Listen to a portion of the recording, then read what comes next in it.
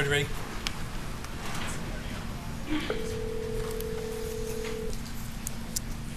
Hello? Would you come down, please? Yep.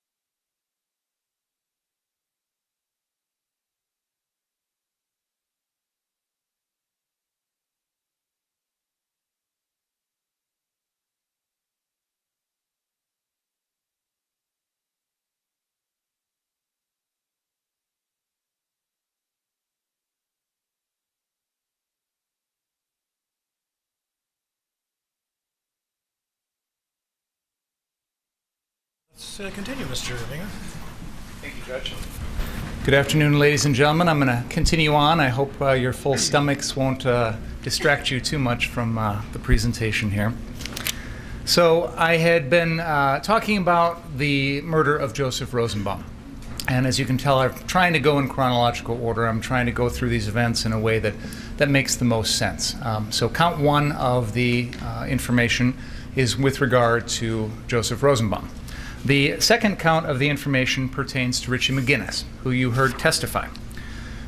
He testified that he was in the line of fire behind Joseph Rosenbaum as the defendant fires 4 rounds with his AR-15, which is loaded with full metal jacket ammunition. And I'll talk a little bit more about that type of ammunition in a little bit. But you've heard testimony that it's the type of ammunition that is capable of going through body armor. It is capable of going through a squad car. It is designed to go through the target and continue flying on for up to 550 yards. Richard McGinnis testified that when those shots went off, he thought he had been hit. He thought his life was in danger. One of the rules that I think most people who are familiar with firearms knows is always check your background. Meaning, know what's around your target and know what's behind your target. This is true when you're hunting, it's true when you're target shooting, and obviously it's true when you've got an AR-15 in downtown Kenosha in the middle of protests with houses and people nearby.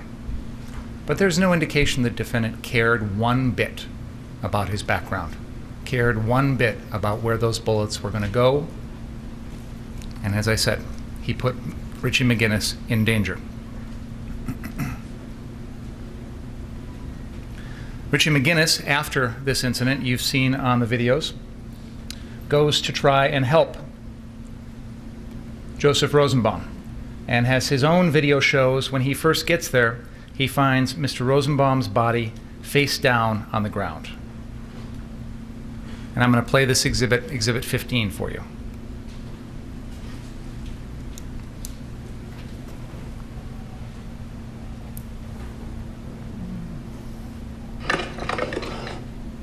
You okay? Just don't move, man. Don't move. All right, can I flip you over real quick? Oh.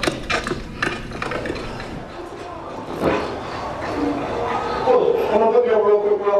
Flip over real quick. Just gotta get pressure on this, dude. Where's it at?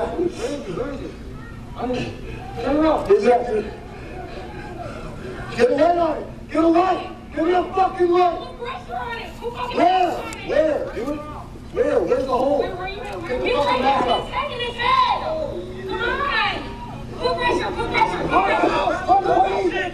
Hey, keep your eyes open. Keep your eyes open. You shot him. I didn't let go. Hey, Dude, get rid of this shit. Pressure on this shit. I got it, brother. Let's talk to me, bro. What's your name, bro? What's your name, bro? What's your name, bro? Is y'all thinking the hospital right here? Yeah, get him out. Get him out. He's not quiet. Yo, keep pressure on him. I got him. Get him. Keep pressure on him. Get his arms. Put that down. I got you.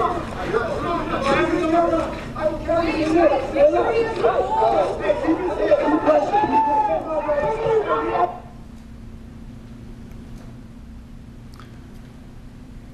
You want to talk about medics. You want to talk about people who care. You want to talk about people who are there trying to help. You just heard them and you just saw them. People who didn't know Joseph Rosenbaum. They just knew somebody needed help. And while that's going on, the defendant flees,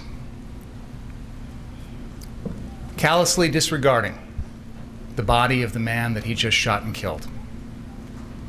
And as he's running off, he's lying to the crowd about what just happened. This is exhibit number 12.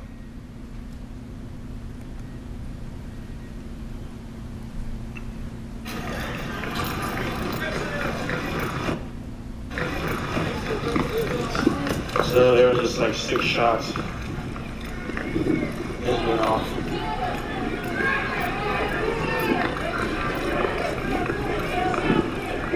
What are you doing, bro? What are you doing? Hey, no, why are you doing? He called the guy. Why are you doing? What are you doing, bro? What are you doing?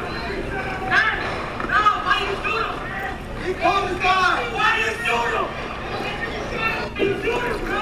The defendant says he pulled a gun. Hey, no, why are you doing? He called the guy. Why are you doing? That statement, he pulled a gun, was a lie. It's not true. The defendant knew it wasn't true. He's lying to the crowd as he's running away.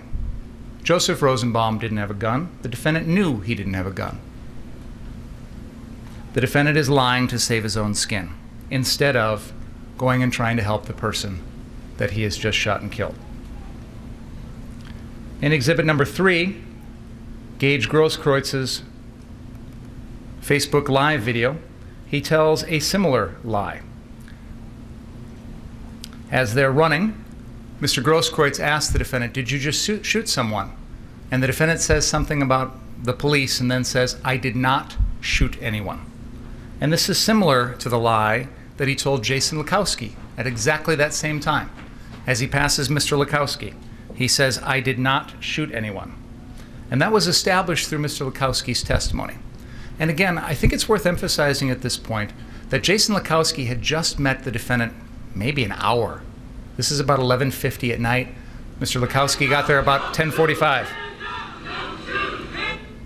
Yo. Here. You're in Kenosha. Almost. This is Gage Grosskreutz running towards danger, running to try and help.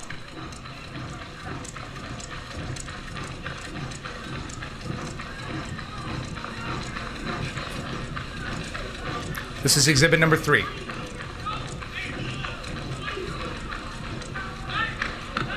Shots.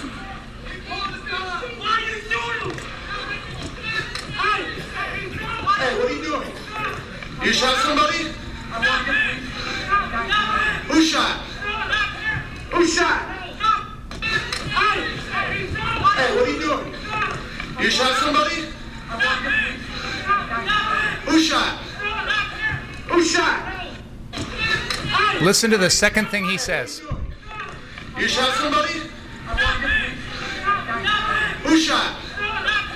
Who shot? Hey, what are you doing? You shot somebody?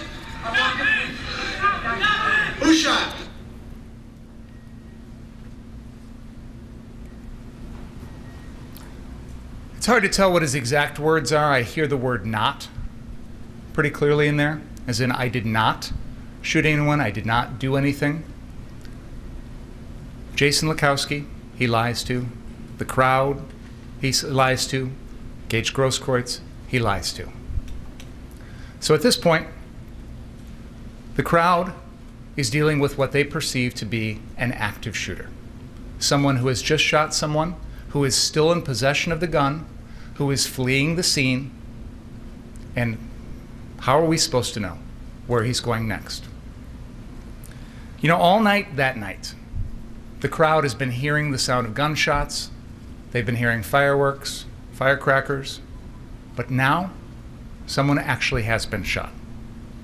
The crowd sees the defendant running with a gun. He's lying to them. He still has the gun. He's shot someone. This is provocation to them. This is someone who has committed a criminal act and is putting people in danger. It is entirely reasonable for that crowd to believe at that moment that he is a threat to kill again. The defendant could have made it unequivocally clear what he was doing. He could have stayed at Mr. Rosenbaum's body, helped protect him, helped preserve his life, call 911. As he's running, he could have announced to the crowd exactly what he was doing, told them. He could have fired warning shots to try and keep him away. He could have dropped the gun. He could have raised his hands in surrender. He could have signaled to this crowd that he did not pose a threat anymore. But everything he does is indicative of someone who is still a threat. Now, the defendant is going to tell you he wasn't. But from the crowd's perspective, how are they supposed to know any different? He does nothing to demonstrate to the crowd that he isn't a threat to kill again. And it turns out he does. It turns out within a few seconds, he does kill again. I submit to you, ladies and gentlemen, that in this situation, the crowd has the right to try and stop an active shooter. They have a right to protect themselves. The defendant is not the only one in the world who has the right to self-defense. But what does the crowd do to try and stop the defendant? I submit to you, and this is not a criticism of them, but they use almost the least minimal, least intrusive means possible. They could have used deadly force against him. They could have shot at him. But instead, somebody comes up behind him and knocks his hat off. Anthony Huber comes up with a skateboard and the defendant blocks it with his arm. And then the defendant falls to the ground on his own. No one knocked him down. This man that the defense wants to call Jump Kick Man, he's got no weapons, no gun, no knife, no nothing, comes in and tries to kick the defendant in the face. Anthony Huber comes back and tries to grab the gun, actually does grab the defendant's gun and tries to pull it away because he's trying to disarm an active shooter. And Gage Grosskreutz comes running in, stops with his hands up in the air until he sees and hears the defendant adjusting his weapon as if preparing to fire again. And then what does Gage Grosskreutz do? He reaches for the gun to try and disarm the defendant. Gage Grosskreutz had his own gun in his own hand. He could have aimed it and fired at the defendant, but he did not. And you heard Gage Grosskreutz testify about that, about how that is a decision that he was not prepared to make at that point in time. He is not the type of person who is just willing to take someone's life in an instant, unlike the defendant, who took 2 lives that night, very quickly and seemingly very easily. There is a video, Exhibit 5, which is the BG on the scene video, which traces this entire incident, which we call the second event. This is going to show you Mr. Huber, Mr. Grosskreutz, and the other individuals who are trying to stop an active shooter using what I would characterize as the least intrusive means possible.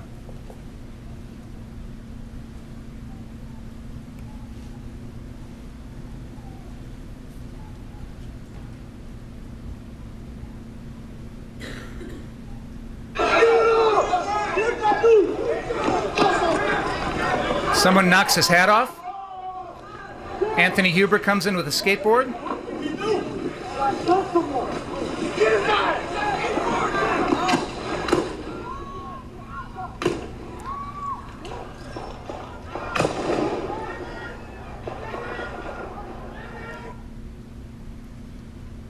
In just a few seconds, the defendant kills one person, attempts to kill two more, and blows off Gage Grosskreuz's arm. It's that fast. This is someone who has no remorse, no regard for life, only cares about himself. And these folks that are coming at him, the jump kick man, Anthony Huber, aren't armed. They're not a credible, imminent threat to his life. They are trying to stop an active shooter. And they have a right to do so. Imagine if the crowd couldn't do that. Imagine if they weren't allowed to try and stop someone in this type of situation. After killing Anthony Huber, after severely wounding Gage Grosskreutz, the defendant walks away like he's some sort of hero in a Western.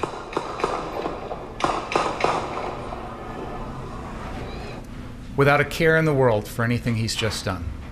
You know, it's interesting. This occurs about a block away from the police line, right down the road.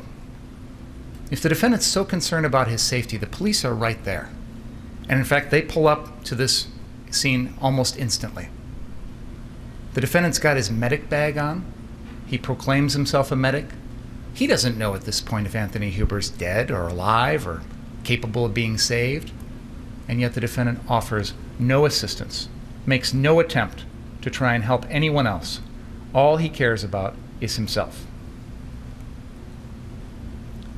We have taken that video and we have broken it down into individual frames.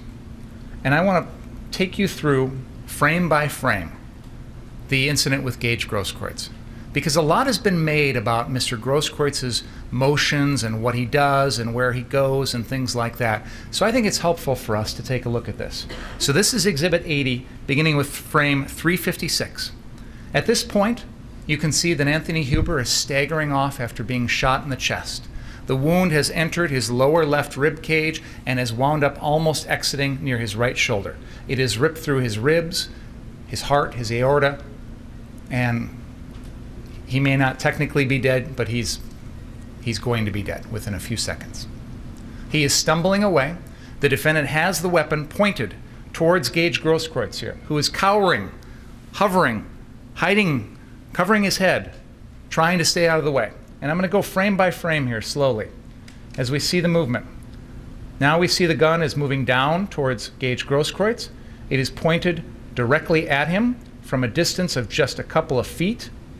Gage Grosskreutz has his right leg planted as if he's pushing backwards, trying to get away. The gun is still pointed at him. The defendant here is going to adjust the gun, turn it over as if he's making some sort of adjustment on it.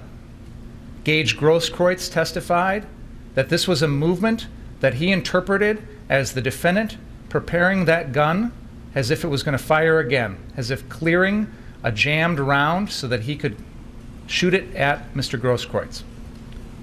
At this point, Mr. Grosskreutz is, I think, probably thinking to himself, if I can get away, I will, until he realizes that the defendant is getting ready to fire again.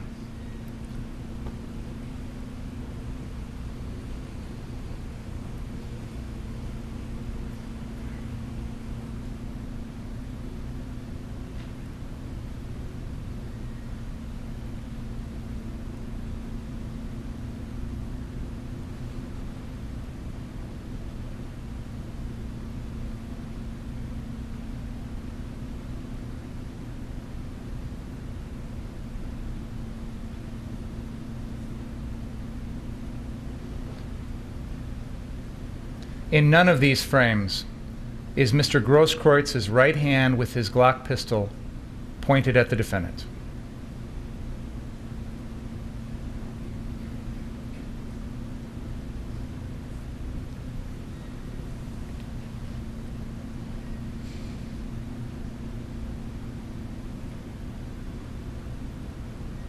You can see Mr. Grosskreutz is actually backing up with his right leg. Let me go back a couple of frames here. This is frame 444. You can see his right foot is on the ground, but it's starting to move back. Now as I move forward in the frames, 447, his right leg is moved back. This is someone who is about to retreat. His hands are in the air. He's backing away from the defendant until, as he's testified, he sees the defendant start to manipulate that gun in such a way that it makes Mr. Grosskreutz feel like he's about to be shot. And only then does he take action. What action does Mr. Grosskreutz take? Does he hold that gun with both hands, the Glock that he's got, and point it at the defendant? No, never. Does he even take the gun with one hand and point it? No, never. Instead, you can see him start to lunge in with his left arm forward. The gun is not in this hand. The gun is in his right hand. He's lunging forward, reaching for the defendant. Probably reaching for the gun. Probably trying to block the gun. You can see now he's going to take a step with his right leg across the defendant's body. Not directly towards the defendant, but across the defendant's body. As he's reaching in, almost swiping away at that gun with his left arm. He has bladed his body in such a way as to try and present as minimal of a target as possible, which is probably what saves his life. His right leg is about to hit the ground here. The gun, the AR-15, is pointed directly at him from just 2, maybe 3 feet away. He's trying to shield himself with his left arm. And as we approach frame 500 here, the gun goes off. At no point in this process is Mr. Grosskreutz pointing his gun at the defendant. Frame 499, the gun is just fired. Frame 500, you see the puff of smoke. 501, the bullet has hit Mr. Grosskreutz's right bicep, severing it. I'm going to continue forward after this because you can see that his right arm, this is an interesting frame right here, 504. You can see that gun. I'll go back even more. You can see that Mr. Grosskreutz's arm with the right hand, with the gun, his right hand is pointed off to the side. What pulls that gun down closer to the defendant is the fact that Mr. Grosskreutz just had his right bicep severed. It's not a voluntary action. It's an involuntary, the muscle is severed. Now watch, frame 502, watch his right hand. 503, 504, 505, 506, 507, 508. At this point, yeah, absolutely. That right arm is probably dangling down towards the defendant. It's not going to be able to pull that trigger without a working bicep muscle, and it's not a voluntary thing. It's done because the defendant just blew his arm off. But yeah, this is the time after the shooting when, yes, the gun happens to be pointed at the defendant.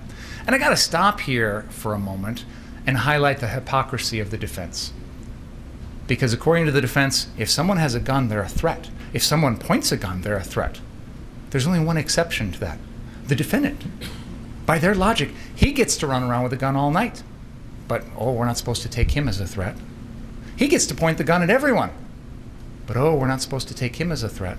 No, it doesn't work that way. The same set of rules apply to the defendant as everybody else. There's no exception in the law for Kyle Rittenhouse. There's no exception that says, if anyone else has a gun, you're a danger, except for Kyle Rittenhouse. There's no exception in the law that says, if you point your gun at people, oh, that makes you a threat and I can kill you, except for Kyle Rittenhouse. I can do it all night long. The same rules apply to him as everyone else. And everyone else has a right to defend themselves also, not just the defendant.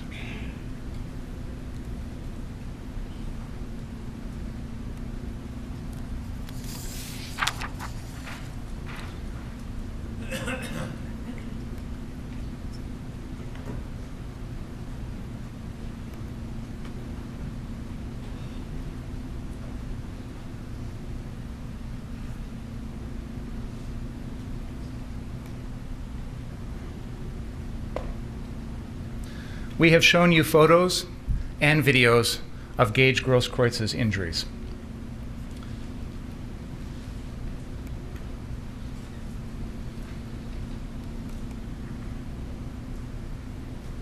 Exhibit 60 is a video taken right after Mr. Grosskreutz was wounded by the defendant.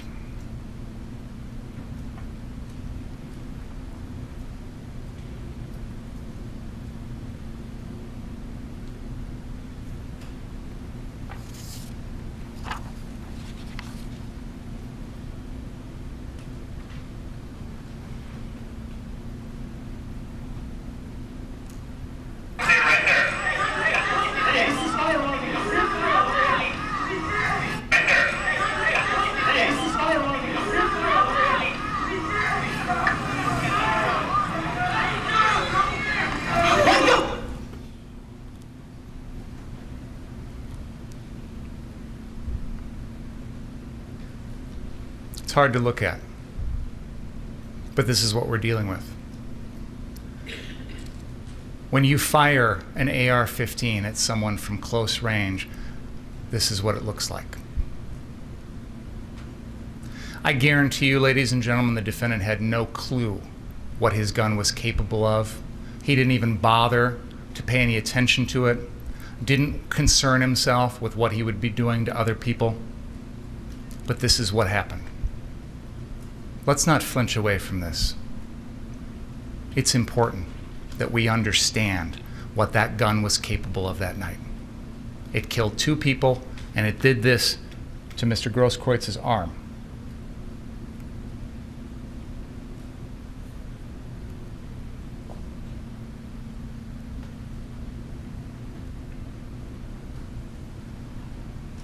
When those shootings occurred that I just played for you, what would a reasonable person in the defendant's position at that time think?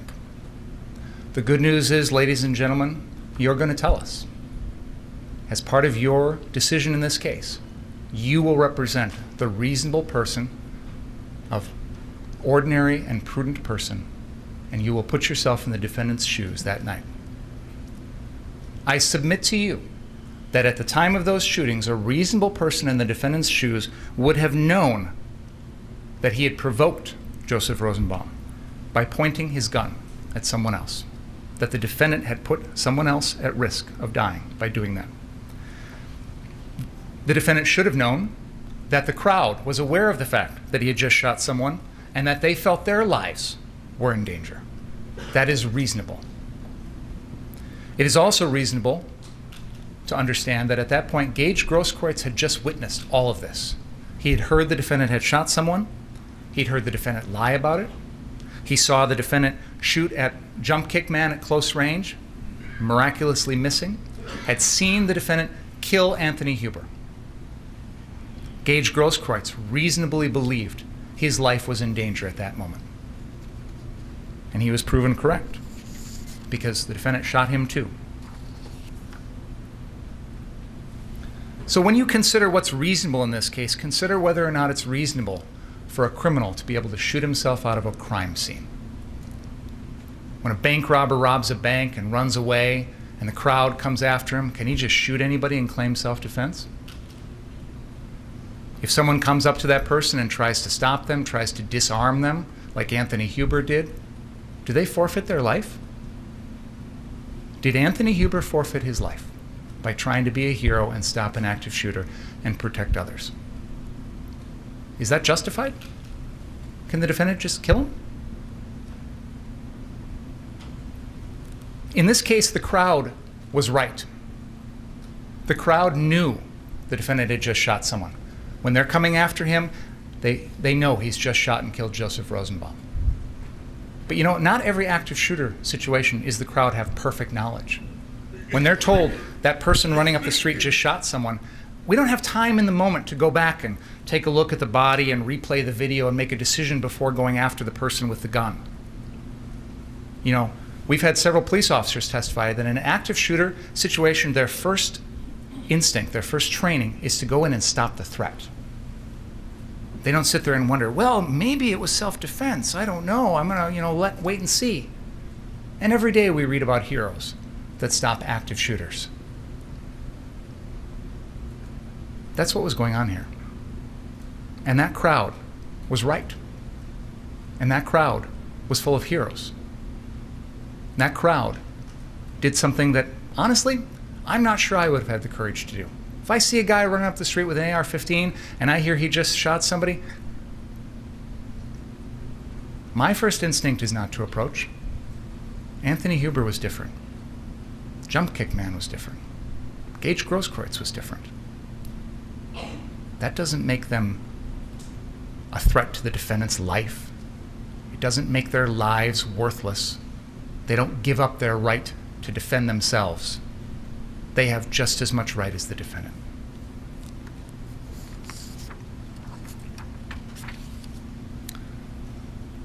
I told you I wanted to begin by talking about the murders committed by the defendant.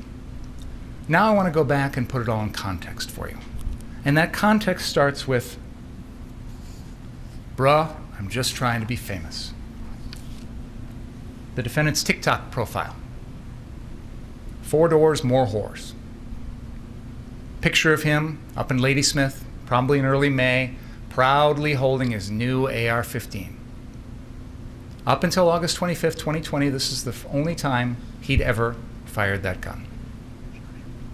Maybe put 100 rounds through it or so at that property up there with Dominic Black. They purchased that gun on that same trip. The defendant admitted he knew as a matter of law he could not buy that gun because he was only 17. Yet he wants to tell you that he thought legally he could possess it, which didn't make a lot of sense to me. We don't have a lot of defendants come in and say, well, I possess cocaine. I knew I couldn't buy it, but I thought I could possess it. No, it's not the way it works. Dominic Black conducted what we call a straw purchase for the defendant. He purchased that gun for someone who was not legally allowed to purchase it for themselves. I'm prosecuting Dominic Black for that, as you know, just like I'm prosecuting Joshua Zeminski. Because what Dominic Black did was wrong, and we don't tolerate that. The agreement was Dominic Black was going to keep that gun until the defendant turned 18. It was Dominic Black's gun. It was legally his. And the defendant knew that it was going to be held onto until he turned 18, that he was not going to have it until that birthday. I want to focus a little bit on this AR-15 because I think it's important when you consider the recklessness of the defendant's conduct, how much he knew, cared, or didn't know about this deadly weapon. He'd only fired it that one time, maybe 100 rounds through it. He loaded the gun with full metal jacket ammunition, which I'll talk about a little bit more. He wanted it because he said it looked cool. Didn't seem to know or care much about the type of ammunition or the type of gun. You had a couple of witnesses tell us in this trial, and I could not believe it. A gun is a gun is a gun. Don't even start with that. And a bullet is a bullet. No, it is not. It is not. And anybody who says that is ignorant and reckless, because there are some important distinctions here. Full metal jacket ammunition is capable of piercing body armor and squad cars. And you heard Officer Krieger testify that when they heard someone was running around with a rifle, he went and got his plate armor out of the back because their regular body armor wasn't going to stop those rounds. Ryan Balch talked about how full metal jacket ammunition is designed, and this is a former Army infantryman, is designed to go through a target like a deer or a person and continue on. He says it can hit a target 550 yards away. That's 5.5 football fields. And he explained that he had a handgun that night, which he put hollow point ammunition on. And that's what he was planning on using for self-defense. Because hollow point ammunition acts differently. It's going to hit its target, but it's not designed to continue on and go through and hit other targets. So you will hit what you hit, but you're not going to put the rest of the community at risk, especially on a night when there are hundreds of people out on the streets in a heavy residential area. We can see on that map that CarSource, there are houses, there are churches, there are daycares, there are schools nearby, and you're firing full metal jacket ammunition around. I submit to you, ladies and gentlemen, that that AR-15 had no lawful or legitimate purpose that night. Now, the Second Amendment allows people to carry guns. That is true. There are people who can't carry guns, convicted felons, for example. But, generally speaking, I'm not saying people don't have the right to carry a gun. What I'm saying is that AR-15 did not accomplish any of the goals that these folks said it was going to. So, for example, Ryan Balch says the handgun is what he was going to use for self-defense. Several witnesses agreed you can't point this gun or shoot this gun at people to protect property. So if you're going to protect the CarSource building, how is this gun going to help with that? The defendant has admitted the gun was useless when he was going to treat people as a medic because it got in the way. He had to take it off and hand it to someone. So you can't use it as a medic. You can't use it to protect the building. So what's it there for? Well, it looks pretty imposing and it has some deterrence value, but Jason Lakowski, Dominic Black, and Ryan Balch all said they never actually intended to use their guns. So why is it there? The defendant was wearing a sling that night.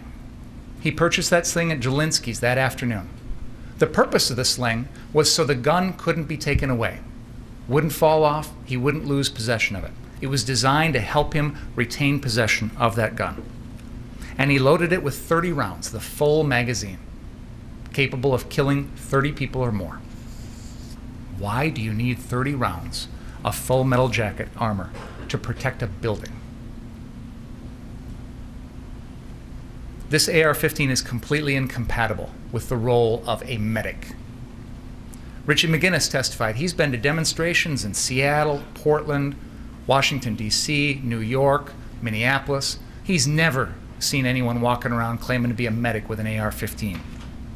And certainly when you see someone like that, it doesn't exactly send a warm, fuzzy message. Oh, come to me, I'm here to help. And the defendant acknowledged he had to take off his AR-15 to treat people. No serious, credible medic wears an AR-15 slung around their body. That's because the defendant was a fraud. He was not an EMT. He lied. He lied to the press. He's being interviewed by Richie McGinnis, who he hears is a member of the media, and he says, I'm a certified EMT. You're lying. You're absolutely lying. Jason Lakowski and Dominic Black said the defendant had to borrow his medical supplies from us. This is an emergency situation. Everybody's anticipating violence. Everybody's prepared for people to be hurt, harmed, injured, and yet the defendant's going to go there and walk around claiming to be a medic? He's like a quack doctor practicing without a license. That puts lives at risk. And one of the things I had Gage Grosskreutz testify about is that tattoo on his right arm which said, "First, do no harm," which is one of the precepts, one of the fundamental tenets of the practice of medicine. First, do no harm. So how do we evaluate the defendant's performance as a medic that night? Well, on one hand, he wrapped up an ankle and I think maybe helped somebody who got a cut on their hand.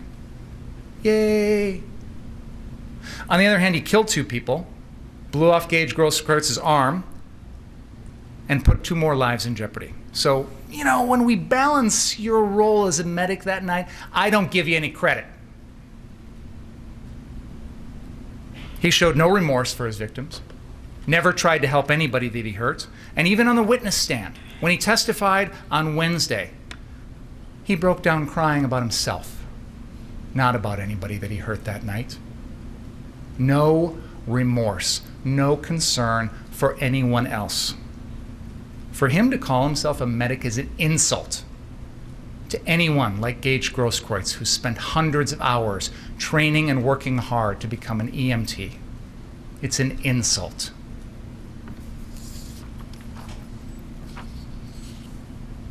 The defendant made a series of reckless decisions that night. going armed with an AR-15 at 17 years old when he knew he shouldn't have done so, because that gun is normally locked in a safe that he doesn't have access to, and it's not even legally his. He's out after a citywide curfew. He's intentionally and knowingly entering into a dangerous situation, and he expects it because he brings along his AR-15 and some body armor. So don't tell me you didn't know. He brings along no non-lethal means of defense, which means his only option is to kill. I don't know about a lot of you, but I remember that night. I didn't come down here.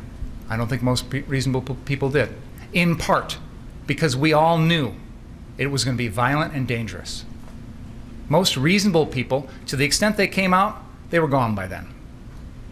Because you don't willingly put yourself in this situation unless you want it, unless you're looking for it, unless you want trouble.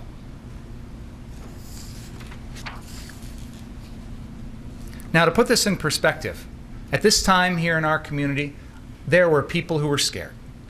There were people who were worried about themselves, their homes, their families, their business. That's understandable. But this is different. There are also people out there who were exercising their First Amendment right to assemble and to have free speech because of whatever they believed in. And they have that right too. But that's not what we're talking about. The curfew, the riots, the arson, the looting that we'd seen on those prior nights, roadblocks set up around downtown, closed exits on the interstates, all of this was sending the message to reasonable people, go away. Don't come down here. Who was left at 11:45 at night? Most reasonable people had gone home before the curfew, or never even came at all. But the defendant's down there, he says, because he wants you to believe he's protecting CarSource, even though he had no actual ties or genuine concern for this building. You have this caravan of people from West Bend, Ryan Balch, Jason Lukowski, Joanne Fiedler, coming down from some other community, having no idea what's going on here at Kenosha, having no idea what businesses are, having never dealt with CarSource before, just injecting themselves into this situation. CarSource that night was empty. The owners testified. They moved all the cars off the lot, they took the tools out from inside, and they didn't even feel the need to protect that building. So who's there? These guys with their AR-15s are just wannabe soldiers, acting tough, trying to manufacture some personal connection to this event, furthering their own personal agenda. Just a small part of the deluge of chaos tourists we saw here in Kenosha, trying to feed off of what we were going through, despite everything we did to try and tell them, go away, stay out. Did those owners, Sam and Sal, ask anyone to protect their business? You know, I called them to the stand because I wanted you to hear from them. I had their statement, but I wanted you to hear from them. And I'm sure you formed your own impressions about them. I'm not here to tell you that I believe what they said on the witness stand. I don't think it really matters much, except I wanted you to have a flavor of who these people were and what was going on at that building. What was interesting to me is that text message from the defendant to Sam asking for the address of CarSource, even though the defendant says he's already been there. It didn't make any sense to me. It's not hard to find if you've driven past there every day. You know, Kenosha is one of the easiest cities in Wisconsin to navigate. It's all east, west, north, south. How hard is it to find this place? But the agreement was the defendant was supposed to stay at the 59th Street location. There's another group at 63rd. It was their responsibility, and the defendant testified that when the shootings occurred at 11:45 or 11:50 at night, he didn't even know if that other group was still there or if they'd left. But crucially, you heard the testimony of Kriston Harris, who was out there reporting for his Rundown Live, and he's making some video, and he tells the defendant, stay on your property. Don't go out in the streets and engage with these protesters because you're just making it worse and you're escalating the situation. He tells the defendant specifically that, just 20 minutes before the shootings. Kriston Harris probably said that because he knows this is a crowd that is feeling threatened by the defendant and his group. Richie McGinnis testified when he left the Stella Hotel and immediately ran over to 59th Street, he saw guys up on the roof and he felt threatened. These guns, he said, were the thing that changed the dynamic for him. Drew Hernandez, we showed video of Drew Hernandez having laser sights pointed at him. And he said he felt threatened. He thought someone was pointing a gun from the roof and putting his life in jeopardy. These are two people who are veterans. They've been to protests in Seattle, Portland, Washington, D.C., New York. They've been through this before. And yet here in little old Kenosha, the defendant's group made them fear for their lives. That's the kind of impact these AR-15s had. The crowd is yelling at the defendant's group, "Stop pointing your guns at us. Stop pointing these laser pointers at us." And the defendant sees this.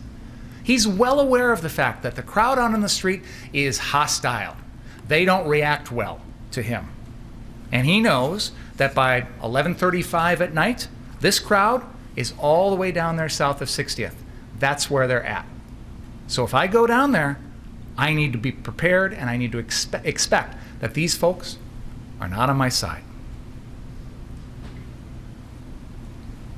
Joseph Rosenbaum. He's dead. So we don't know what he was thinking.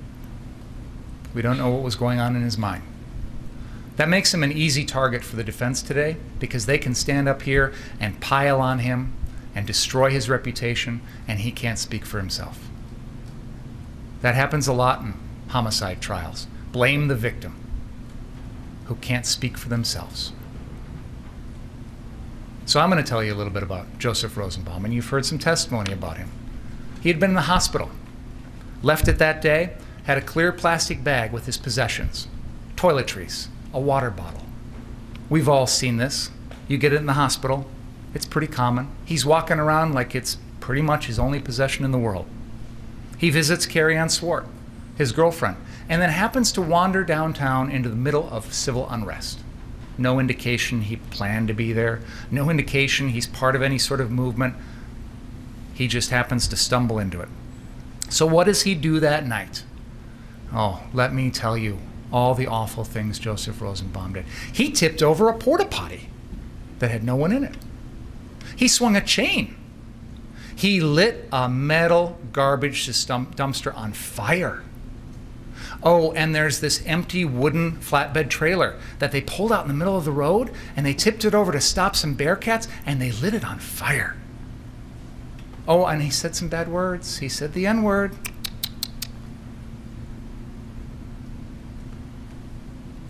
If he were alive today, like Joshua Zeminski, I'd probably try and prosecute him for arson, but I can't because the defendant killed him. But that's the way we deal with people that do these things. When you commit arson, we prosecute you. We don't execute you in the street. And I'm not here to say that the things that Joseph Rosenbaum did were good or that I condone that kind of behavior. Not at all. But he didn't deserve to die for it. You can't kill someone for these things. He's 5'4", 150 pounds. Jason Lukowski characterized him as a babbling idiot. Lukowski says, I turned my back and walked away. This guy wasn't even a threat. I think we all know somebody like Joseph Rosenbaum, the Napoleon complex, the little guy who just wants to chatter, but when it comes down to it, it's all bark. It's no bite. It's like a little dog. Bark, bark, bark, bark, bark, but really ain't gonna do anything. There is no dispute in this record that at no point that night did Joseph Rosenbaum hurt anyone. Never had a gun, never had a knife, never had a bat, never had a club. And in the Drew Hernandez video, that fight at Ultimate Gas that we showed you, he's being shoved around by the crowd like a rag doll. And yeah, he's mouthing off, he's talking a lot, but he doesn't actually threaten anybody, doesn't actually hurt anybody.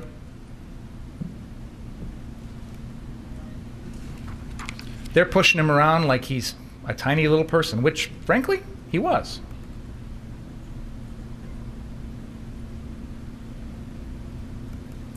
And in the background of this video, you will hear somebody say, point your gun at me, or something like that. That's Joseph Rosenbaum. He's upset because somebody pointed a gun and that triggers him, which is understandable. I think most of us would be triggered by that sort of thing. And that's what's upsetting to him. But he gets right in the face of people who have AR-15s.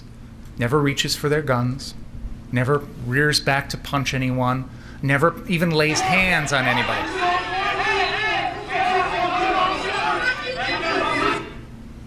You're going to watch this confrontation here at Ultimate Gas, and I want you to keep in mind that there's a group of people on one side with AR-15s and a group of people on the other side. And none of the people with the AR-15s feel their life is in danger.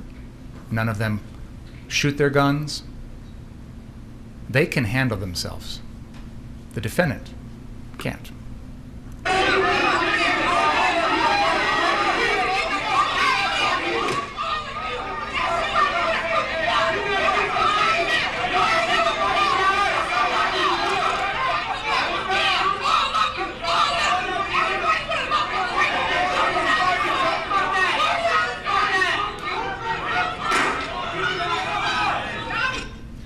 That sound you heard was somebody throwing some sort of plastic thing at one of the stanchions underneath the gas station, and it makes a sound that almost sounds like a gunshot. So add that into the mix. You've got people with guns, loud voices, clear hostility, and the sound of something that, frankly, to me sounds like a gunshot, and yet everybody keeps their cool.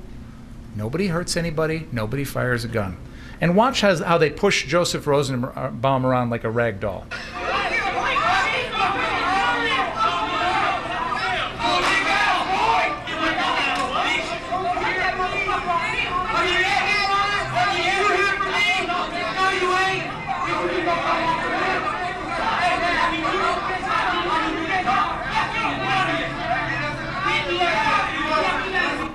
Watch this guy in yellow. He's going to shove Joseph Rosenbaum about 8 feet away. Wow.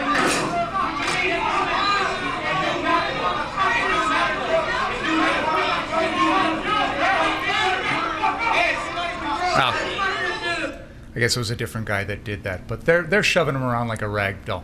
Nobody feels threatened by Joseph Rosenbaum. He's not reaching for anybody's gun. He's a mouthy little guy. He's a little dog that barks.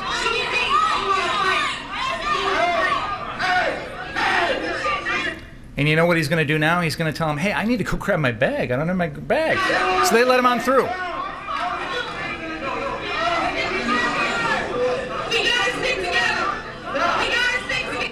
There he is, about to reach down and grab his bag off the ground. That's Joseph Rosenbaum.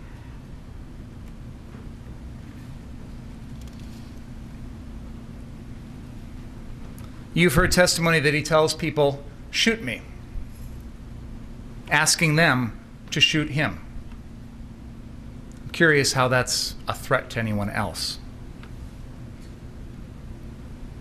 He's triggered, as we saw in that video, by people pointing guns at other people, which is reasonable. Most people would feel that same way. And then we get to the crux of the defense, this threat that he supposedly made to the defendant. The defense would love to be able to play you a video of this threat. They would love for you to see it and hear it yourself. This is a night in which there are dozens of people out there, reporters and regular folks who are recording with their cell phones and with other cameras all night long.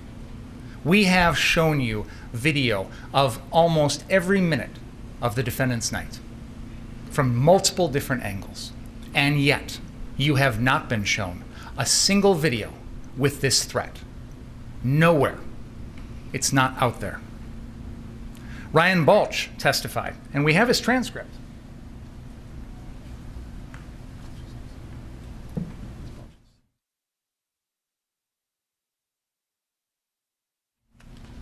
We have his testimony, and what he says is there was an incident in which Dustin Collette had put out a dumpster fire and said something to the effect of, fuck around and find out. And Balch steps in, and he has an exchange with the protesters, and he turns around, and Rosenbaum, is right there in front of my face yelling and screaming. And I tell him to back up.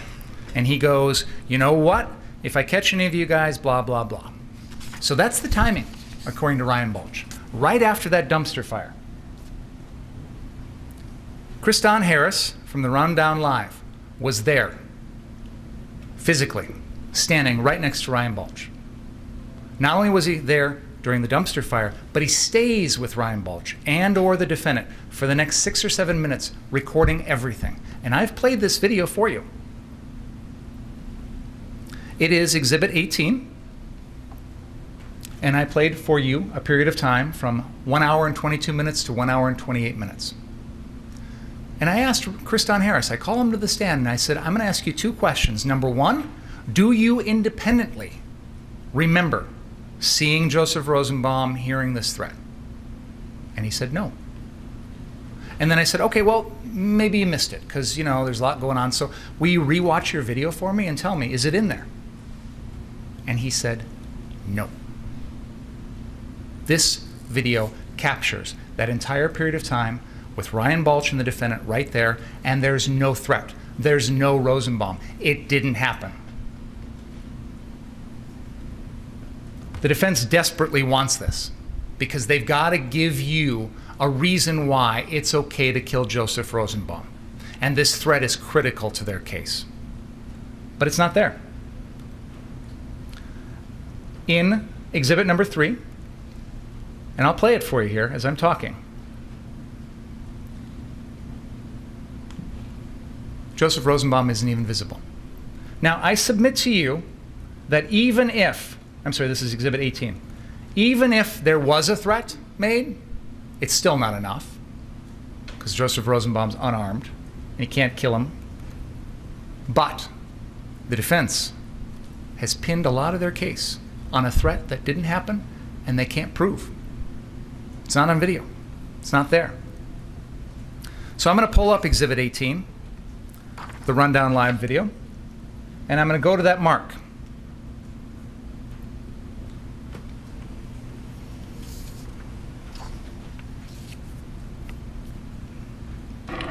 Kriston T. Harris here at the Rundown Live, and I'm here with a bunch of...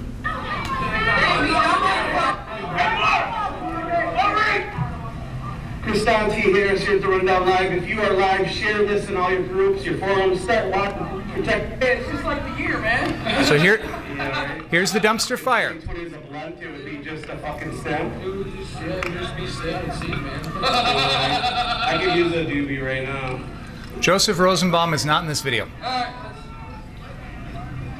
Here's Dustin Collette about to put the fire out. How's it going? Guys want to fuck around and find out? Hey. Come on, reel in. Reel in. Don't cause problems when there's none here. Yeah, that's true. Just stay on your property. There's way too many of them.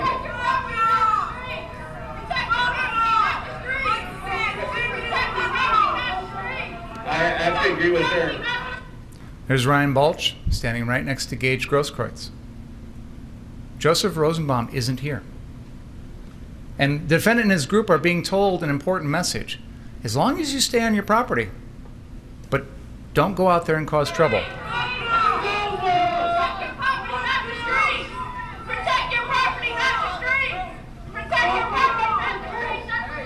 I have to agree with her. Yeah, they shouldn't be on the street.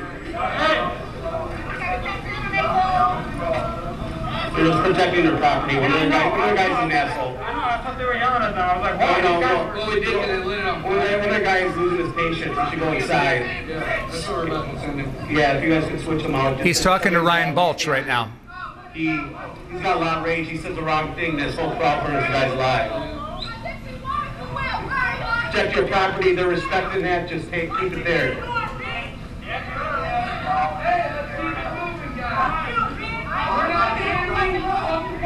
This is where Ryan Balch goes and talks to a protester. He's just trying to protect his property. He doesn't want anything. He has no problem with you guys. He just doesn't want to burn down his shit. I can't blame him.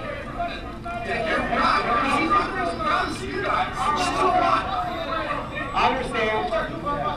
Hey, your job isn't to be in the street. You gotta stay on your property. That's why you got problems already with people.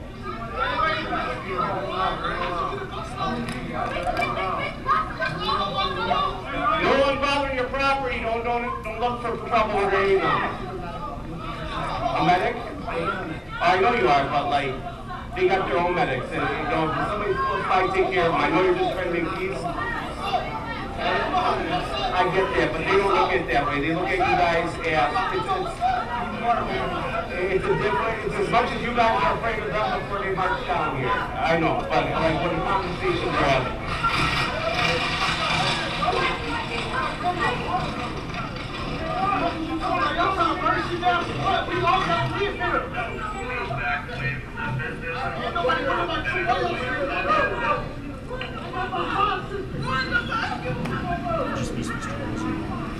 Thanks, guys.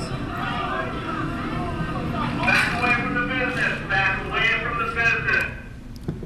The rest of the video is the crowd being warded off by gas launched by the police. They launch tear gas, which affects the defendant, which affects Ryan Balch, it affects Kriston Harris, and that group all runs alongside the 59th Street car source, away from the street, away from any protesters. At no point in that video do you hear any threat that Joseph Rosenbaum makes. It's not there. Trust me. If the defense had it, they'd play it for you.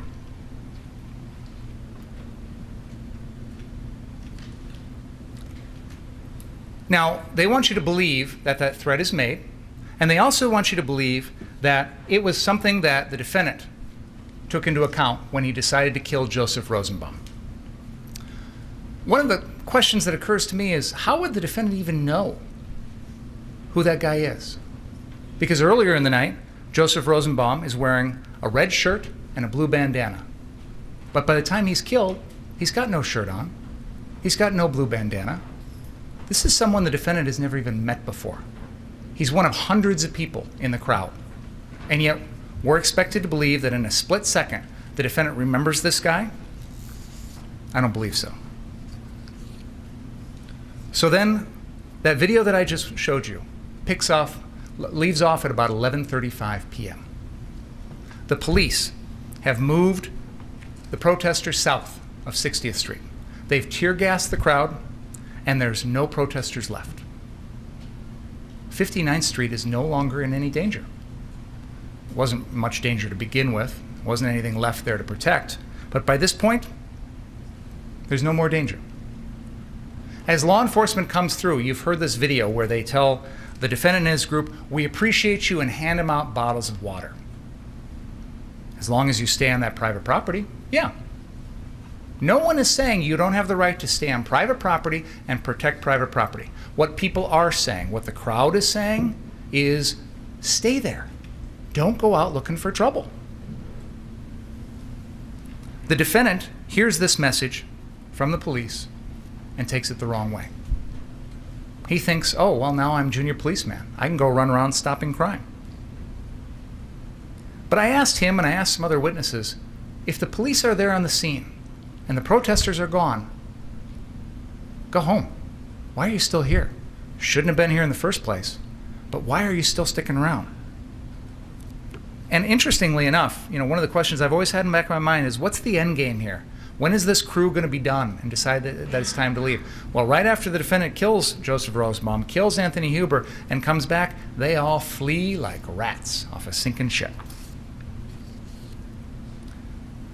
But it's boring at 59th Street. There's no protesters. There's no action. So the defendant decides about 11:35 p.m. to cross the police line and go looking for trouble. He knows at this point he's entering a hostile crowd. He's seen this crowd. He knows what they're like.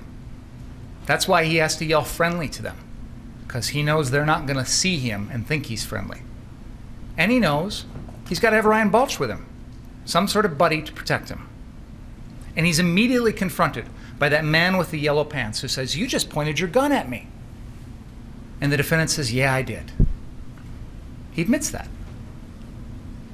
Now, what's interesting to me is they want you to believe this never happened. They want you to believe this guy in the yellow pants made it up or is lying.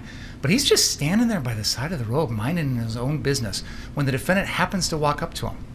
Do you think he just sat there and thought, oh, I'm going to make up a lie about this guy on the spur of the moment? Or did it really happen? And is it consistent with everything else you've seen about the defendant? Does he sound like the sort of guy who would point a gun at someone for standing on a car? Does he strike you as the kind of guy that would threaten deadly force to protect property? Because that's what happened. The man in the yellow pants says it happened. The defendant agrees. And then he comes into the trial and says, oh, I was being sarcastic. Like he's a little 17-year-old and he wants to get out of it. Shortly after that, the defendant loses track of his protector, Ryan Balch. So now he's in a position where he knows that he's surrounded by people that consider him a threat. He knows that he's not supposed to go anywhere without Ryan Balch. He knows he's supposed to go back to 59th Street. And he does. He tries. He walks up to the police line. He says, I work there. That's my business, which isn't true, but whatever. And they won't let him through. Now, Ryan Balch makes it on through shortly thereafter, but the defendant gives up. He could go one block in either direction and make it back easily if he wants to, but he stops and decides, you know what, I'm going to stay here and maybe see what's going to happen. So then he talks to these people with fire extinguishers, and he's going to go down to 63rd Street, and he asks one of them to come along, and they say no. Now at this point, doesn't have Ryan Balch. He knows he's supposed to go back. He knows he's supposed to have a buddy, and yet he decides to go it alone. He decides to run down to 63rd Street or walk down to 63rd Street. Doesn't even know if that other group is still there. Doesn't even know if he's really needed, but he can't wait to take this opportunity to go down and confront people. Because he thinks he's some sort of cop, some sort of law enforcement agent, some sort of junior cadet who's out there with the responsibility to fight crime. Nobody asked him to do that. Nobody gave him the right. Nobody deputized him. Ryan Balch says, the police told me, the crowds, we're going to push him down by you, you're going to deal with him. The Bearcats hand out water and tell him he's appreciated. As he's crossing the police line, they warn him about people throwing rocks. What is the message the defendant takes from all of this? The wrong message. Oh, well, now I've got the power. I've got the gun. I'm going to go confront these bad guys. I'm going to stick my nose in things. So what does he do when he gets down to 63rd Street? The first thing he does, we showed it to you at the very beginning, that drone video. Grabs that gun and points it at someone to protect property. Points it at the Zeminskis. Because why? Because they're, what, about to mess with some sort of fire? They're not threatening anyone's lives. He doesn't need to protect anyone. He doesn't need to protect himself. He's pointing a gun because he thinks he needs to protect property. He says he wants to put out a fire, but the first thing he does is drop the fire extinguisher on the ground. His AR-15 isn't going to put out a fire. So why is he really there? And we all agree, you can't use or threaten deadly force to protect someone else's property.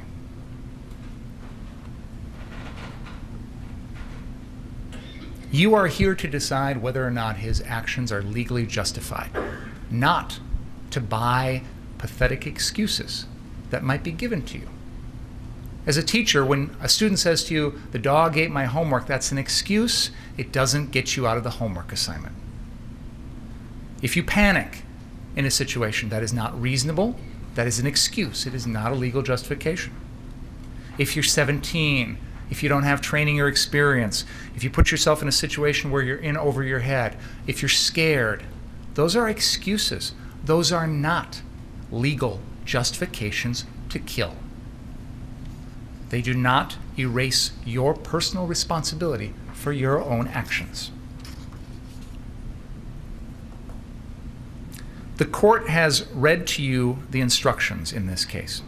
They lay out the law that you should apply. That reading took a long time, and I understand there was a lot to digest. And one of the things that you will have the opportunity to do when you go back and deliberate is read through those instructions yourselves. Because I get that listening to them doesn't always make it clear. But I encourage you to focus on some things when you consider the defendant's behavior in this case. You are told that criminally reckless conduct is conduct that threatens other people's lives and poses an unreasonable and substantial risk to other people. There is no dispute the defendant's activities here threatened other people's lives. He took 2 lives. You know, this is not like a normal murder case. A lot of murder cases we're in here trying to convince a jury that the defendant killed somebody. That's not in dispute here. That's the easy part. The question is, does he get a pass? Do we think that's okay? Do we think what he did was right? That's the question you have to answer. And when you consider whether his conduct was criminally reckless, consider, did it pose an unreasonable and substantial threat to the safety of others? Count 4 charges him with first-degree intentional homicide of Anthony Huber. There is no doubt that the defendant intended to kill Anthony Huber or committed conduct that he knew was practically certain to kill Anthony Huber. That gun was pointed at Anthony Huber's lower left rib cage, and the defendant deliberately pulled the trigger. That was no accident. And when you do that with an AR-15 against someone's body, it is practically certain to kill. We all know this case comes down to self-defense, but there's a high bar for using deadly force in a self-defense situation. The law says that the defendant may intentionally use force which is intended or likely to cause death or great bodily harm only if the defendant reasonably believed that the force was necessary to prevent imminent death or great bodily harm to himself. So did Joseph Rosenbaum pose an imminent threat of death or great bodily harm to the defendant? No way. Did Anthony Huber pose an imminent threat of death or great bodily harm to the defendant? Absolutely not. Did Jump Kick Man or Gage Grosskreutz? No. None of these people posed an imminent threat to the defendant's life or to cause great bodily harm. The standard when you make this decision is what a person of ordinary intelligence and prudence would have believed in the defendant's position under the circumstances that existed at the time of the alleged offense. The reasonableness of the defendant's beliefs must be determined from the standpoint of the defendant at the time of the defendant's acts and not from the viewpoint of the jury now. So put yourself in the defendant's position. Would you have done the same thing? Would a reasonable person have done the same thing? Would you have engaged in the reckless conduct that led to this course of events? Would you have gone out after curfew with an AR-15 looking for trouble? Would you have aimed at other people? Would you have tried to use the gun to protect an empty car lot? No reasonable person would have done these things. The court has also instructed you on provocation. You cannot hide behind self-defense if you provoked the incident. If you created the danger, you forfeit the right to self-defense. By bringing that gun, aiming it at people, threatening people's lives, the defendant provoked everything. And if he does that, he has to exhaust all reasonable means to avoid a confrontation. All reasonable means. So if Joseph Rosenbaum's running at him, Joseph Rosenbaum is no threat to his life. And not only is the defendant expected to run, he's expected to yell, push, shove that rag doll around, run back for help, call 911, call for help, do all sorts of other things besides just turn and fire 4 shots as Joseph Rosenbaum falls helpless to the ground. Ladies and gentlemen, there is no doubt in this case that the defendant committed these crimes. He committed a first-degree reckless homicide against Joseph Rosenbaum. He put Richie McGinnis's life in jeopardy. He put Jump Kick Man's life in jeopardy. He intended to kill Anthony Huber, and he attempted to kill Gage Grosskreutz. All of those elements are true. The question is whether or not you believe that his actions were legally justified. And I submit to you that no reasonable person would have done what the defendant did. And that makes your decision easy. he is guilty of all counts. Thank you. Thank you, Mr. Binger. Let's take a break and about 2:25 hopefully, and please don't talk about the case, read, watch, or listen to any account of the trial.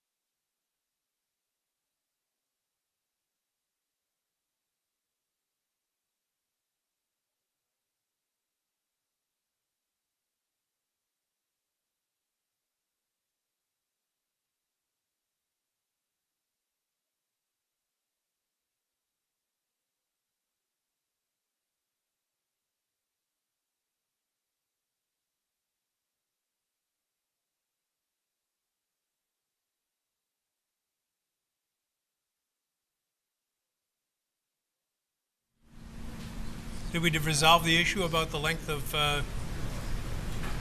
Mr.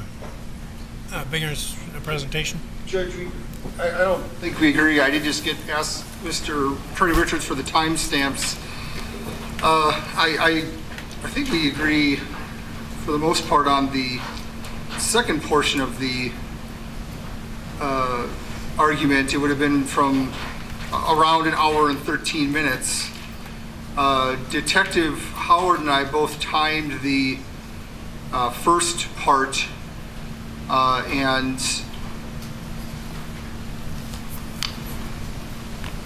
we have it, well, Attorney Richards has it as 37 minutes. I have it as 32. So I don't think it's 2 hour, even with his timestamps, it's not 2 hours and 8 minutes. Well, look, you know, I actually wouldn't have strictly enforced it. I was going to make my usual statement, but I won't because someone will accuse me of being biased against my own religion. But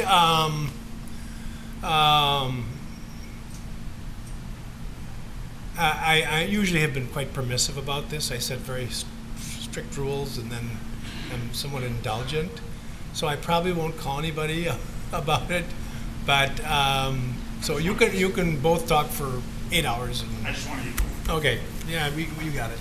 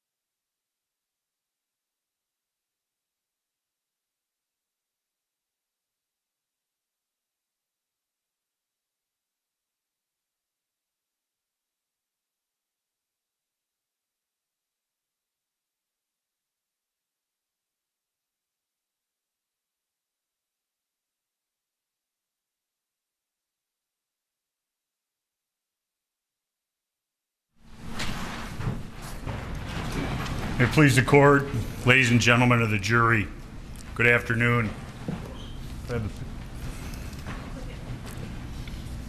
Showing you a snippet of State's Exhibit 18, which Mr. Binger just spent 3 or 4 minutes showing that Mr. Rosenbaum wasn't around.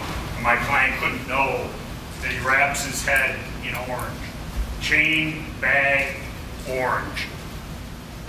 Ladies and gentlemen, we've had this video almost as long as they've had this video. But Mr. Binger will use this video to lie to your faces and tell you that Kyle Rittenhouse was taking advantage of the situation. I object, Your Honor. It's in the picture. It's argument. Ladies and gentlemen, this case is not a game. It is my client's life. We don't play fast and loose with the facts, pretending that Mr. Rosenbaum was Citizen A #1 guy. He was a bad man, he was there, he was causing trouble, he was a rioter, and my client had to deal with him that night alone. When I say that the truth matters and this is not a game, what do I mean by that? Mr. Binger is the one who put on the Kendary brothers. The reason he put them on, in spite of what he might say today, is because he wanted you now 18, soon to be 12 people, to say, gosh, that kid just went to that place and just protected it. He wasn't asked. He was asked. Mr. Kandiris asked Nick. Nick got a group of people to go down there. The people from West Bend came. Provocation, another thing. Think back on November 2nd, when this case started. Did you hear one word out of Mr. Binger's mouth about provocation? You didn't, because it was never said. But when his case explodes in his face, now he comes out with provocation. That was opening. And most importantly, in opening, quoting from Mr. Binger's first paragraph of his opening statement on November 2nd, 2021. This occurred after the defendant chased down Mr. Rosenbaum and confronted him while yielding an AR-14. Ladies and gentlemen, you've seen the videos. Mr. Rosenbaum sees, and I'll show you the video in my closing argument. You'll see Mr. Rosenbaum take off when he sees my client coming along with the Zeminskis to set up the ambush of my client.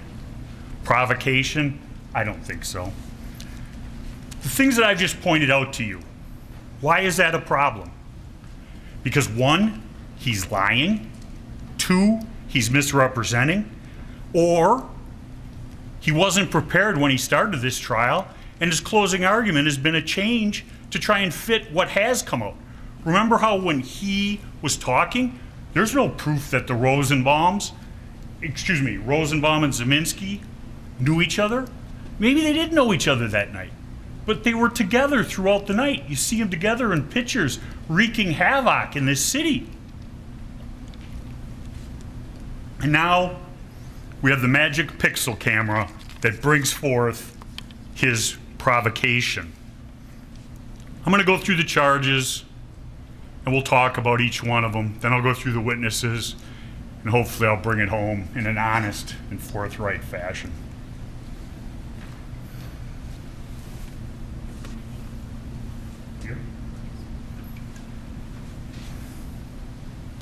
Count one, reckless homicide. My client shot Joseph Rosenbaum. Ladies and gentlemen, make no mistake, there was nothing reckless about my client's conduct that day in regards to Mr. Rosenbaum. Mr. Rosenbaum was coming at him. My client ran from him, retreated, which is not, continues to run. The plastic bag is thrown, the metallic plastic bag. Kyle doesn't know what it is at that time. It causes him to turn and look over his shoulder, pointing the gun in that direction. Mr. Rosenbaum, is he dissuaded by that? No, he is not. He continues running and advancing on my client. That whole time, the state doesn't say anything about Mr. Zeminski firing the shot. Mr. Zeminski having his gun out. Think of the circumstances as they existed at 11:50 on August 25th of 2020. He runs through that parking lot. He continues running on. He turns as he comes into that box canyon with the cars, the van, and I believe it's a Pepsi machine. And he turns because he has no place else to go. I'll show you the Zanin video later on. What's important about the Zanin video, you see that mob of people destroying the cars at Car Source 3, which Mr. Binger doesn't want my client to go and try to protect, even though he was asked by those individuals to protect that property. Nick Smith called him, hey, they're bashing up the cars and starting fires. Go down there. He goes down there. He has as much right to go there as anybody else in the city of Kenosha and be unmolested by the likes of Joseph Rosenbaum, Kelly, and Joshua Zeminski. And Mr. Binger says, oh, we'll get the Zeminskis later. Well, ladies and gentlemen, last time I checked, this is still United States of America, and he has the burden of proof. If he wants you guys to believe that my client pointed a gun at him, call the Zeminskis, put them on the witness stand, ask them questions, and let me or Mr. Sharafasi cross-examine them. That's how we do things in a court of law, but not in Mr. Binger's court. He says, I'm blaming the victim. As a defense lawyer, I might get accused of that more than some other people. Ladies and gentlemen, Mr. Rosenbaum was shot because he was chasing my client and going to kill him, take his gun, and carry out the threats he made. And Mr. Binger wants to make a big hullabaloo about the shot in the back. Remember his opening statement? He shot him in the back. And that's why I'm sitting here in front of the jury like this. Did he shoot him here? Did he shoot him there? Because of the way the bullet went in and where the bullet ended up in the hip, you know full well that the individual, and I asked the doctor, is on a horizontal plane. What is that horizontal plane consistent of? Somebody leaping, lunging at my client. And we know how close Mr. Rosenbaum was to my client. The furthest he could have been when it started, the first shot, 4 feet with the stipling. We know that his hand was on the gun. Mr. Binger wants you to believe that that was just happenstance and accident. Come on, people. Physical evidence does not lie. Use your common sense and good judgment. He talks about Mr. Rosenbaum just somehow ending up down at the riots. Remember that? Mr. Rosenbaum, according to the testimony, walked from the bus center 4 miles out to Ms. Swartz's house, and then he couldn't stay there for some reason, and 4 miles all the way back. That's not just ending up. That's going someplace with a purpose, and throughout the night, you saw his purpose. And there was more than one piece of testimony about Mr. Rosenbaum, whether it was a hospital or whether or not it was a jail. Remember that? And there was testimony regarding his medication. Ms. Swartz said we couldn't get medication because the Walgreens were all boarded up. She said, the hospital said, they gave him his medication. So whatever facility gave him his medication.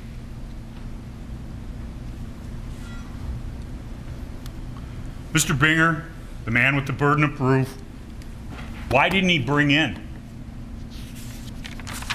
a hospital or a jail to prove that Mr. Rosenbaum was properly medicated? He'd been off his medications, according to Ms. Swart, for 7 to 10 days. We know that he was acting like somebody who wasn't on their proper medication. He was not acting normal.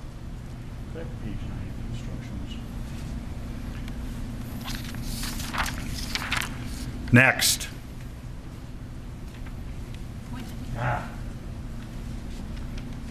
Richard McGinnis. Reckless.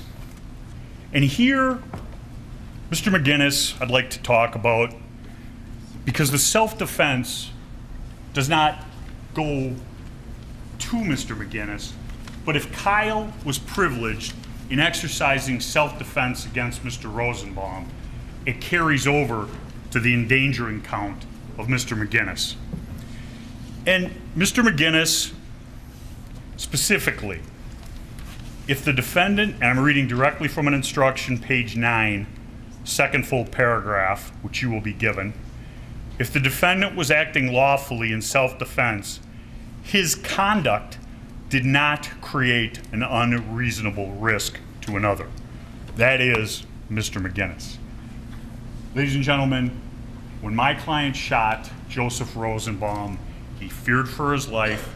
He feared because of the prior threats, the prior statements, and the violent acts that had been witnessed by my client. Mr. McGinnis, as a witness, I think he helped us more than he hurt us. He talked about And this was on cross for Mr. Binger. How do you know what Mr. Rosenbaum was thinking? He goes, I don't, but I know he yelled, fuck you, and then lunged at Kyle Rittenhouse. Why is he yelling the F you? One of two things. One, to intimidate, or two, he got into a situation over his head, thinking, as he said before chasing him, you won't do shit, MFer, to my client. Well, he was wrong. He states Kyle did not know that he was there, meaning Richard McGinnis. He's a citizen journalist who was running along with his hand in his phone in his hand up in the air in to get a story. My client is not responsible for endangering him when he runs into danger. Plus, the instruction says that if he was privileged as to Rosenbaum, he's privileged as to count 2, Mr. McGinnis. Count 3,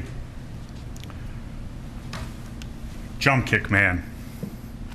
The uncomplaining, unidentified witness in count 3. There will be some video later on when I'm going through some of that. You'll see, and I ask you to pay attention. The state has said he's not kicking him. He doesn't hit him. When you watch the video, and it'll be in slow motion, watch where his foot goes, watch what happens to Kyle's head. The force of him kicking him in the face spins his body 180 degrees around. And then it's on. Huber coming in from behind, hitting him in the neck. Ladies and gentlemen, what you see throughout event number 2, and this is the beginning of it, is individuals working in a mob. They don't know what happened at Car Source 3, event number 1. But somebody said, hey, he shot somebody. Doesn't know that he was being chased by a crazy person.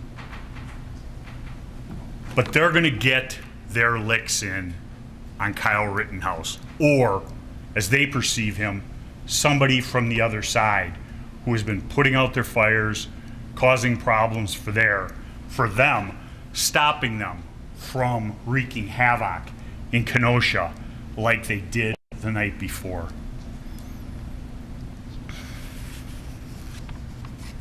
And ladies and gentlemen, the standard is likely to cause death or great bodily harm.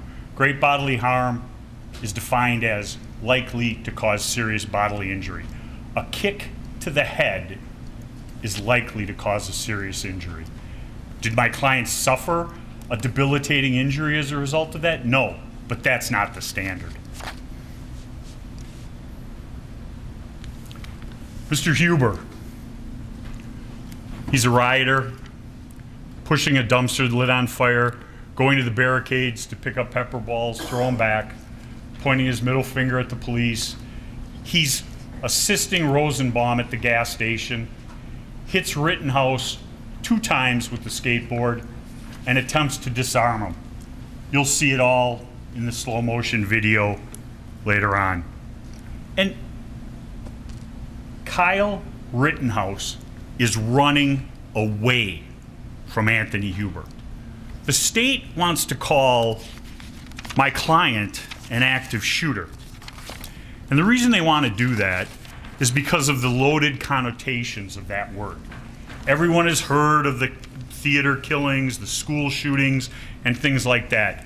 Ask yourself, the definition of an active shooter is somebody with a plan to inflict multiple casualties, usually out of anger or animus towards a group. This case, what caused Kyle Rittenhouse to shoot somebody? Joseph Rosenbaum. He runs after shooting Joseph Rosenbaum for almost 2 blocks before scene number 2. Mr. Binger makes a big thing about Kyle Rittenhouse not staying around Car Source 3. after the shooting. Ladies and gentlemen, if Kyle Rittenhouse had stayed at Car Source 3, all that would have happened is it would have made the police have an easier job, because scene 1 and scene 2 would have been put in the same location. My client ran 2 blocks without shooting at anyone, pointing at anyone, doing anything to try and get away. He tells the individuals he's going to the police, and he's running in that direction when he stopped. He's hit in the head with a hand with a rock in it, knocking his hat off. Mr. Binger says, oh, he just knocked his hat off. I don't think that individual was trying to steal Mr. Rittenhouse's hat. He was trying to take his head off. Who comes in next? Anthony Huber, for the first time. Hits him. Opening statement, Mr. Binger, was he takes a swing at him. Now it's he blocked, because we took the videotape and lightened it up. Huber strikes him in the head and arm the first time. Jump kick man comes in, kicks him in the face, spins his body 180 degrees, and Anthony Huber comes in for the second lick to the shoulder neck area, trying to take his head off. And when he does that, his other hand goes grabbing for the gun, his bare hand onto the gun and pulling it away from Kyle Rittenhouse. Mr. Binger wants Kyle to sit there and hope and pray to God his strap works, and Anthony Huber can't get the gun. We don't know that. We'll never know that, as he's running away from him. A shot as the gun is being separated from his body, and you'll see the butt way far away when the shot is finally fired.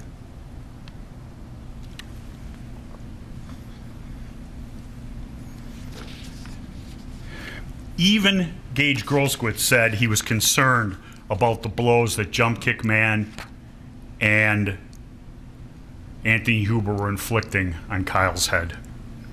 That's probably the only thing I agree with Mr. Groskowitz. Gage Groskowitz. The state must prove beyond a reasonable doubt that what Kyle did under those facts and circumstances was unreasonable, that he was not entitled to self-defense. Consider all the events that had occurred that evening. Him being attacked, kicked in the head, hit in the head with a skateboard, other individuals running up on him, and now Mr. Groskowitz runs up on him.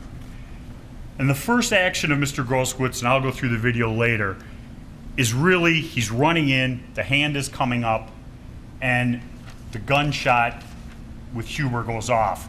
And the natural reaction is the flinch. He covers up. And then he pulls his hands up. And as he's standing with his hands up, look, he's not gripping the gun anymore in a pistol grip. Hands apart, hands up. And as he comes in to finish the job, the hand is on the gun going for Mr. Rittenhouse. And he says it's an involuntary movement. The shot comes before it gets directly to his head, but the motion is coming, the shot, and it continues on with that momentum. Enough momentum to go through the bullet and point directly at Kyle's head. Does Kyle fire again? No, he doesn't. Actions likely to cause death or great bodily harm. And he is coming in with a loaded Glock. And we asked Mr.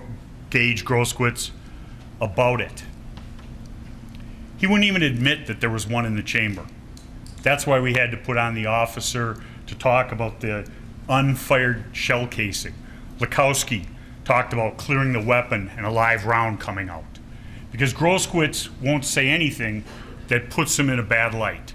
Groskowitz, the person who has 10 million reasons to lie. And we all know he did lie, because he never gave a new interview after giving his statement saying he dropped his gun going down the street. Ladies and gentlemen, those are the charges. Those are a synopsis of the charges.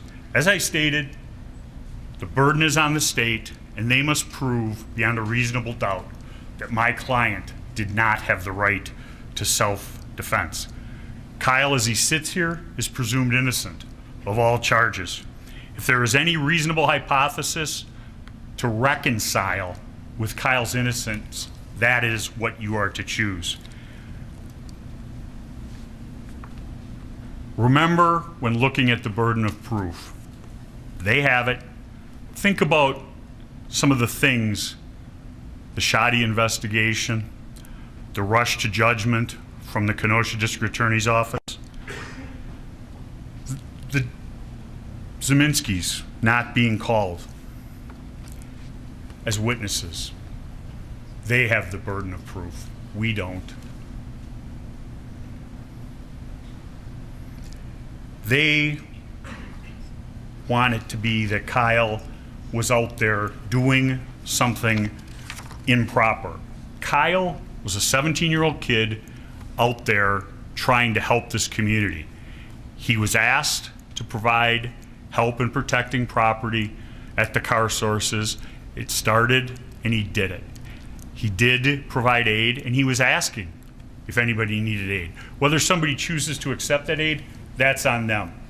But Mr. Binger wants to poo-poo his sincere belief that he's helping people because he borrowed bandages from Dominic Black, and I think he might have borrowed something from Lakowski also.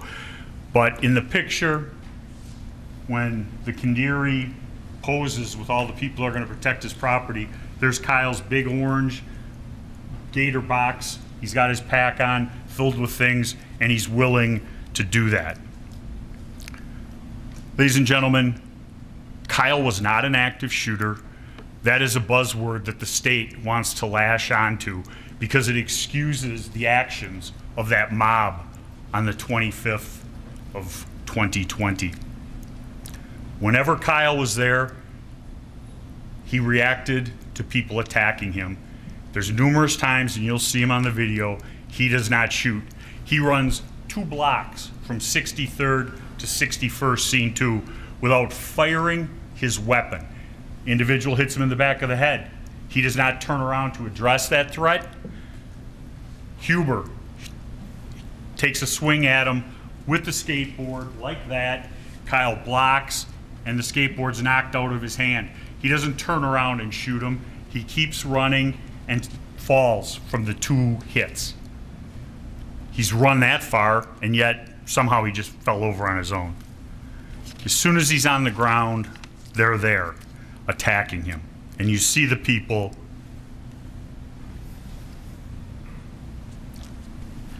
The law of self-defense, you've seen it, you've heard it. Now I'm going to go through the witnesses. Oh. Dominic Black, first witness, charged by Mr. Binger for providing the gun to my client. 2 counts, looking at up to 6 years in prison. His case has been adjourned so that he can help the state. I don't think he helped the state that much. I think he was a pretty truthful witness, all in all. He told them about Kyle there to help people, that they had permission from the Kindiris, that he saw Kyle help the woman with the foot, help the person with the hand. Mr. Binger wants to just say, oh, that doesn't matter. If it wasn't Kyle, it would have been somebody else. The point is, he was there and he did it. There was no pointing by Kyle of any laser sight.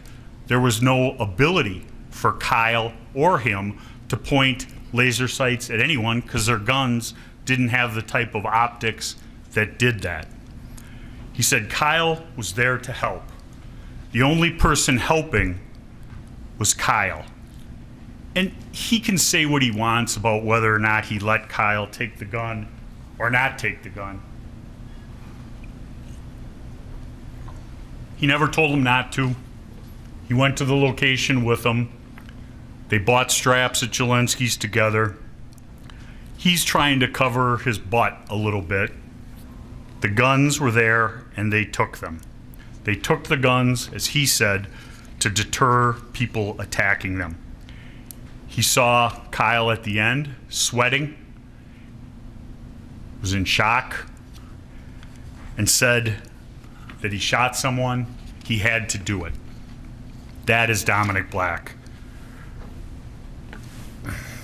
Corey Washington saw the rioters breaking up concrete at the church parking lot, described Rosenbaum as erratic, stated the crowd was suspicious. I don't know what that means. One of the things that I thought was strange was the night before they were burning garbage trucks, but they only burnt the old ones. I think that tells you something about his point of view, that there's a certain amount of property damage that is justified and okay. Kenosha was using those garbage trucks that the rioters lit on fire, and nothing regarding property destruction was going to do anything to help Jacob Blake. We also learned that Kyle Rittenhouse smokes cigarettes and that he has an affinity for the Dinosaur Museum. Detective Howard, ladies and gentlemen, Detective Howard's testimony and Detective Antaramian's testimony is the stuff of what reasonable doubt is made of.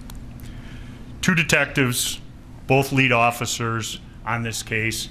They've sat through every minute of this trial, and their opinions of the actions of Mr. Rosenbaum from testimony, videos, couldn't be more diametrically opposed. Detective Howard, on cross-examination, knew that the guy was hiding in the car and jumped out from behind the car and began chasing Kyle Rittenhouse. Oh boy, that's not good for the state's case. So there's the old chit-chat between Mr. Howard and Mr. Antaramian and the prosecutors after, and all of a sudden we've come up with the new theory. And you heard the new theory, that he raised the gun and that's what's on the video. Could I have the firearm, please?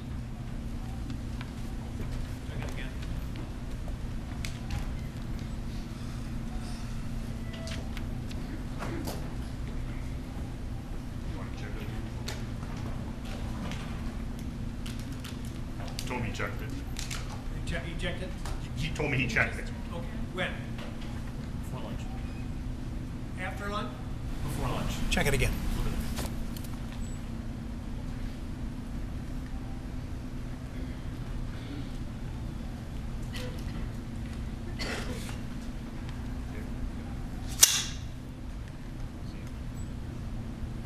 Thank you.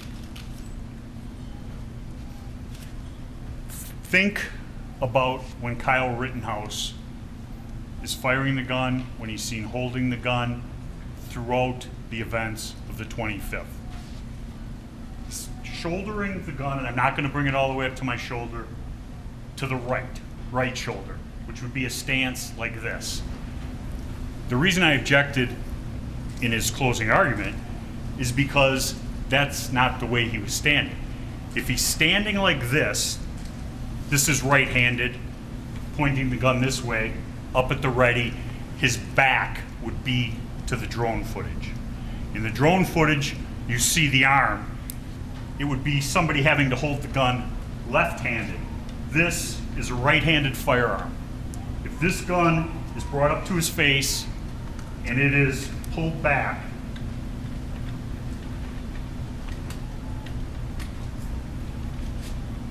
the shell casing, hot, and the fire that ejects it is going to be going right into Kyle's face. The photograph I'll talk about later. You don't see the straps on his shirt. It didn't happen the way he said. It doesn't happen the way in the photograph. I'm gonna need this again, but I'm gonna set it down.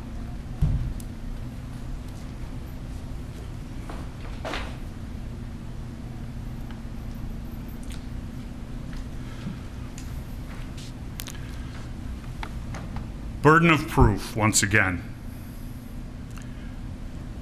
The telephones, the searching of telephones with search warrants, the subpoenaing of records. I have no problem with that. It's good police work. But when you pick and choose and you make favorites, it's not. My client testified, and I'll say it this way, the detective testified that my client's phone was sent to the FBI. It was unsearchable because of the operating system. The FBI and the federal government had not cracked it yet. We found out about that. We had nothing to hide. Here's the numbers. Search the phone as long as we're given a simultaneous copy. So we have what you have. We can have our experts look at it. They can have their experts look at it. So we know that there isn't anything added or deleted. We did that. We gave that to the state. If we had something to hide, they never would have gotten in that phone. They took the phone, they made a copy, they searched it. Lo and behold, nothing of an incriminating nature in it, nothing militia, white supremacist, any of that. Gage Groskowitz, different story. They had a valid search warrant for it. The only search warrant that these guys have never not executed when it's sitting right in front of them. Not just that, but Mr. Groskowitz could have consented to them going in the phone. If he has nothing to hide, why not? Why not let them look in the phone? And let's take common sense and judgment one step further. Police officers get search warrants, they execute the search warrant. Sometimes somebody feels as though their rights have been violated, and it gets litigated in a court of law. If it was illegal, the information in that search warrant never comes out in court. If it's legal, after a judge has said there were no rights violated, it comes in evidence. What was Mr. Groskowitz afraid of? Why wouldn't the state execute the search warrant, let Mr. Groskowitz and his attorney object, file a motion and say, you can't go in my phone? Let the judge decide, not the person who's prosecuting and protecting Mr. Groskowitz. Come on, people. Mr. Groskowitz has 10 million reasons for not wanting somebody to go in his phone.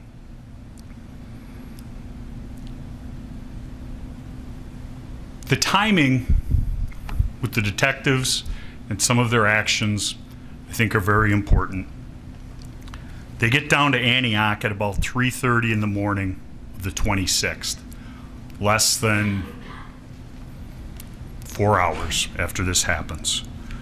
By 6 o'clock, 6:30, given the benefit of the doubt, Kyle Rittenhouse is under arrest for first-degree murder.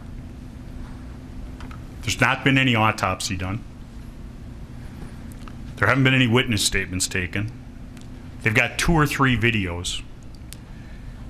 The bullets, I should say it this way, all of the bullets have not even been picked up from Car Source at this point. But they're willing to make a decision. And were they under pressure? I'm sure they were. They're afraid that there's going to be another night of looting, destruction in Kenosha because of this happening and the way the word got out. He traveled across state lines. He was here. He brought his AR with him. The AR was here. He was a white supremacist looking for trouble. Nothing. That's why, ladies and gentlemen, when we picked you guys as jurors, we asked you if you could decide based upon the evidence that happens in the courtroom. Not what you'd heard before, not all of the lies and untruths that have been put out in the media. I heard one guy say, my client discharged the gun 60 times. Ladies and gentlemen, what's happening in court is what you decide the truth on. He was charged on the 27th. Still, they didn't have the information, the autopsy's final, anything like that. Ladies and gentlemen, this has been a rush to judgment. Richie McGinnis, I talked about earlier, citizen journalists. Mr. Binger talked about him seeing guns. But remember the cross of Mr. McGinnis. Guns are not legal in Portland, Washington, or DC or New York. They're not allowed on the streets. You can be arrested. There are state laws. And ladies and gentlemen, the gun in this case is no longer an issue. Whether or not it was a dangerous weapon as it applies to the charges is, but my client is no longer charged with minor in possession of a firearm. But he needs his AR-15 and the assault weapon and the fear that goes with that to try and bring home an unjust guilty verdict. Ryan Balch had never met Kyle Rittenhouse before the evening hours of the 25th, has never spoken to him or known him after. And yet the state wants you to believe he made up something about a threat to kill. Why? What's in it for him?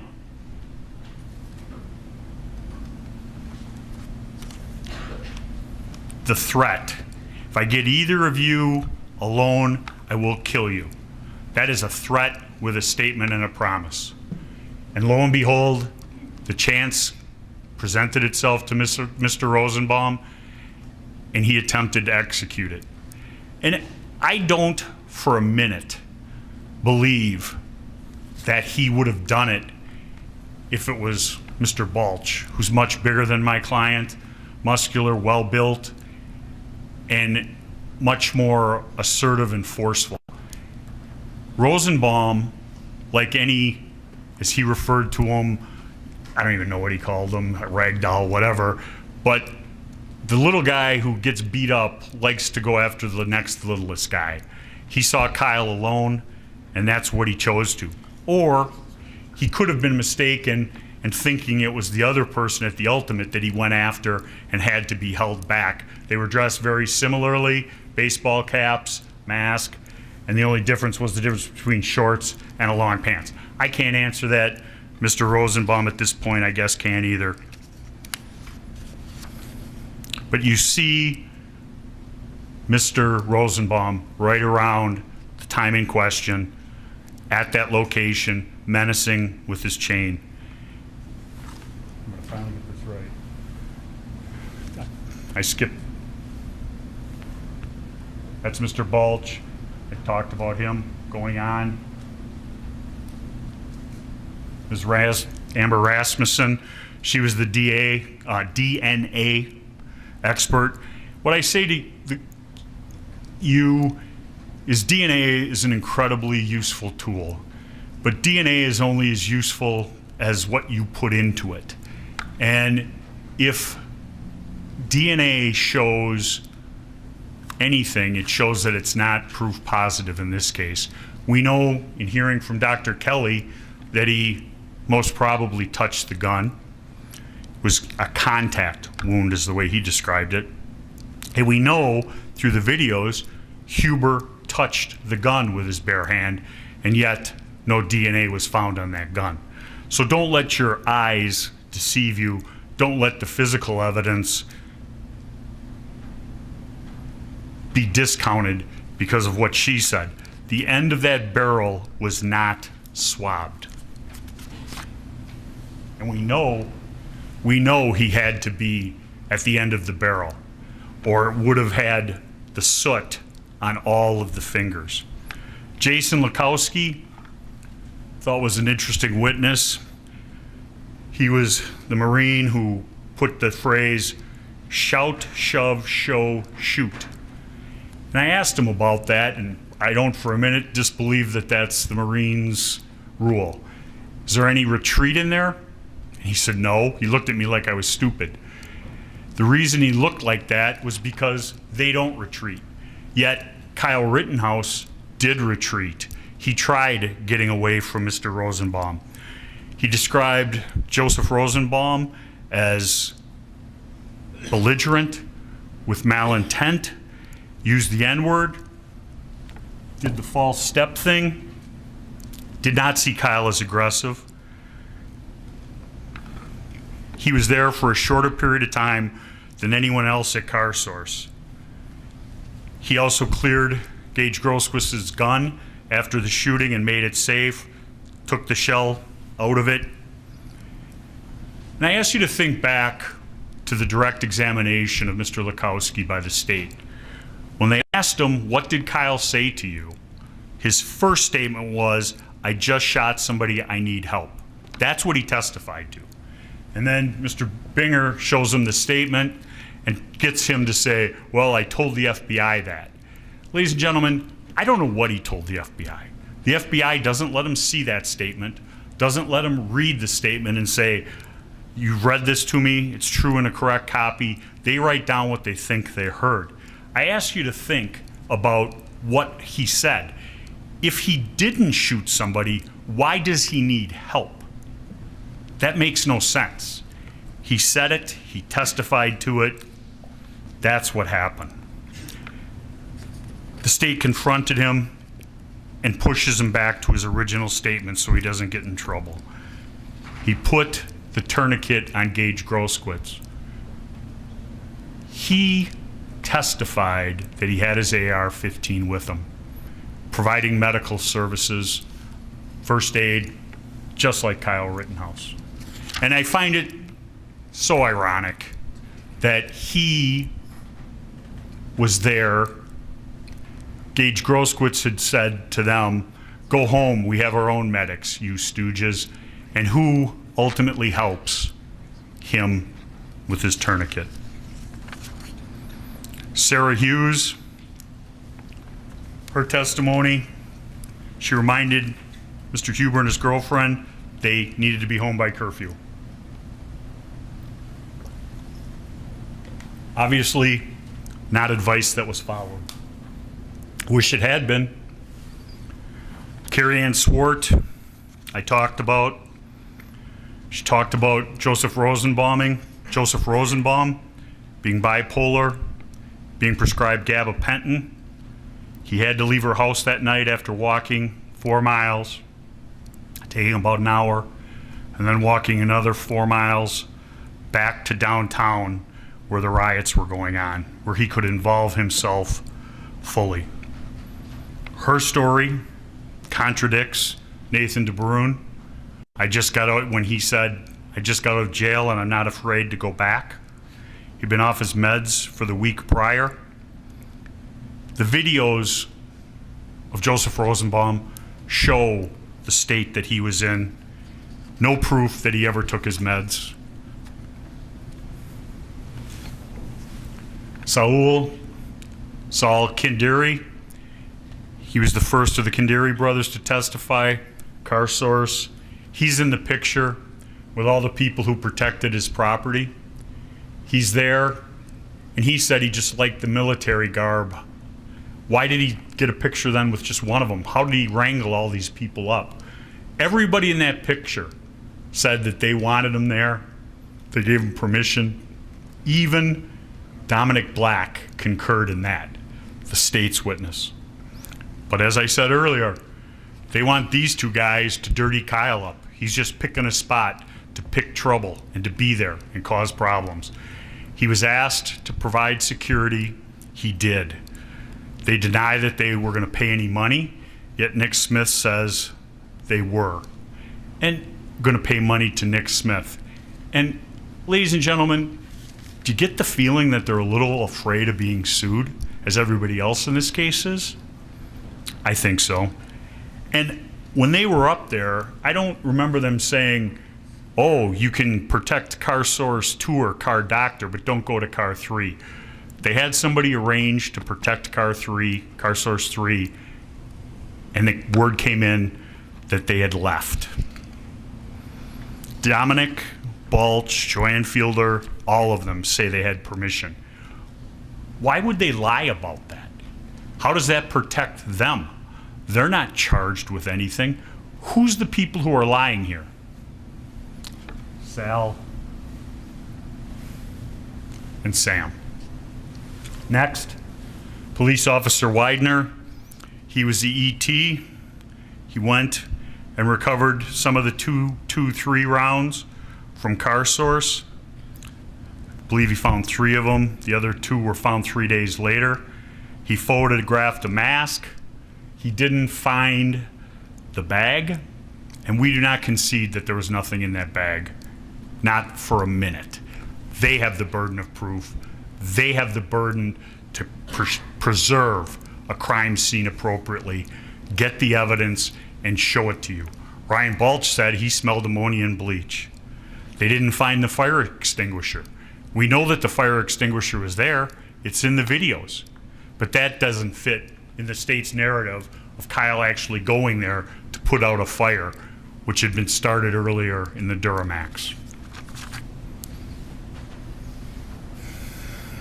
Officer Van Wee recovered the last 2 shell casings. Strike that. I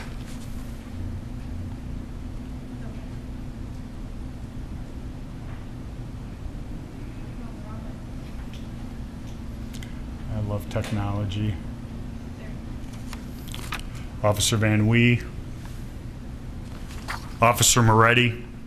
He was the driver of the squad car that Kyle tried to surrender himself to.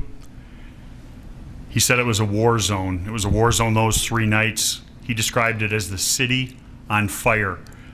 The police felt as though they were completely surrounded, described the constant gunfire that evening. Mr. Binger wants to slough it off as fireworks this. It really wasn't that bad that night. Ladies and gentlemen, it was hell in this area downtown. There were violent people causing trouble. And the state wants us to believe it was okay. The police pushed them back. Now they could leave. Car Source was safe. And I can't remember specifically what witness it was, but it stuck out in my mind. The witness said the police pushed them back, let them back, pushed them back, let them back. And a lot of the burning happened late at night, that witness said. Gage Grosskreutz. 10 million reasons to change his statement. His attorney is sitting in the courtroom, has been sitting in the courtroom when he testified. If he's just your average complaining witness, why get a lawyer? What do you got to hide? He didn't have a valid concealed carry permit. He wasn't charged. He lies to the police about being armed that night. He said he dropped his gun going down the street. Ladies and gentlemen, that's what's called obstructing. Most people, when you lie to the cops, especially in a murder investigation, you get in a little bit of trouble. I've represented some of those people.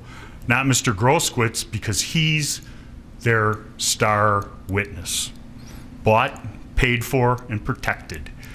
You don't want us to search your phone? Oh, we're going to invoke the never heard before Marsy's Law exception to the search warrant, even though they had a signed search warrant by a judge of Kenosha County. He was also an armed medic. Wants you to believe that he didn't have one in the chamber and he would never shoot somebody. But before he said that, he said, key, wallet, phone, gun. Never leaves the home without them. Ladies and gentlemen, I don't carry a concealed weapon. And I don't think I could shoot somebody. But when people carry guns, that's what they're for in the city. This isn't the Wild Wild West. He had his gun. Kyle Rittenhouse had run by him. You'll see the picture. Was by him, gone.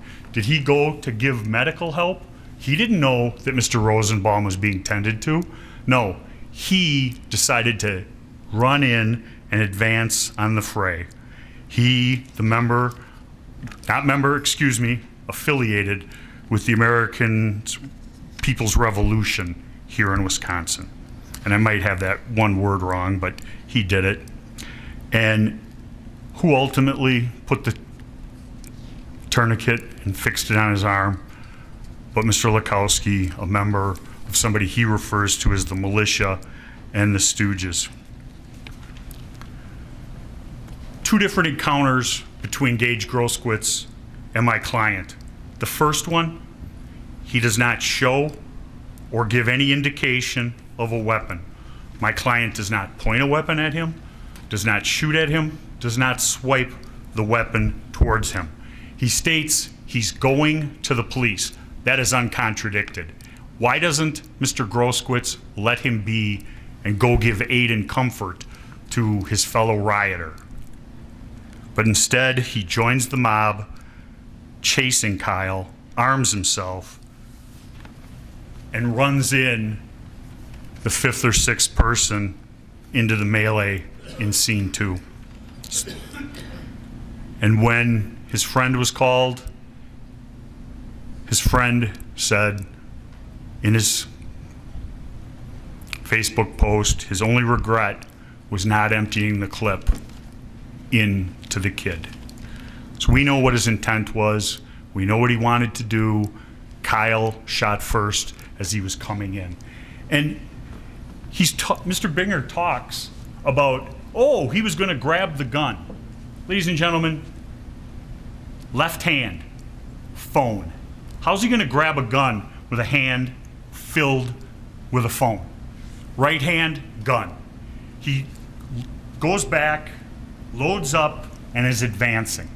That's when Kyle shoots him. He didn't shoot him when he put his hands up, and if that was it, no intent to harm him, all he does, like everybody else, is back up, and nobody else gets shot. But Mr. Groskowitz decides he's going to shoot my client. Unfortunately, my client shot him first. If he had retreated, it's over. And when he's got his hand up like this, as I said earlier, the hands are up. It's not gripping the gun, it's loose. But when he goes in like this, the pistol grip is tight.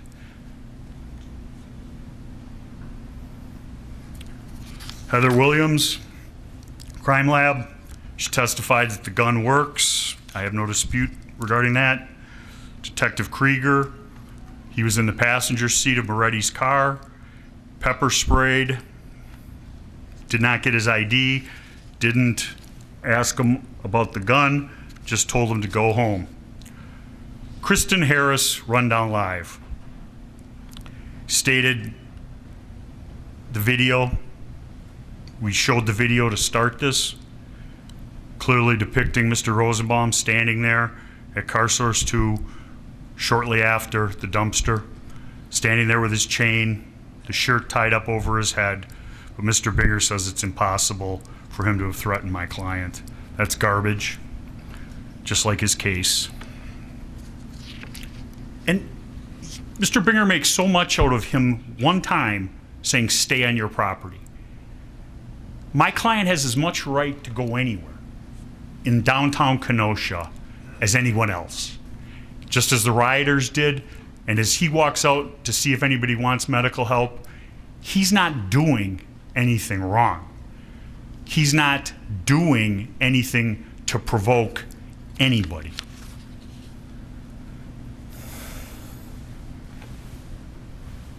Detective Antaramian, the juxtaposition of him and Howard, as I said, he is the one who talks about what he sees in the video, totally different. As you see, why did Mr. Rosenbaum go behind that car, 2 cars over from the Zeminskis? What was he doing over there? Why was he doing over there? And why does he come out as soon as Kyle comes down the road? Because they were going to ambush him. They had set it up, and I'll show you the video.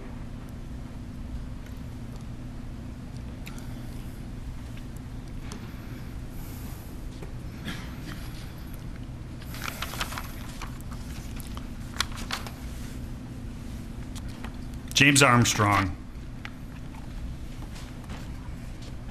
The only thing I can say about James Armstrong is, okay, that's interesting.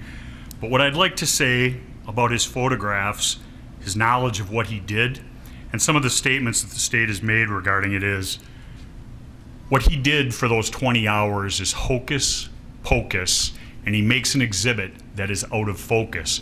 And that's what the state is relying. The picture does not make sense. As I showed earlier, it has Kyle shouldering the gun in the left shoulder. If he has it in the left shoulder, his back would be to the drone. The drone is moving around, and that changes the focal point. He's right-handed, that's where it goes. You'd see the crosses across his chest. But no, they need him to have somehow pointed a gun at the Zeminskis. I don't for a minute concede he did, but we know that Mr. Zeminski has been armed all evening.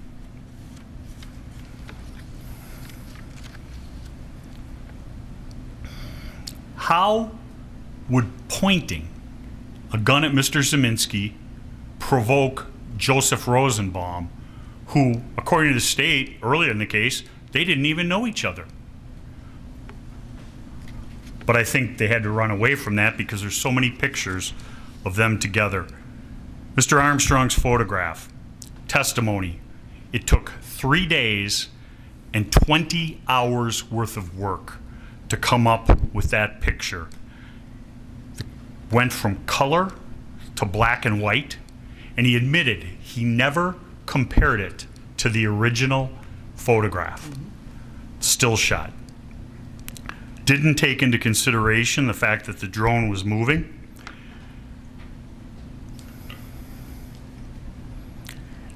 The word peer-reviewed, state has said.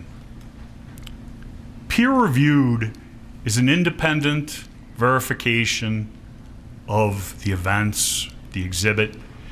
So there was no testimony to this because it didn't happen, that Mr. Armstrong's coworker did 20 hours on the same photograph and came up with the same result. It didn't happen. When you see, and I'll show it to you later, when you see in the video the mirror and the shininess of the mirror, that's what that is. And by going around, spending 20 hours and bringing things up, it doesn't account for Kyle's arm, it doesn't account for the heat signature of the gun, none of it. Dr. Kelly.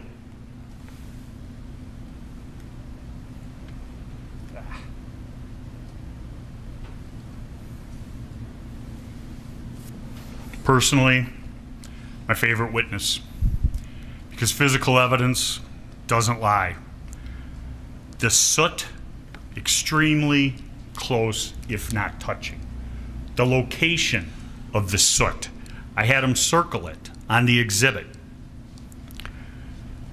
On redirect, after I had him do the demonstration and draw on the photograph, the state tried to get him to back up his opinion, back it off. He wouldn't, because the physical evidence doesn't lie. It's, as they say in the business, an inconvenient truth. They can't change it. It is what it is.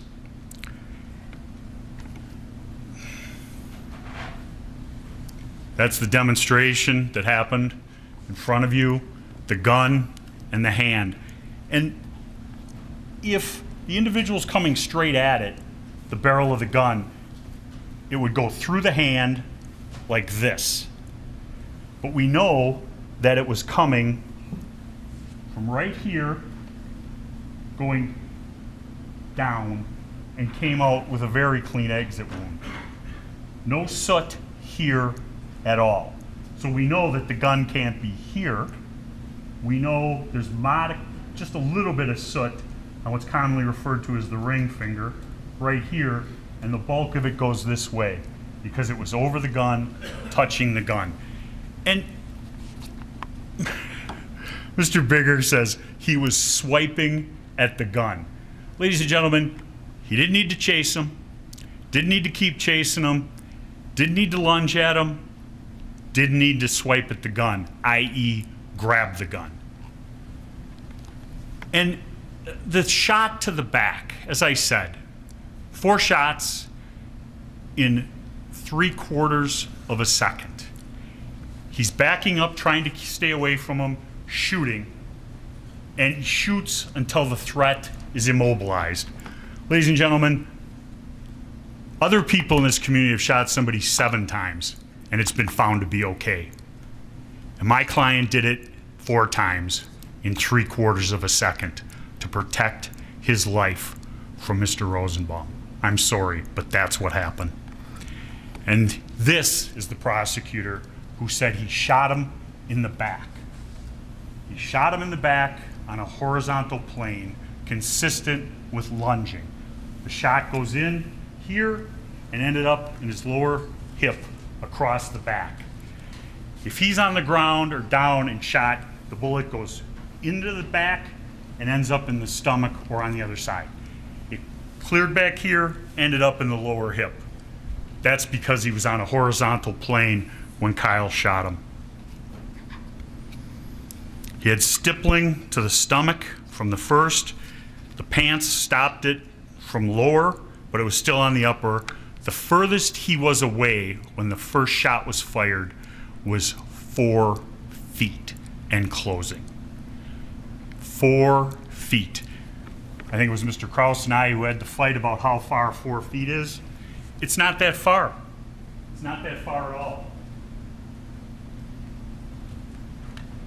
Brought a tape measure so I could measure a gun barrel for you today, but that's no longer an issue. So I'll show you what 4 feet is. No doubts.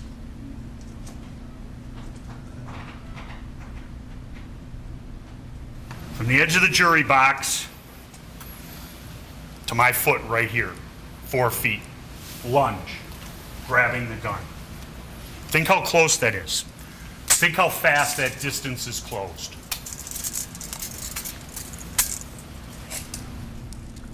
What was Joseph Rosenbaum doing? Was he running after my client to give him a key to the city of Kenosha? Was he running after my client to say, hey, thanks for providing security? Use your common sense and your judgment. Look at Mr. Rosenbaum's behavior throughout the night. As I showed you, these are the pictures. One last. I'll get you some pointer. Exhibit 105, Dr. Kelly. So, right here. Here's entry. The exit's right over here. Goes across, clean, came out right there. This right here, nothing. Nothing on the back part of the hand, no soot. We know what was over the barrel. Remember Mr. Kraus asking the doctor, well, what about that big puff of smoke? That wouldn't have an effect. Soot only goes so far. That was Dr. Kelly's testimony. He doesn't have a dog in the fight. He looks at the bodies, says what they are, makes a determination, and looks at the evidence. We had an expert, didn't call him because Dr. Kelly told the truth. Couldn't agree more. Ladies and gentlemen, facts and truth matter. In most trials, the case would have ended with Dr. Kelly. But we wanted to bring you our side of the story. We had nothing to hide. We were going to put on a defense. I heard Mr. Binger say red herring. The red herrings in this case are by the state, talking about super bullets, this metal jacket. I've been involved in homicide cases. One time it's a metal jacket. The next time the problem is the person had hollow points. Hollow points are designed to kill. Full metal jackets are to go through people. Ladies and gentlemen, bullets are bullets. Hate to tell you, at close range and close contact, they wreak havoc on a body and they kill people. No dispute. Wants to keep pointing at the militia, the militia, the militia. He knows Kyle's not a member of the militia. He has no evidence that he is. They went to the websites. They went to TikTok. They went all of that. All they can do is put up a little thing of a 17-year-old kid from his TikTok trying to be famous. Kyle shot Joseph Rosenbaum to stop a threat to his person.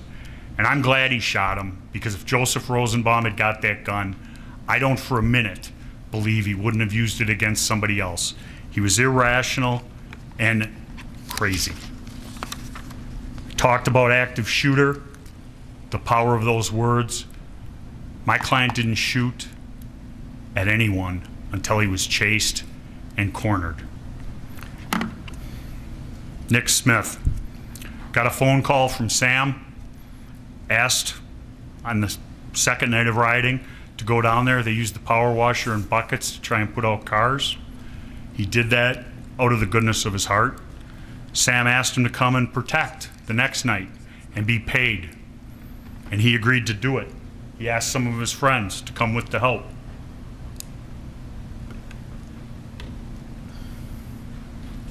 Kyle, Dominic Black, talked about another father and a son, and then the people from West Bend showed up. He said that when they first saw Sam on the 25th, Sam gave him a hug and thanked him for protecting his property. He was on the roof when it was chemical bomb. He knew that Sam was grateful for their presence, but he also knew that people on the ground needed weapons. He heard Kyle when Kyle came back saying, "I had to shoot." Body armor. I don't know why the Grays Lake Cadet Program gives people body armor. Don't know. My client had it, and if he wanted to be an active shooter, as Mr. Binger wants to portray him, why would he give up his body armor? Nick Smith wanted body armor. He goes, "Here, Nick, use mine. I'm going to be doing medical." Helping other people. You see him do it throughout. He gave Nick his body armor. Why would somebody give up their body armor if they're going to go out looking for trouble, seeking confrontation? Doesn't make sense. Joanne Fielder, she described Joseph Rosenbaum wearing a red shirt with a green earring. She described yellow pants, who I'll get to later. She stated Joseph Rosenbaum yelled he was going to kill us MFers and cut their hearts out. JR's arm goes up, and within seconds, they're tearing up from a gas bomb. She couldn't say for sure that she saw him throw it, but obviously that's the circumstantial evidence in her belief. She never saw Kyle act inappropriately with anybody, point a weapon at anybody. The size of the weapon might change, but it doesn't change what it can do. Presence speaks volume. It's a deterrent, and they've been pelted all night long with rocks. She was aware that they had consent to be where they are. Nathan DeBrune. Interesting witness. He was out there taking photographs on the nights in question, more importantly the 25th. He filmed the destruction of this community, uptown, downtown, and the ATF and the FBI found out about his videos, his still photography, which I think was incredible. They wanted it, and what did he do? Didn't ask for money, he gave it to them.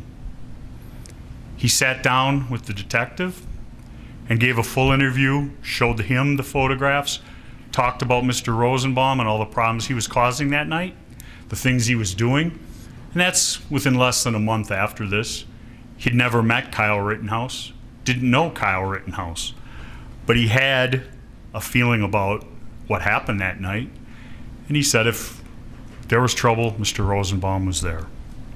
I don't think any truer words have ever been repeated. Did he have a lawyer when he met with Detective Howard? No, he didn't. When did he get a lawyer? Remember? After he met with Mr. Kraus and Mr. Binger. Mr. Binger, the person who's made it his personal goal of putting my client's head on his wall. Ladies and gentlemen, that's what it did. And it means he's been cutting corners. And Nathan DeBrune said, after meeting with Mr. Binger, I was very uncomfortable. He tried to put words in my mouth. And he had to go and hire a lawyer to protect him. First, it was show him the videos and then ask him the questions, trying to put words in his mouth. He didn't want that to happen. He wanted to be able to tell his story of what he knew, what he did. He talked about Zeminski, the photographs of all the conduct that Zeminski had done that night, and I'll show you some of them. The photos have a timestamp on them. And he related to Detective Howard in September of 2020 about Joseph Rosenbaum yelling, "I just got out of jail and I'm not afraid to go back." Those are his words that he heard Mr. Rosenbaum. It was not objected to by the state, and there's been no proof that he wasn't in a jail. They want you to believe he was in a hospital. There's no medical records he was in a hospital. There's no medical records he was properly medicated. And I submit to you that in this case, the way he was behaving, I don't think he was properly medicated. There's pictures of him with the trailer fires, the chains, starting numerous dumpster fires.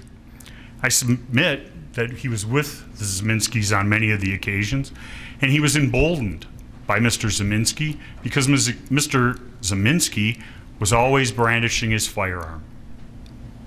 We saw Joseph Rosenbaum taking the chains. He chose to come down and riot, and that's what he did. Nathan DeBruin chronicled that.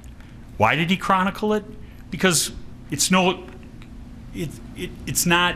very interesting if you take a picture of a protester who's just standing there, but Mr. Rosenbaum was involved in all these different things, and I'll show you those pictures.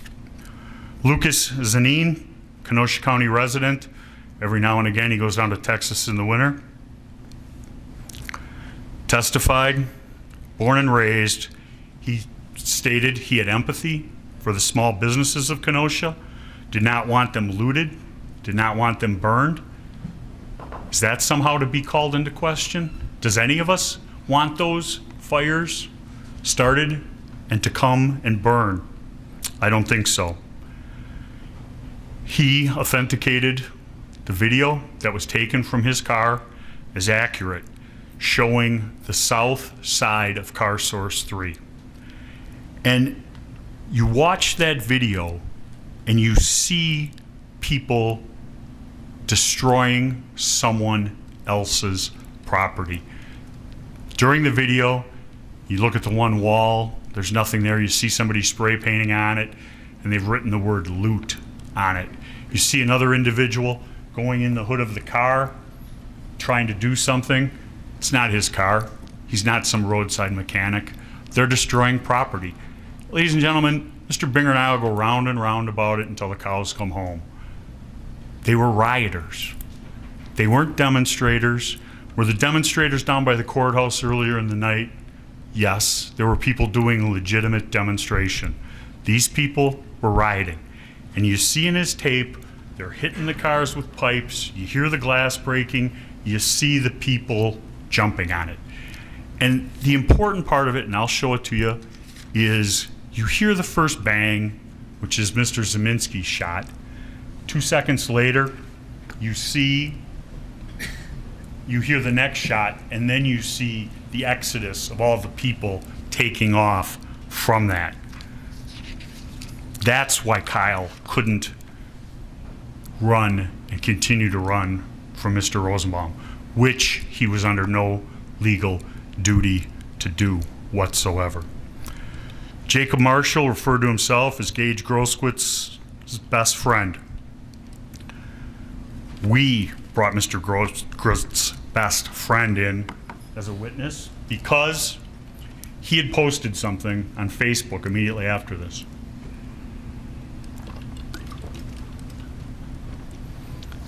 He testified he couldn't find Gage Groskwitz because he was under an anonymous name at the hospital. Nobody knew who Gage Groskwitz was, who Jacob Marshall was. But he takes it upon himself to post a Facebook message talking about how, could I have the next slide, please?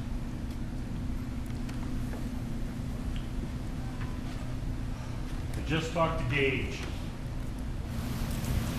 To his only regret was not killing the kid and hesitating to pull the gun before emptying the entire mag on him. Coward. Here's the picture of them hugging each other at the hospital. And this is posted. Ladies and gentlemen, why does somebody post something like that? Because that's what his friend told him. And he wanted to get Gage Groskwitz's word out. He didn't repost and say, I lied. He took it down to try and hide it. But unfortunately, the internet has a memory. Next witness was Kyle Rittenhouse. I've done with the Kandari brothers. We did recall them, but I talked about that. Kyle Rittenhouse did not have to take the witness stand to tell his story. It was told through video. He wanted you as the jurors to hear his personal experience of the night of the 25th. He knew Mr. Binger would cross-examine him for hours, and he was willing to get up on that witness stand, take the oath, and tell his story the best way he could. And he did. Could Mr. Binger pick on him and find little things about it? A little bit. Did he damage his credibility? I don't think so. Getting to Mr. Yellow Pants, which he's been talked about. Mr. Binger talks about, he says with sarcasm. Ladies and gentlemen, you've seen the video. But remember that when Yellow Pants said to Kyle, he goes, you held your gun like this. That's low ready. That's not like this. It's down. He never pointed his gun at him. Did he have a gun? Yes. Did he tell him to get off a car? Yeah. But when he said it to Kyle, Kyle said, I did, and walked away, not wanting confrontation. And remember Richie McGinnis's testimony about that. There was the individual with the slingshot, there was the individual with 2 rocks in his hand, and the other individual with the gun. And when Mr. McGinnis walked up to him, he immediately had to put his hand down because they were the one advanced on him, and he bought him off with a White Claw.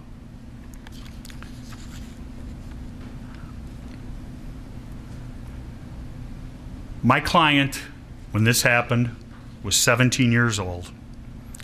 His actions are to be judged as a 17-year-old, not by Mr. Binger's standards, but by that of a 17-year-old. And Mr. McGinnis said he didn't appreciate the way people looked at him. And maybe he didn't. And I think the best evidence of that is when Mr. Rosenbaum begins chasing him, you hear on the tape, he yells, friendly, friendly, friendly, 3 times. He thinks that if he just says the magic words, they'll stop. They don't. They could have, Mr. Rosenbaum could have looked at it and said, hey, you're not trying to harm anybody. I'll leave you alone. Is that what happened? No. He said, you ain't gonna do shit, mother effer, and began to continue to chase him. Mr. Rosenbaum made a fatal mistake. That day, chasing Kyle Rittenhouse into the corner, he ran as far as he could, and he shot 4 times in 3/4 of a second. Mr. Binger makes so much of Kyle's residence. Antioch, Illinois. I think most people here know where it is. It's not a foreign country. Antioch, Illinois, right across the border. He worked in Kenosha. His dad lived in Kenosha. His grandmother lived in Kenosha. He worked in Pleasant Prairie. His best friend, Dominic Black, lived in downtown Kenosha. They want you to believe that there's some sinister thing about that. Ladies and gentlemen, we live in a very mobile world. I'm from the foreign country of Racine, Wisconsin, 13 miles away, a little bit further. I'm on the north side. Ladies and gentlemen, when Kenosha burned, people who like Kenosha, they hurt. I remember 34 years ago walking into this courtroom, first time I ever appeared as a lawyer, back in that conference room. And when I saw what happened in Kenosha, it bothered me. Those 3 days. People can protest, but people can't indiscriminately burn property for no reason of innocent people. How does that further anyone's cause? Kyle feels for this community. He worked as a lifeguard. When he came down here, are we to believe that he's working to clean up graffiti, not getting paid because he's here to look for trouble? Is this all some master plan? That's ridiculous. He came down here trying to help, to see the damage, and that's what he did. Next. Dr. John Black, his testimony about the slides, making times, and I'll go over some of those. But specifically, as I argued earlier, the zero shot from, I should say it this way, friendly 3 times to the first shot, 10 point some seconds. There's a change in elevation in the video as he's lunging forward. The shot rings out after that. The zero shot, which is shot 1, then 2 2600ths, the next one 24, 23, for a total of .739. He gets up, he comes around the car because all the individuals had left. After hearing the shots, goes to check. And to believe that he could stay there is preposterous. All I said would have happened, scene 2 would have been moved to scene 1. You heard the one individual yell, "Get the F out of here."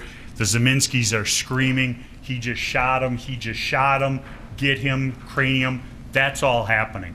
Mr. Zeminski's walking around with his gun over his head, pointing at Kyle, and I'll show you that in a little bit. In the exhibits that Dr. Black showed the jury, no color was added, no color was subtracted. The videos didn't go from color to black and white. There was no structural problems. He demonstrated his technique regarding changing brightness and contrast right in front of you. And the one video went from a dark mess of nothing, moved the 2 lines, I don't know how to do it, but he did, right in front of you, hit it, and all of a sudden it's light and you can see it.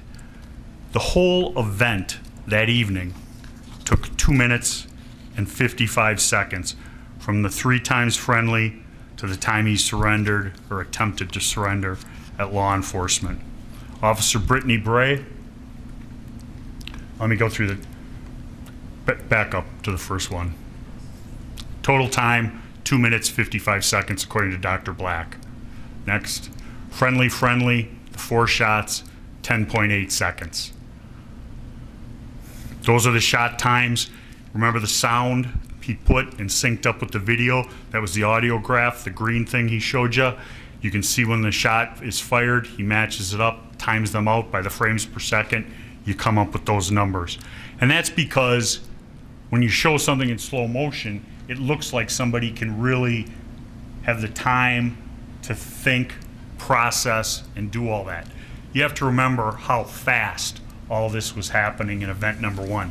He's running, the bag is thrown, he turns, addresses, keeps running, and makes a decision, a life and death decision, that he has to turn around and address the threat of Mr. Rosenbaum. At that point, Kyle is stopped. Mr. Rosenbaum, like those other people in event number 2, could have put up his hands and just backed up, made a bad decision, shouldn't have done it. No, he goes diving for him, yells the FU, and is going for his gun. Next. Event 2, I have it beginning when he's hitting the head with the rock and ending with the 4th shot, taking 14.9 seconds. Next, police officer Brittany Bray measured the gun, the pullback, the slide, 4 inches, brought the ruler out, because you never see in event number 2 Kyle pull back the 4 inches, slow motion or otherwise. There were no unfired bullets found at the scene for the AR. There was the unfired bullet by the clip and the Glock that had been cleared from Jason Lakowski. Drew Hernandez. Mr. Binger, for some reason, didn't like Drew Hernandez. You could hear it in his questioning. Ladies and gentlemen, Drew Hernandez had a point of view. There's no doubt about it. But what was that point of view? He's a citizen journalist, and he's covering the riots. And he didn't think that the mass media was covering the riots correctly. They were just calling everybody demonstrators and not covering the devastation and the destruction that was being done. That's his point of view. It's kind of my point of view too. But does that mean that his video's lying? Does that mean when he says, I saw him lunge, that he's lying? He doesn't have a dog in this fight. He tried to get all of his video to the state. The drop box wasn't big enough. He sees that the case is going to trial.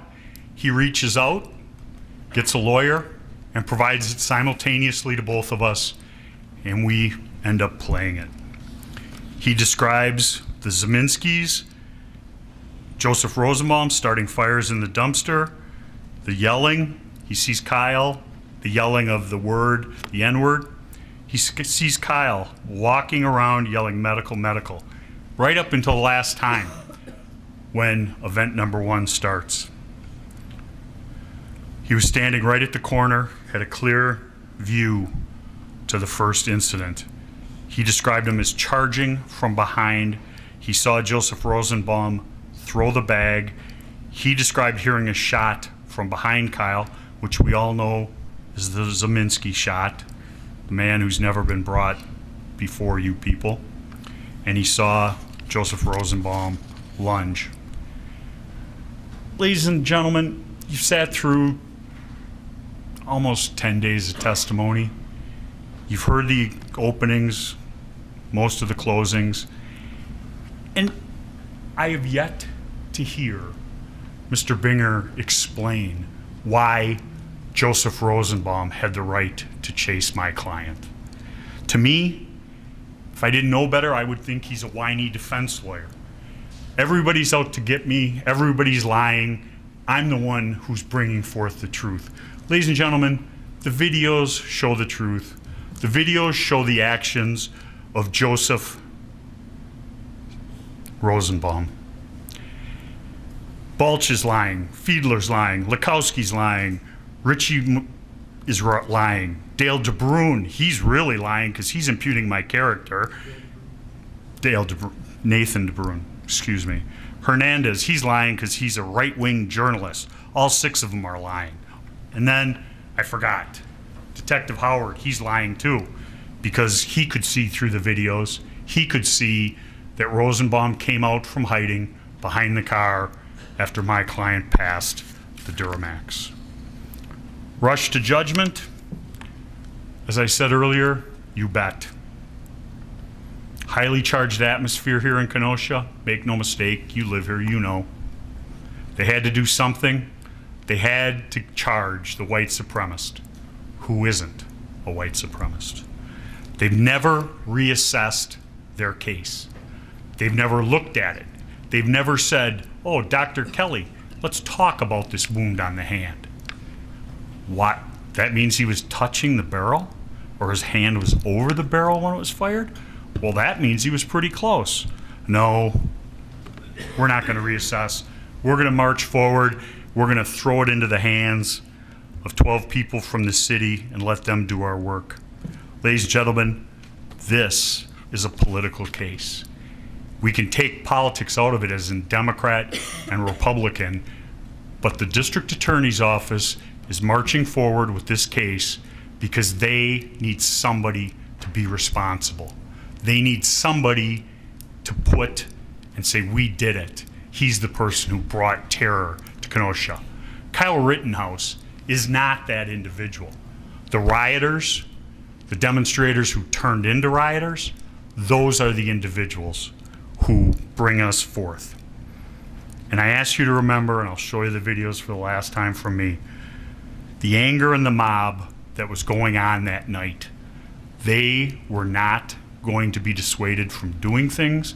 They were pushing, firing dumpsters, destroying property, and that was, so you're saying Mr. Rittenhouse put out a fire? Yes, it was a small fire. Last time I checked, small fires turn into big fires. So, kind of stupid. James Armstrong, hocus pocus, out of focus. I've talked about him. He spent 20 hours reworking a frame in a video and averaging, having my client somehow miraculously go from a right-handed shooter to a left-handed shooter. The mirror on the truck is the arm.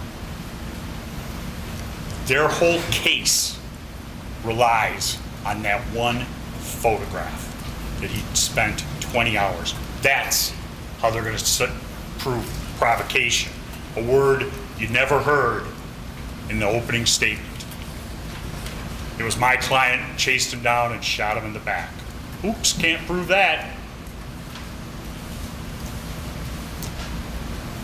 This is the day before, car source burning, car source 1 burning the ground.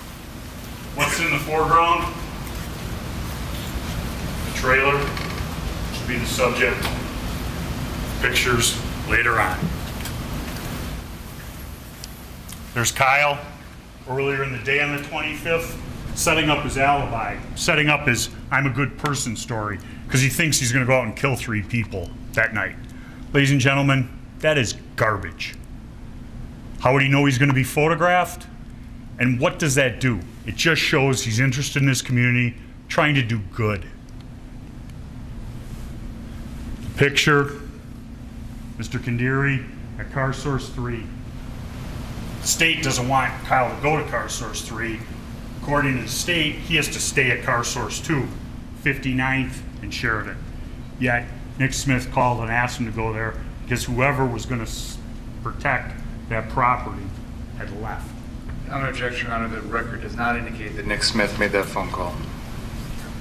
It's argument, folks, you heard the evidence and use your collective recollections to determine what the truth of it is and discount anything that is not supported in the evidence. Testimony was he received a phone call saying they were destroying cars at car source 3, and he went down there. First, Kyle asked for a fire extinguisher, asked the other individual to go down there with him. He said, didn't give an answer, and Kyle took off going down there to try and help protect that property. This is that night, the tear gas, the fires. Here is Mr. Rosenbaum pushing one of many dumpsters, dumpster fires. Right there, that's one. Another one.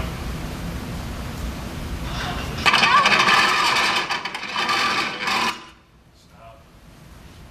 Bats, guns, Mr. Rosenbaum pushing it in. Either the gas station or Drew Hernandez said there were police vehicles right down here. They're trying to push it to him. I can't hear him right I apologize. They're trying to push the dumpster down to the line of police or to the gas station.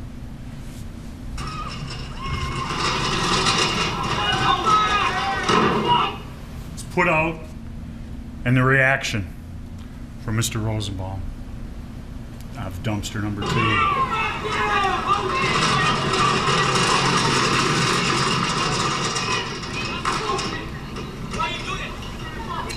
You hear the voice? Why you do that?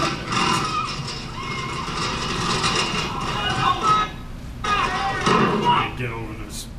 There's Mr. Rosenbaum arguing. Mr. Zeminski, the smiling puppeteer, standing behind him. Yeah, they didn't know each other. Maybe they didn't, but they sure spent a lot of time together that night. Mr. Zeminski with the yellow circle, holding his firearm. Yellow pants, Kelly Zeminski with a flashlight in her hand. Last time I checked, there wasn't any lighting problems. The flashlight is a weapon to bash heads if you have to.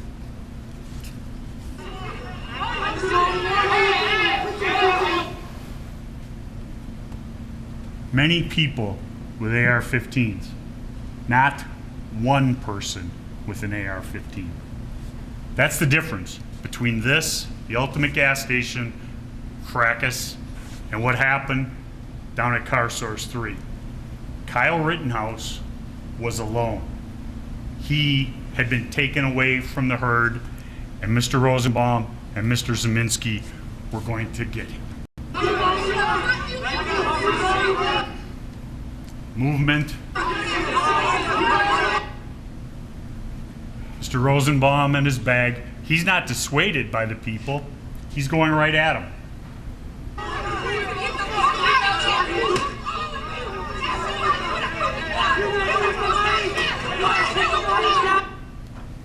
He's not afraid of them. He's pushing in and going at them.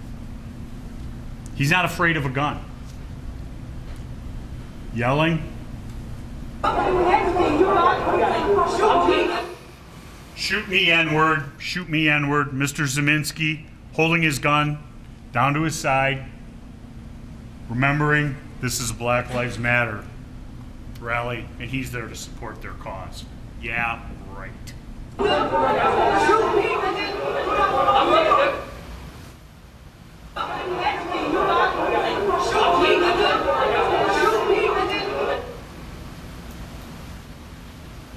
Mr. Huber, right there, holding him back, actually physically holding him back, but right in the middle of it. Look at the anger in his face. This here, I'll start it, but I'm going to point it out first. You saw a video earlier, this individual starting the Duramax on fire. Right here, jump kick man.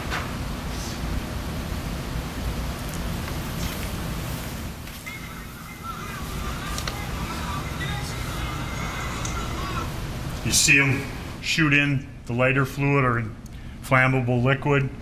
You see jump kick man being right involved.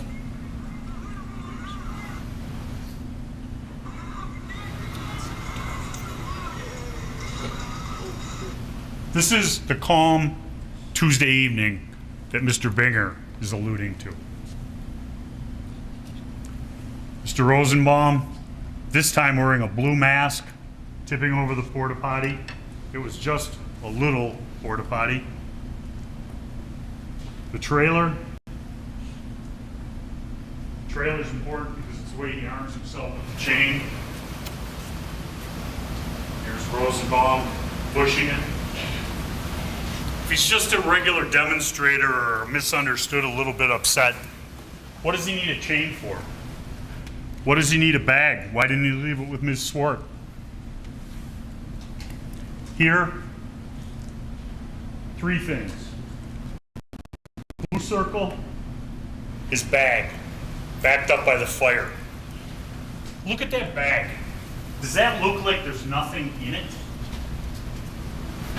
Look at this. What is that? That's not a water bottle, ladies and gentlemen. I can't tell you what it is, but it's not a water bottle. Look at this. 2 feet of chain on each side. He's got it. Taken, I'm sure, from right here.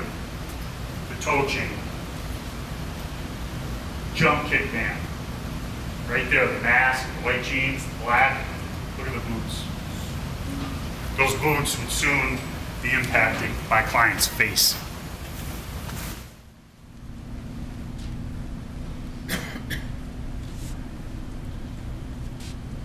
Rundown live. Here, once again, Rosenbaum, Zeminski at the trailer after it's been taken down the street, set up on its side, and started on fire. You can still see one of the chains hanging from the tongue of the trailer. Rundown live. The state showed this video. I started my opening statement with it. I was going to show you where Mr. Rosenbaum is. I've already done it. Don't need to waste your time. How do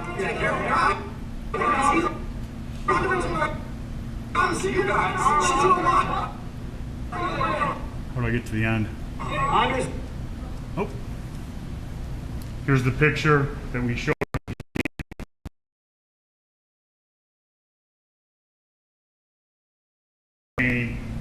During the Rundown Live video. Mr. Rosenbaum with the chain. So I said earlier, look at how Kyle's dressed. Look at the pack on his left side, left hip. The crosses going across the front and the back of his chest. Nowhere in the magic picture is that depicted. 11:40, he's crossed over that line, asking people if they want medical, runs into Yellow Pants. He walks away from confrontation. And Yellow Pants said, "You pointed your gun at me," and he goes like this, low ready. The individuals who were there with him, slingshot, rocks in the hand, gun. Mr. McGinnis. Kyle, after having the brief thing with Yellow Pants, he goes away from them, goes over, looks for Mr. Balch. They might have been close to one another, but they did not find one another. He tries to go back. Wants to get back to car source 2.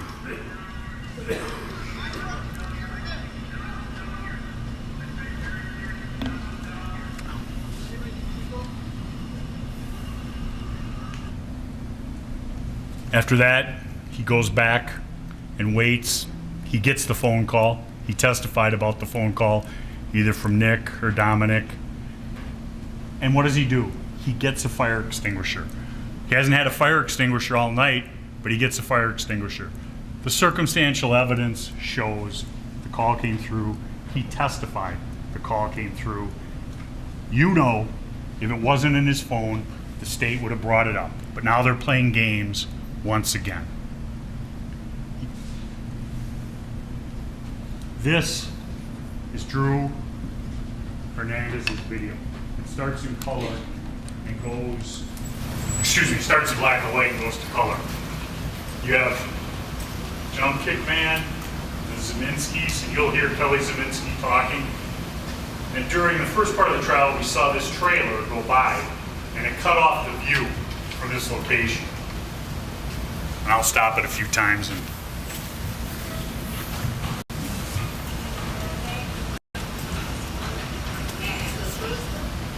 did you hear that? Talking about a pepper ball exploding in her ass. That's Kelly Zeminski speaking.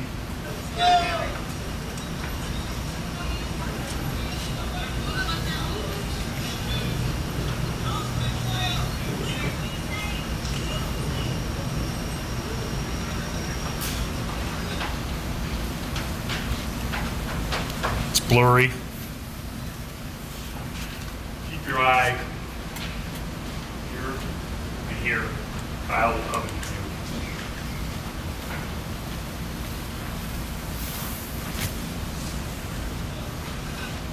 That's Kyle right there to the right of the garbage can by that splurge of light.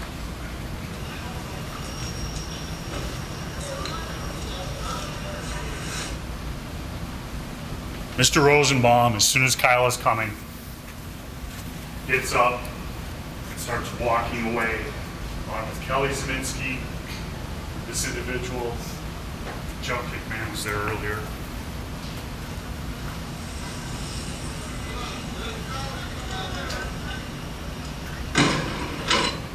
Up there. That's Kyle with the fire extinguisher walking. Doesn't say anything to any of them. If they see him coming, they head down to do their ambush. He's not chasing them. He's not running after them. He's walking down to put out the fire. Let's start it over again.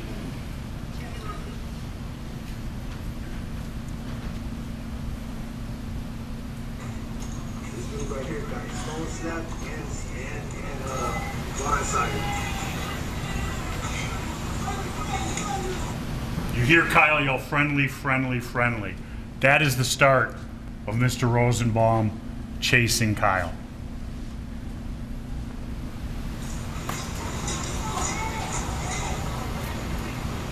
So the order. Now they come in.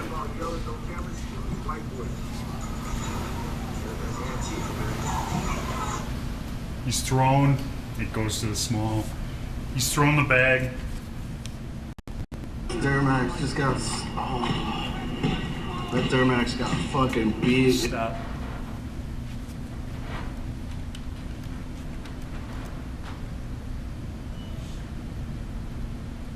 Duramax.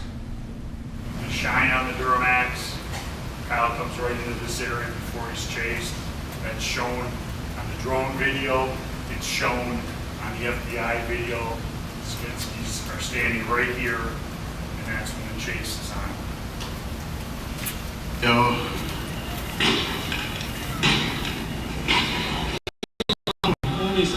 You can hear the destruction of the vehicles as he approaches.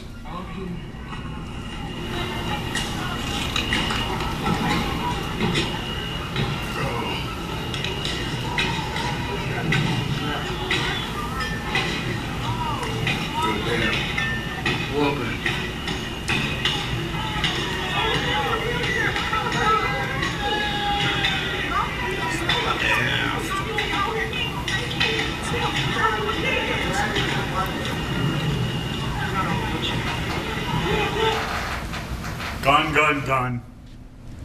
And he's off and running. We've seen the videos.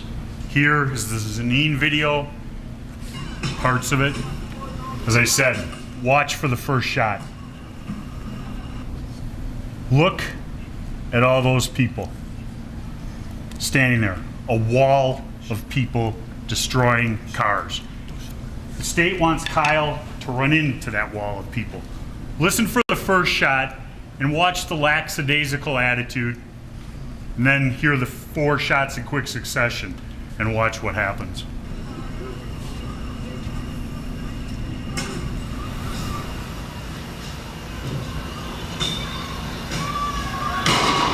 Oh shit. They shooting. Oh shit. Oh my god. Think about that, ladies and gentlemen. The first shot happens, they barely begin to move. Between the first shot and Kyle's first shot, which is the second shot you hear, Kyle has turned around. Why is he turned around? Because that wall of people is there and he has nowhere else to run. The cars, the van, all of the people destroying property, the soda machine, he turns around and Mr. Rosenbaum keeps coming. Mr. Rosenbaum keeps coming, he lunges, gunshots.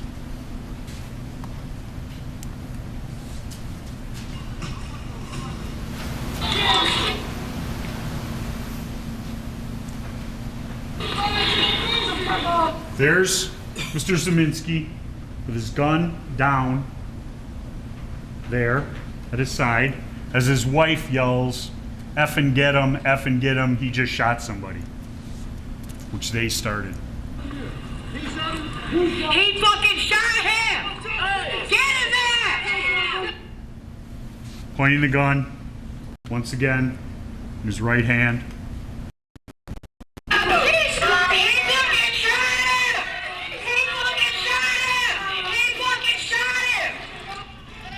Take screenshots. Good shot him. Gage Grosskitz's cell phone video. Does Kyle ever point the firearm at Gage Grosskitz when he runs up on him unarmed? Shots. Why are you doing it? Hey, what are you doing? You shot somebody? I'm going to get the police. He's going towards the police. He's continuing on. He's past Gage Grosskitz. He hasn't shot Gage Grosskitz. He hasn't pointed the firearm at Gage Grosskitz. The medic, if he thinks someone shot, why isn't he there? He doesn't know Richie McGinnis is tending to him. None of the people who chase him are at Car Source 3. There is no evidence. Zeminski doesn't chase him. Zeminski doesn't want anything to do with it. His wife doesn't want anything to do with it.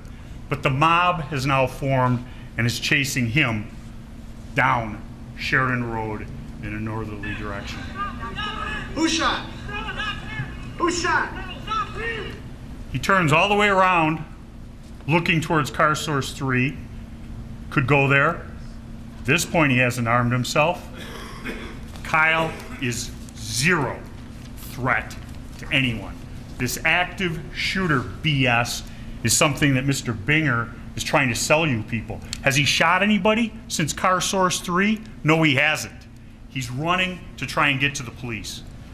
Mr. Binger must live in fairy tale land to think that Kyle could stop, put his gun down, and say, hey, everything's good, leave me alone, I'm going to the police. Unfortunately, that's not how the real world works. This was real world. Hey, stop it! People yelling to stop him. Next picture, you saw it in opening statements. Mr. Groskowitz chasing down Kyle Rittenhouse. Kept his gun in the small of his back. He's arming himself right here. Look how far Kyle Rittenhouse is ahead of him. No threat. He's run 2 blocks, almost 3 because it's at the far end of 63rd. He hasn't shot his gun since. If he's an active shooter looking to take as many people as possible, he's laying waste to everybody as he's running. Remember, he's got 30 bullets. He's shot 8 times, 4 in scene 1 and 4 coming up. He's not indiscriminately shooting, pointing, doing anything. Here's full speed. Pointing the gun at anyone? No. Running down the street, trying to get to those lights where the Bearcats are and law enforcement. He's not running off to the side to hide in the shadows. Blow to the head. First, knocking his hat off. What has Kyle Rittenhouse done? Nothing. Trying to get away from the mob. First strike from the mob. He's not an active shooter. He's gone 2 blocks, hasn't shot anybody. Coming in behind with his skateboard ready, Anthony Huber. That will be strike number 1.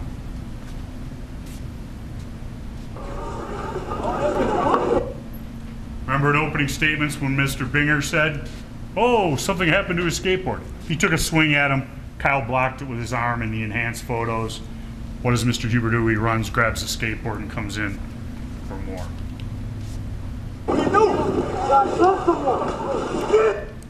He's on the ground. The most vulnerable position you can be in. And what do we have? We have Anthony Huber here, already picking up his skateboard. For this guy with the towel wrapped around his head, coming in on Kyle. Jump kick, man. The guy who's hit him in the head. This individual. If we go forward just a little bit, see if it works this far. Nope.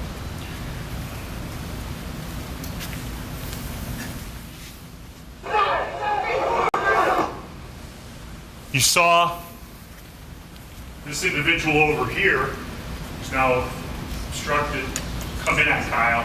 Kyle points his firearm at him. He backs up. Kyle does not shoot. Jump kick man is leading with this foot. This foot is still on the ground. What direction is Kyle pointing right now? Watch what happens after jump kick man kicks him in the face.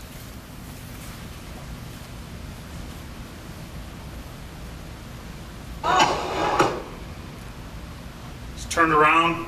He's looking in that direction. Anthony Huber coming in with the skateboard. Watch what Anthony Huber does with the skateboard. Blow to the head. Coming in. Kyle's trying to get up. Anthony Huber's hand goes onto the gun. This is the fast one. The gun is pulled away from Kyle. Anthony Huber fires. When Anthony Huber fires, Gage Groskowitz flinches. Covers up. Natural, uncontrollable reaction.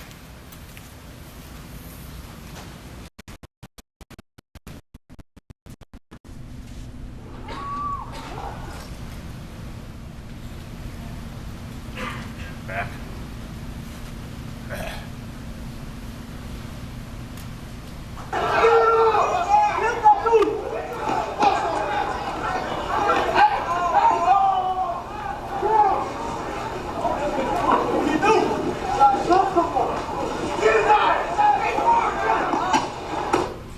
Get his ass.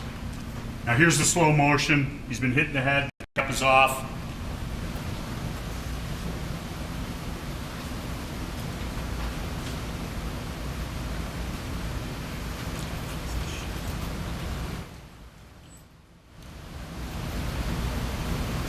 Anthony Huber winds up with the full force of his body. From back here, he swings the skateboard at Kyle.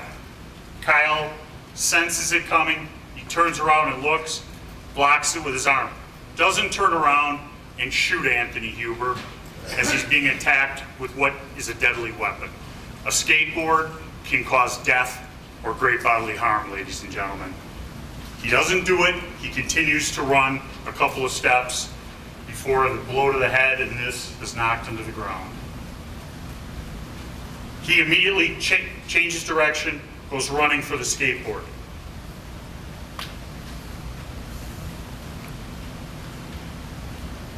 I want to get through this one. Okay. Now this is slow motion. Just as he's on the ground, he's set up, trying to get up. The individual to Kyle's left is the one who runs in. Kyle points the firearm. He backs off. He is not shot at.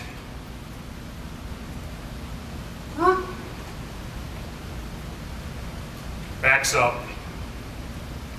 He's now addressing the second nearest threat. Does not shoot. That individual right there in that picture is stopping.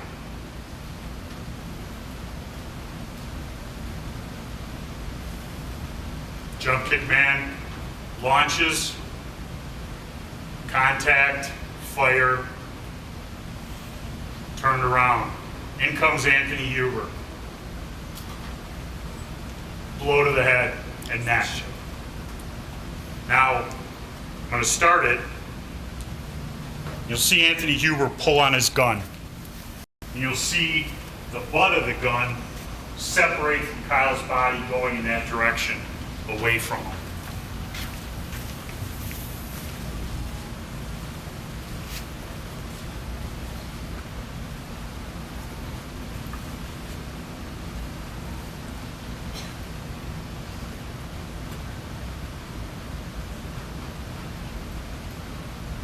See the gun being pulled away from him? Shot. Mr. Huber goes down, gross quits, flinches, freezes, stops.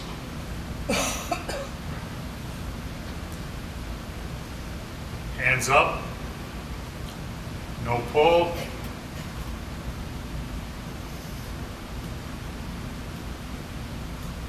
Mr. Grosquitz is standing like this, and all of a sudden you see him kick his foot back and launch forward.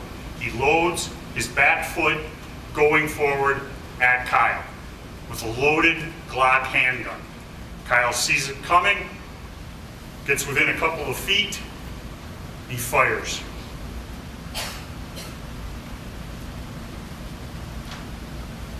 If he's got his hands up and wants nothing to do with Kyle, like everybody else, just back away and you don't get shot. Mr. Grosquitz decides he's going to take him out, and his only regret, as stated in the Facebook post, he didn't fire first and empty his clip into the kid.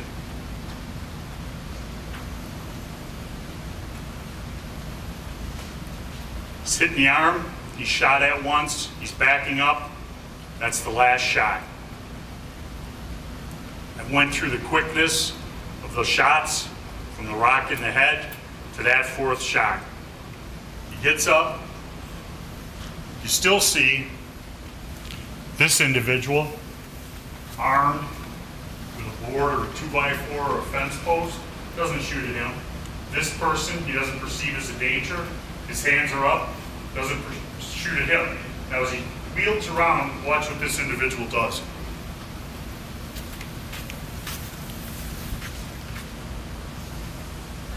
That was the end of it. Kyle turns around.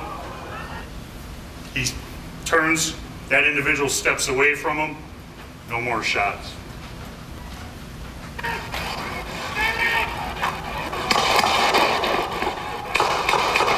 Doesn't shoot randomly, shots from behind him, continues on his way, trying to turn himself into the police.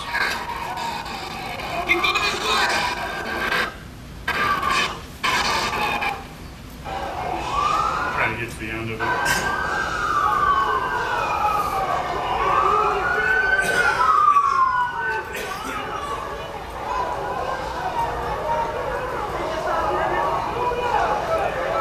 People yelling to shoot him. He doesn't stop because it's not safe. Goes with his hands up to law enforcement. Hey, he just shot up! Hey, dude right here just shot up! Dude right here just shot all of them down there! That dude just shot them right there! That dude right here! Yeah! Continues on. Hands up. You hear the story about the pepper spray. Ladies and gentlemen, that's the case. There was no threatening behavior that started this. Mr. Rosenbaum was hell-bent on causing trouble that night. He did what he did, and he started this. There are tragic parts of it, but Kyle Rittenhouse's behavior was protected under the law of the state of Wisconsin, the law of self-defense. You've heard the instructions, and I'll end with this. You decide on count one. If you decide that his conduct was privileged under the use of self-defense, you don't go on to the lesser included. If it was privileged under self-defense, that affects count two. Both of the things that happened in scene one, as I read earlier, page 9 of the jury instructions. If his conduct was privileged as to Rosenbaum, it's privileged as to Mr. McGinnis. On to the next ones. At scene 2, ladies and gentlemen, there is no evidence whatsoever that he was an active shooter other than Mr. Binger calling him that. And there's no evidence that any of those other individuals who attacked him in the mob that night were attacking an active shooter. He wasn't shooting. And if they want to be the heroes and they want to beat somebody and do what they're going to do to them, they better be right. And they weren't. Kyle Rittenhouse shot Mr. Rosenbaum because he was attacking Kyle. Every person who was shot was attacking Kyle. One with a skateboard, one with his hands, one with his feet, one with a gun. Hands and feet can cause great bodily harm. Sure, the state's going to get up and say, well, he didn't have great bodily harm, so it doesn't matter. That's not the standard. The standard is could cause great bodily harm. My client does not have to take a beating from the hands of this mob or the hands of Mr. Rosenbaum.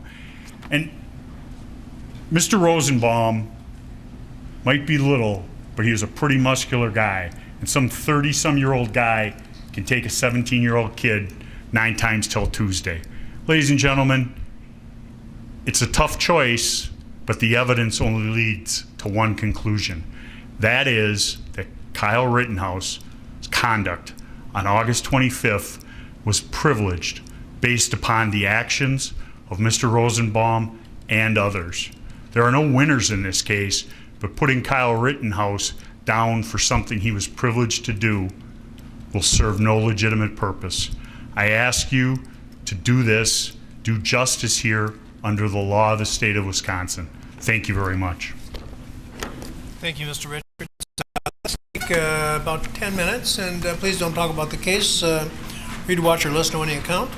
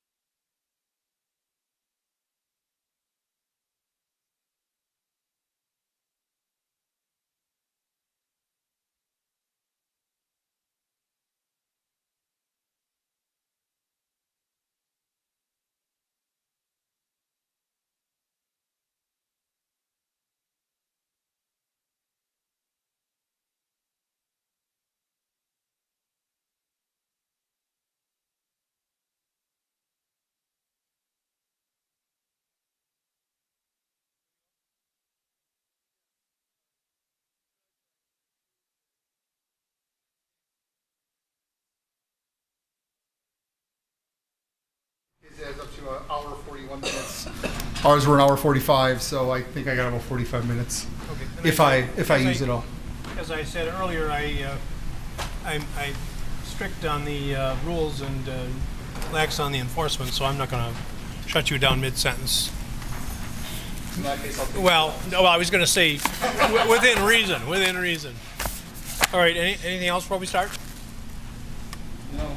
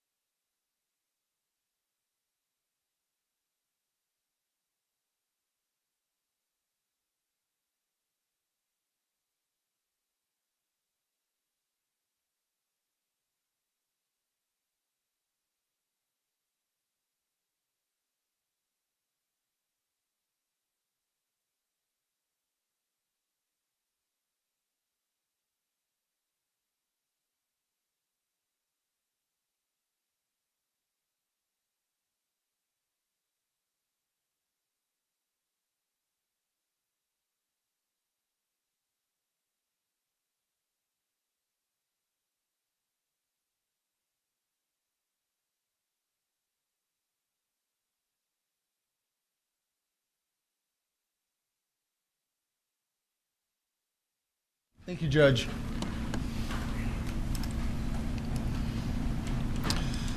It simply cannot be reasonable for someone to be holding an AR-15 rifle with powerful ammunition, chased by someone who is unarmed, who's smaller than him, who's shorter than him. And the first thing that you do to defend yourself is you plug 4 rounds into it. You shoot it from about 4 feet away, and not from 4 feet from Mr. Rittenhouse, 4 feet from the end of that gun. Your first shot immobilizes him. It shatters his hip. Then he's caused to go forward. And if you watch the videos, and we're going to watch a couple during this brief rebuttal, he crumples. He immediately crumples to the ground. No one is saying that Mr. Rosenbaum should have chased Mr. Rittenhouse. No one is saying that Mr. Rittenhouse did not have a right to defend himself. This case is about the right to use deadly force. And I want to talk about that standard because Attorney Richards, perhaps on accident, misstated it. He said that the standard is that it could cause death or great bodily harm to Mr. Rittenhouse, or that it is likely to cause death or great bodily harm to Mr. Rittenhouse. That is absolutely not what the standard is, and that is not what this trial is about. The standard is the defendant may intentionally use force which is intended or likely to cause death or great bodily harm, such as fire an AR-15, only if the defendant reasonably believed that the force used was necessary to prevent imminent death or great bodily harm to himself. Not, oh, if you repeatedly smash someone's face, it might lead to injury. Not, oh, this could have happened. Imminent death or great bodily harm. There's an old phrase that I could kill you with my bare hands. And there is literally no evidence that Mr. Rosenbaum was capable of that. Mr. Rittenhouse has size on him. We heard how he's a swimmer. We heard how he's a lifeguard. He's apparently in some kind of shape. Punch him in the face. Kick him in the testicles. Knee him in the face. Hit him with your gun. You don't just immediately get to shoot someone. And I don't care about provocation or any of that. Put that aside. It is not reasonable for any adult, for any person, for any 17-year-old male to not try and defend yourself first using other methods. Now you factor in provocation, the fact he had no right to retreat, or no ability to, or he had to retreat, and that he had to exhaust all methods. Clearly, if there is provocation, he's guilty. But even outside of provocation, why do you get to immediately just start shooting? As Mr. Binger said, he brought a gun to a fist fight. And he was too cowardly to use his own fist to fight his way out. He has to start shooting. And let's just say, theoretically, that we think, that the 12 of you think that it is reasonable to have used force, deadly force in that situation. Shoots once, takes out his hip. What does Mr. Rittenhouse have to do to avoid that? Well, maybe take one step back. And Mr. Rosenbaum is no threat. And Mr. Rittenhouse is responsible for every round of that gun. It did not have to happen as fast as Mr. Rittenhouse made it happen. He could have held back at one shot. He could have held back at two shots. The guy in the blue hoodie who came in to attempt to kick him didn't get 4 shots. Mr. Rosenbaum didn't get 4 shots. And Mr. Gross-Kreutz did not get 4 shots. The defendant has the ability to gauge what he is doing and to stop shooting. Mr. Richards talks about the threat being immobilized. What threat does someone 6 inches shorter than you that you've already shot in the hip and is already falling to the ground have? Why do you have to keep tracking him and shooting him and ending up with a kill shot in the back? Hit him, kick him, knee him, anything else. And Mr. Rosenbaum and Mr. Rittenhouse are alive. Because the defense talks about games that the prosecution has played. Let's talk about games. Let's talk about how Mr. Rittenhouse on that night did not tell Dominic Black, did not tell Joanne Fiedler, did not tell anyone about this grabbing of the gun. Didn't tell anyone about, oh, I was afraid they were use the gun against me.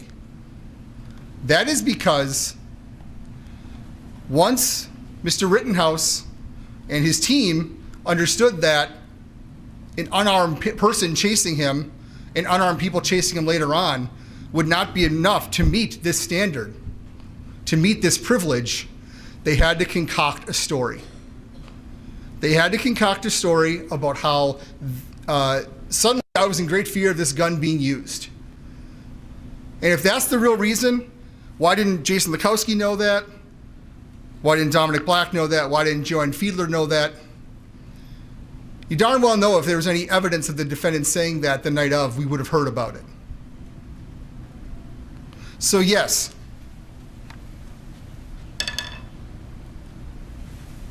Mr. Rosenbaum is 4 feet or so from the barrel of the gun.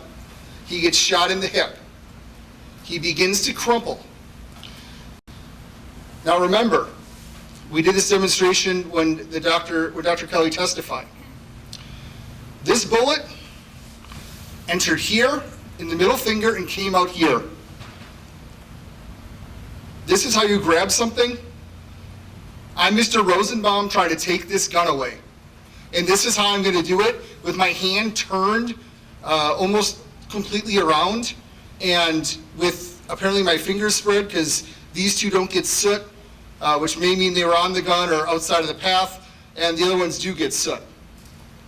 We're not talking about injuries to the palm here.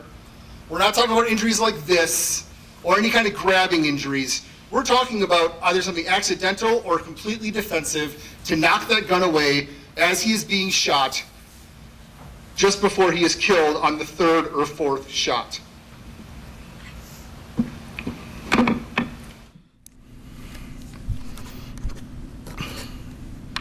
Well, we're supposed to believe that Mr. Rosenbaum is Jason Bourne or John Wick or some other movie star hero who's capable of killing with his bare hands and deserved the treatment that he got from the defendant.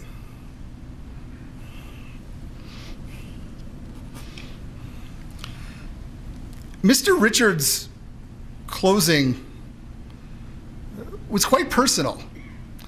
if not taking shots personally, Mr. Binger, he was gloating and boasting about his client's kills. And he talked a lot about the Zeminskis. He knows darn well that the Zeminskis are charged by my office and they have a Fifth Amendment right. This is a criminal defense attorney. Stop. This is Stop. Let me ask you to step out for a moment, would you?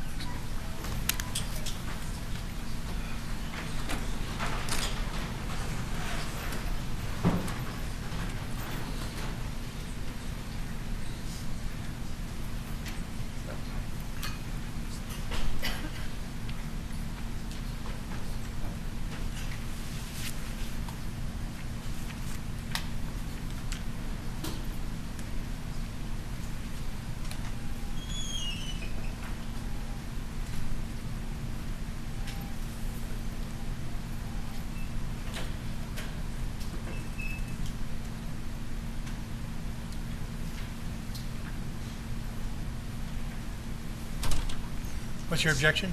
It's not in evidence, and Mrs. Zeminski doesn't have a Fifth Amendment right.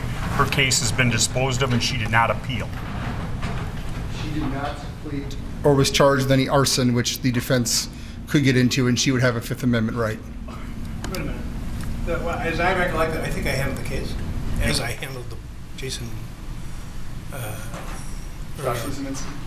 What's that? Joshua Zeminski? That's pending. Right. Mr. Zeminski's case is pending, and it has been repeatedly adjourned to follow this case at the state's request. I handled the case of Mrs. Zeminski, and she came in on a reduced charge. It was a recommendation, I think, for a 7-day sentence. And She was being revoked and sent to prison. I don't know the particulars of that case, but if Attorney Richards she wouldn't have a right of. I think I sentenced her to 7 months in prison consecutively to her sentence, and I don't think. Why would she have a testimonial privilege any longer? if there are charges outside of what she was charged with. She wasn't charged with any arsons. Are you going to charge her? I don't know. Probably not. All of the charges out of the event I can't were hear you, wrapped Mr. up. All of the charges out of the event were wrapped up. They can't piecemeal the charges, and to argue that she has a Fifth Amendment right now is ridiculous. I did say Mr. Zeminski had a Fifth Amendment right, and then the objection came. I did not say Mrs. Zeminski. Disagree.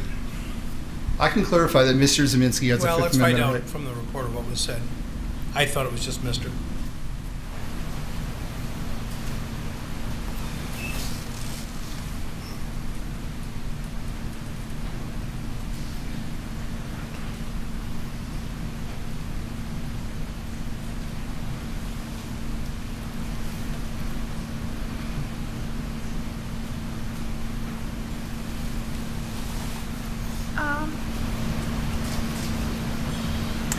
I think he said that Zeminskis are charged by my office, and they have a Fifth Amendment right. Did you say the Zeminskis? Both? All right, well then, I'll clarify. I'll sustain the objection. I understand. All right. All right. Ask the jurors to come back in, please.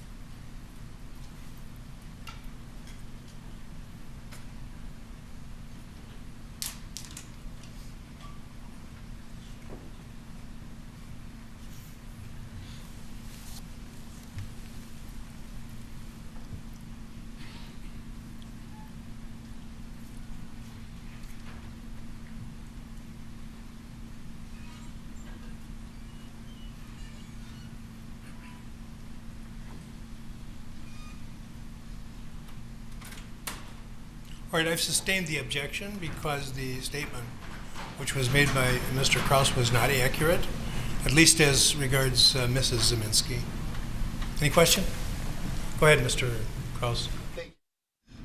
Ms. Zeminski was charged and convicted by my office. Mr. Zeminski still has pending charges. Attorney Richards knows that he has a Fifth Amendment right to not testify. He can.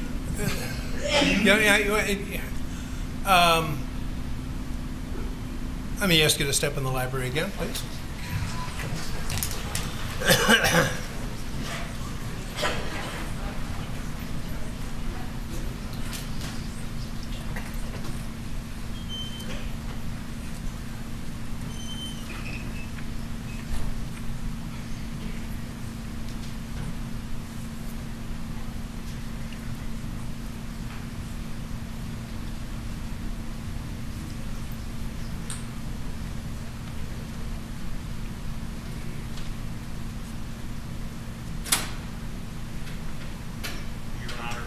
It's not in evidence.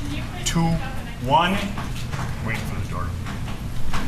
One, it's not in evidence. Two, if he wants to say he has the Fifth Amendment right, they also can grant him immunity. They're the only people who can. And if they're going to say that, I should have a SIR rebuttal to explain it to those 12 people. They hold the keys to Mr. Zeminski testifying or not testifying. We just heard 2 hours of how terrible Joshua Zeminski was, and the defense wants us to offer him immunity. That's completely That's not what our you decision. said, Mr. Kraus, please. He still has a Fifth Amendment right. What I'm saying is accurate. But you know, the question you're asking, the Zeminski case has been here on a number of occasions, and it has been either it's been a mutual request to adjourn the case. Who's his lawyer? Mr. Parler. Okay, it's been repeatedly requested that it be adjourned, and I assumed, or was told, I'm not sure which, that it would be adjourned pending the outcome of this case. No, that's not true? No. I don't know. Well, it's not true. It is true that I assumed it. Whether I was told that or not, I don't know. It's not the same as Dominic Black, Your Honor. It's a different situation. Mr. Zeminski's case will go to trial on January 31st. Well, that's the plan. Well, why was it being adjourned? I think there was some, we had a witness who was not available at the last trial date, so we needed more time to get them in. Okay. And Mr. Richards also brings up a point that you have control over the availability of a witness in terms of grant of immunity, but I don't want to get into that because I think on the first point he made, which is that I don't think it's an evidence. I asked Mr. DeBruin about it. What did you ask Mr. DeBruin? I asked Mr. DeBruin that when we were talking about our meeting, that he was going to be a witness against Mr. Zeminski, and that Mr. Binger talked to him mostly about Mr. Zeminski because there's a pending case against Mr. Zeminski. Say again. After Mr. DeBruin talked about our meeting, on cross-examination, I asked Mr. DeBruin, I believe this was a while ago, I indicated that he was going to be a witness in the Zeminski case, and that Mr. Binger asked him mostly about Zeminski, and why would Mr. Binger ask questions about Mr. Zeminski in an effort to change his statement in the Rittenhouse case? And he had no answer for that. What's that got to do with the Fifth Amendment right that the district attorney is making, or the defense attorney is making? It's that there's an open pending case against him. There was specific testimony that there was a trial date on January 31st. That came in through Mr. DeBruin, and I actually mentioned it in my closing because it's in evidence that there's a pending case. I'm prosecuting Mr. Zeminski, and the trial's coming up in January. That is in evidence, Your Honor. That has nothing to do with the Fifth Amendment, which is what I'm objecting to, him bringing that into this. I don't know.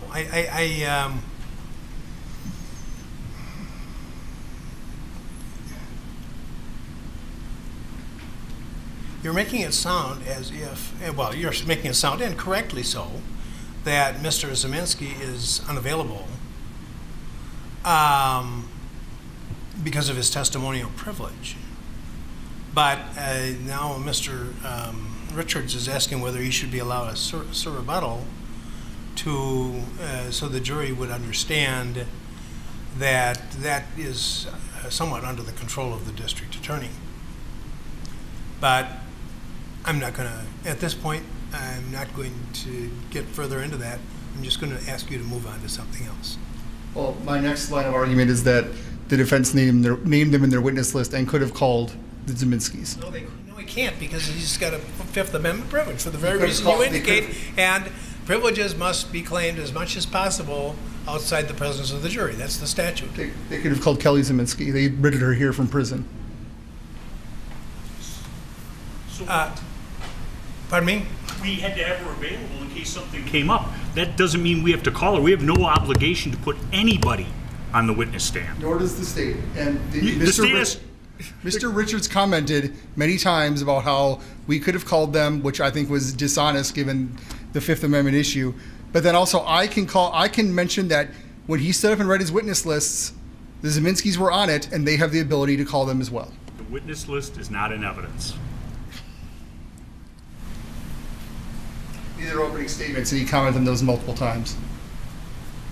I don't,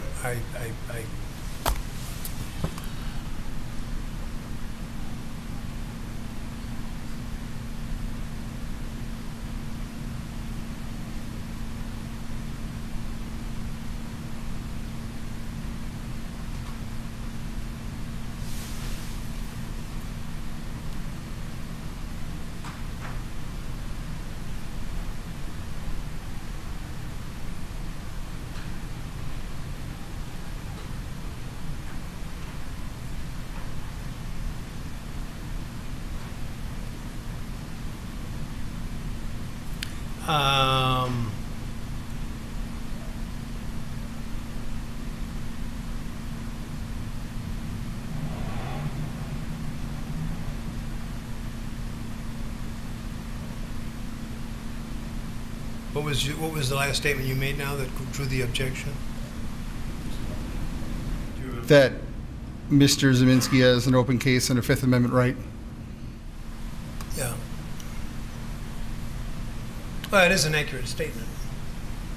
Then I should be able to fill in the holes because they're the only ones who can give them immunity. I can't call them. Well, I know that, but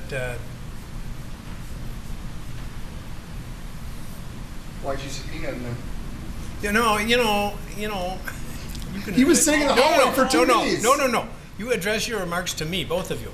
To me, not to each other, please. It's called being prepared. I don't know what's going to happen at a trial. Okay.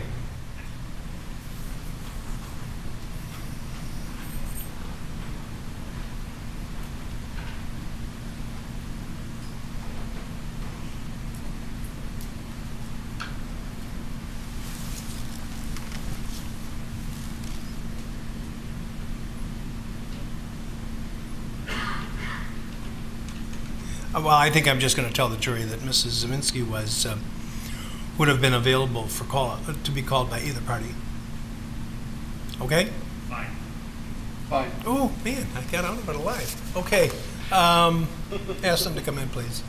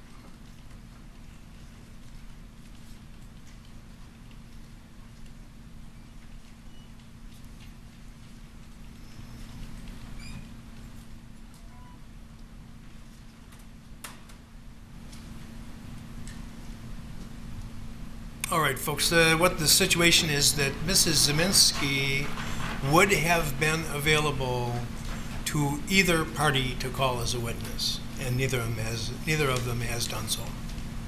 Okay? Any question? Go ahead, Mr. Krause. Thank you. Mr. Richards also mentioned that Attorney Binger talked about how all these people are liars, and he was acting like a whiny defense attorney. I don't know why that language had to be used, but Mr. Binger never said any such thing. He never called anyone a liar, except for perhaps Mr. Rittenhouse. And Mr. Richards talks about how, well, in the state's opening, you heard nothing about provocation.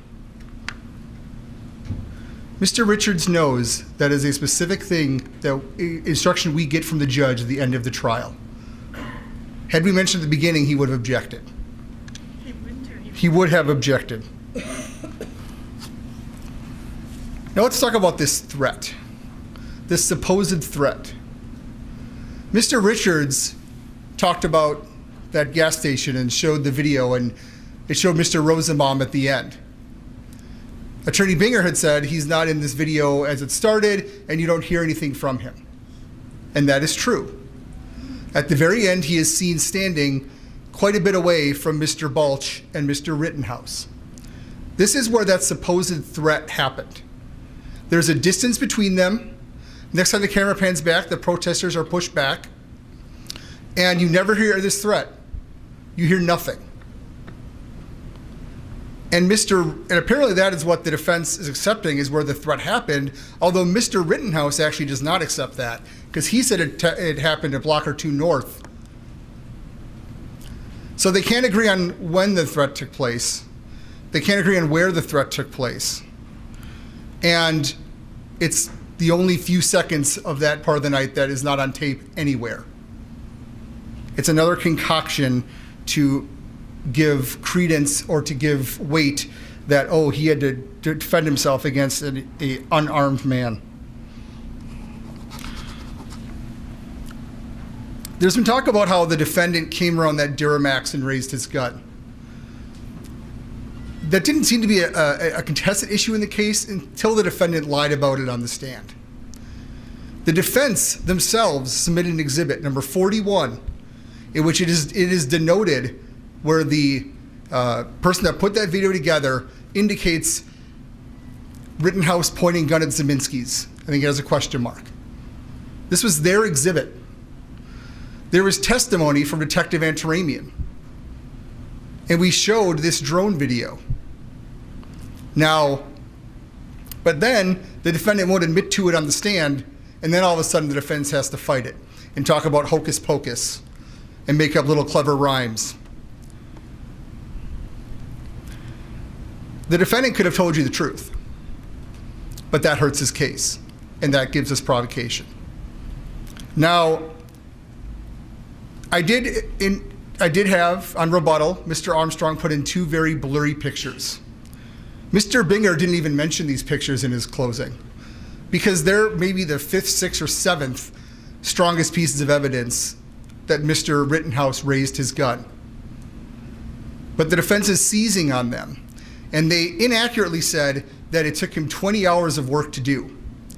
He worked on that drone video for 20 hours. He made us multiple shorter videos of it. These images were the last part of that work. And that image does show Mr. Rittenhouse holding a gun. It is blurry. Does it show every detail? No. But we thought it important that there at least be some still shot besides these videos. The second one I showed, again, is very blurry, but it's of the shooting. And you see Mr. Rittenhouse blurry, you see the puff of smoke, and you see Mr. Rosenbaum blurry, still very much upright. And that is why those pictures are given. It was the tail end of all the work that Mr. Armstrong did on this video. The defense seems very scared of these pictures because it helps to prove their client lied on the stand, and it shows that he provoked the attack. Now, I would like to show you, I believe this is the full drone video, Exhibit 73. Where's the mic? Oh, I have it.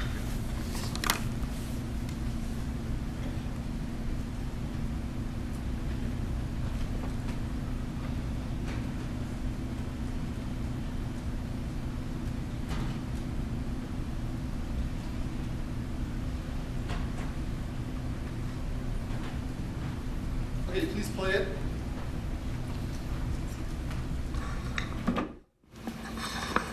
So in this one, it is difficult to see the raising of the gun because it's the full video. I would encourage you, if you find it necessary, to take a closer look at the bigger TV. Please stop it. Now, if you see in this video, Mr. Richards wants to make it seem like the only recourse the defendant has in retreating is walking into this mob of people who are breaking cars. But look at all that open space that he has. At this moment, he could have turned around and ran in that space and gone right back up Sheridan, and everyone would be alive and everyone would be fine. Instead, he decides to start slowing down and run into these cars in which he is supposedly trapped, which would be like being trapped in a Target parking lot. As you see, as we keep playing it, he goes around them no problem, and he goes right into this totally clear space that was available to him the whole time. He did not exhaust his duty to retreat. He did not exhaust all of his options. Now, I'm going to go to the video. I'm going to point something out. Mr. Binger is going to play it again, and I'll show you. This is in relation to Mr. Richards indicated that no one that attacked or that went after Mr. Rittenhouse in the second incident observed the shooting. That is not true. This video shows the person that is referred to as Jump Kick Man leaving the scene. And we have another view as well from another video, but I will point that out.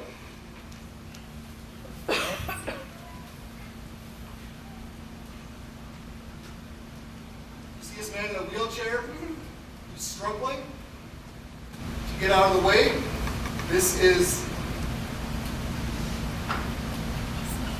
Jump Kick Man is right here. He sees it. He's standing there the whole time, and he comes and he helps push the man in the wheelchair out of the scene.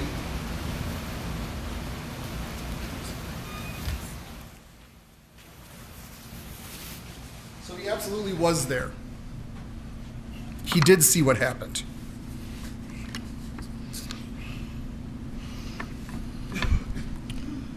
What's next?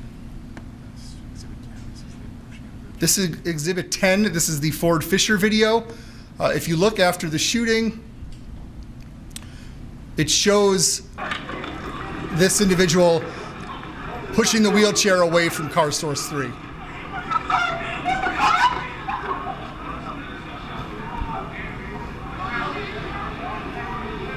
There he is across the street, pushing the man in the wheelchair away out of the scene.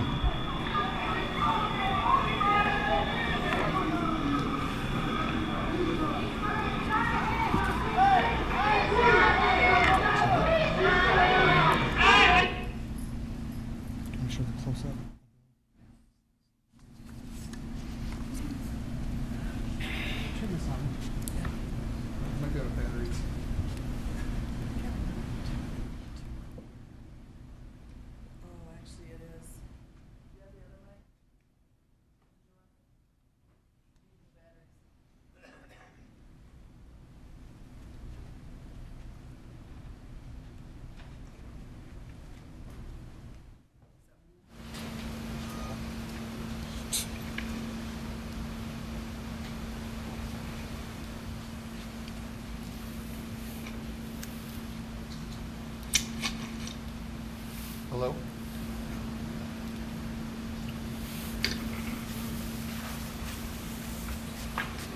This is a video you've seen before. It does look better on the large television, but this is where he comes into the screen.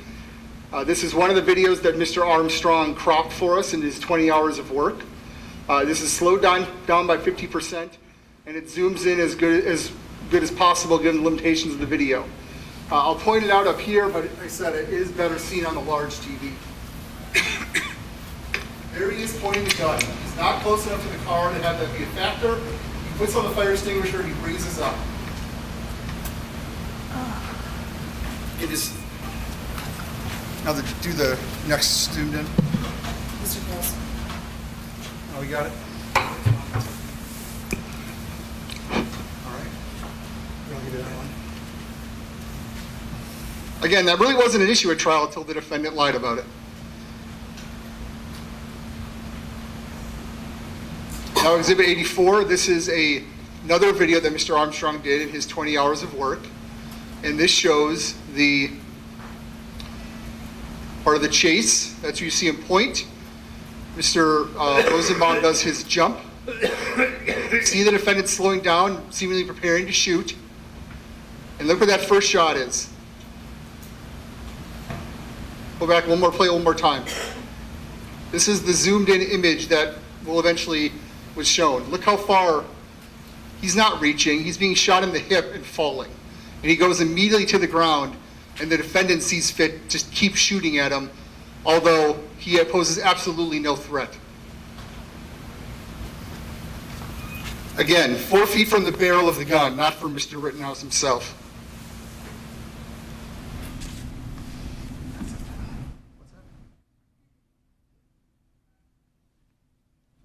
Here is another video Mr. Armstrong made in his 20 hours of work.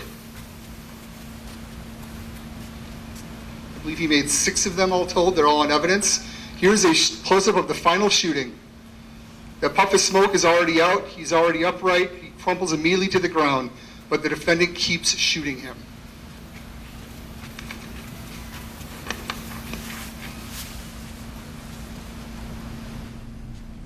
So did Mr. Rosenbaum turn and get shot in the back that way? No, he was even less of a threat. He was falling face first on the ground with his hips shattered. So yes, he was shot in the back, and he was killed by a shot in the back, and it was the 3rd or 4th shot.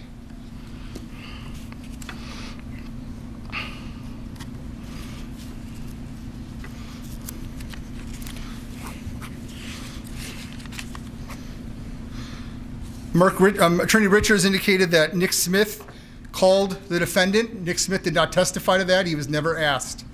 We don't know who or who called the defendant to go to that scene.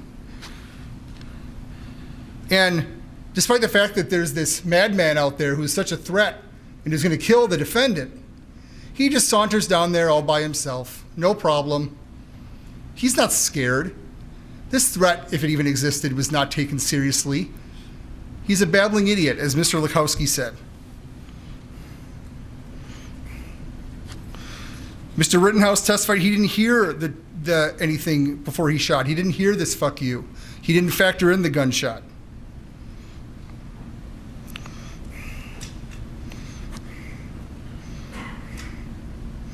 There is no evidence that Mr. Huber did anything untowards that evening.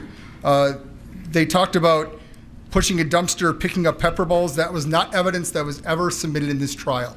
And I don't know where it comes from. No evidence that he told Gage Grosskreutz, "I had to shoot in self-defense." And Attorney Richards talks about how, well, Mr. Detective Howard testified in a certain way, and how he didn't talk about the drone footage or anything. He knows we got the drone footage, surprisingly, after Detective Howard testified. Guns do not have handed. There's not a left-handed or right-handed gun. So, yes, the demonstration that Mr. Binger did is how it happened. The defendant was facing that way. He picked it up, and the videos show it. Detective Antaramian reviewed it and saw it and testified to it, and it wasn't an issue until the defendant lied. Videos don't lie, but we know Kyle Rittenhouse does. He lied all that night. A lot has been made about how Gage Grosskreutz had an attorney. How hypocritical from a lawyer to hear someone criticize someone else hiring counsel.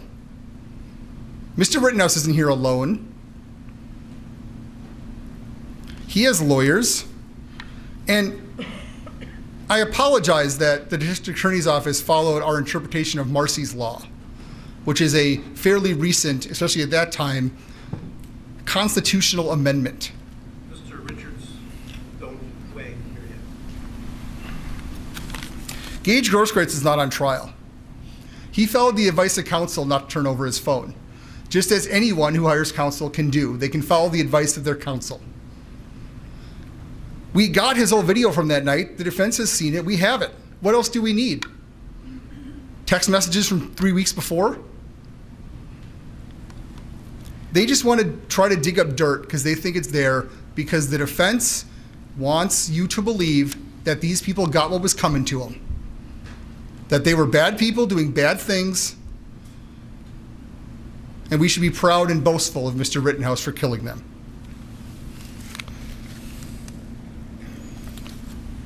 Gage Grosskreutz testified what he heard, that he heard, I didn't shoot anyone, and Gage Grosskreutz acted on that. He then followed, he left Mr. Rittenhouse thinking that he was not involved in the shooting and started going to the shooting of Mr. Rosenbaum before being told by others that saw it that he was the shooter, and then he returned. So Gage Grosskreutz relied on this statement of Mr. Rittenhouse.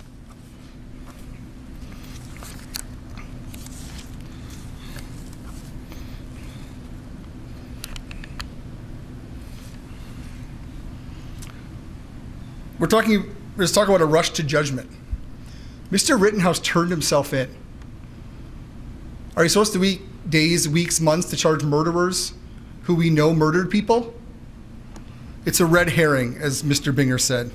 It's throwing up red herrings, false hypocritical arguments, and attacks on those that Mr. Rittenhouse killed to try and distract you from the fact that he was not in imminent fear of death or great bodily harm, and he was not privileged to act how he did.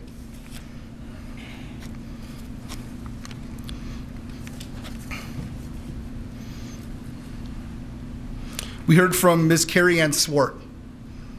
Now that Nathan DeBruin talked about jail, now we can try to smear Mr. Rosenbaum more, although there really is no dispute, or was no dispute, that he came from a hospital. He's carrying a hospital bag. Ms. Swart testified that she talked to the hospital about how he would be released, that he went to this hospital. She knew he was coming home from the hospital. She knew it was in the bag, and he showed that picture of it backlit against the fire, trying to make it seem sinister. She talked about how there are medical papers in there. And we did that image again. Mr. Armstrong did this image for us, where you can get a little peek in the bag. And I would argue you can see medical papers. Though that big image they see, it looks like rolled up medical records that you get when you're discharged from a hospital. And Ms. Swart testified that he was given medications that day. Perhaps they didn't work. Perhaps there was a bad reaction. I don't know. I'm not a doctor. But he was given them that day. He could not get the ones for future days because things were closed.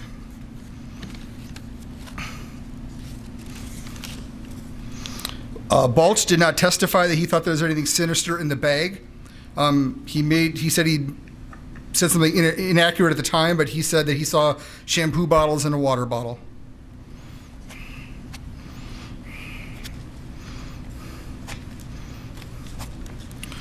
Mr. DeBruin, he did take some nice photographs, and he clearly wanted the world to know that he took some nice photographs. He's really more relevant to Mr. Zeminski, and he apparently, this is the photo of the bag, you can examine that further. Mr. DeBruin must have some problem with police and DA's offices. He goes to the detectives, he doesn't give a full story. He says, he testified to this is not me saying anything, he forgot things because he was so nervous because the door to the police station still had an unrepaired window. That caused him such nervousness that he could not give a full statement. He meets with us in a very polite, short meeting.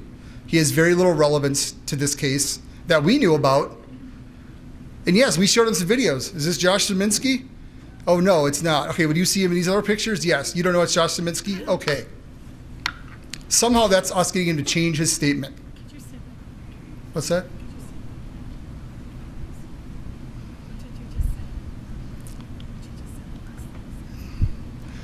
We show him pictures, videos, say, is that Josh Zeminski? I don't know. We show him other pictures. Do you recognize that as the same person? Yes. That's not getting him to change his statement. We had him read his statement. Do you have anything to add to it?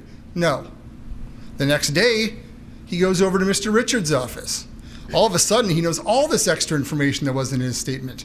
Oh, but he was so nervous meeting with us because we showed him a video or photograph that he took of Joshua Zeminski.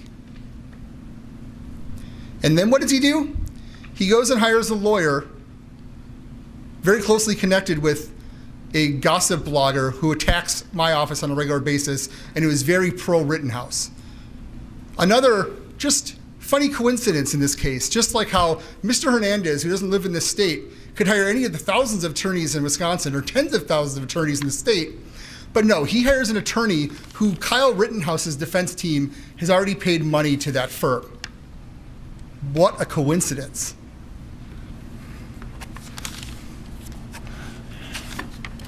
So Mr. DeBruin doesn't tell us any information, then tries to attack us, and then tells the defense a lot more information.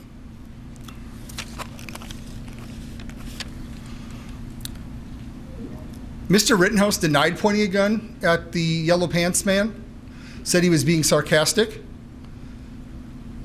Well, Mr. Richards basically just admitted he did point the gun. So which is it? We know that Mr. Rittenhouse was going around that night trying to be a paramedic, a policeman, and a fireman without receiving any real training in any of them. Tough job to do all three at once. And he went around with his gun trying to scare people, to intimidate them, to not do minor property damage.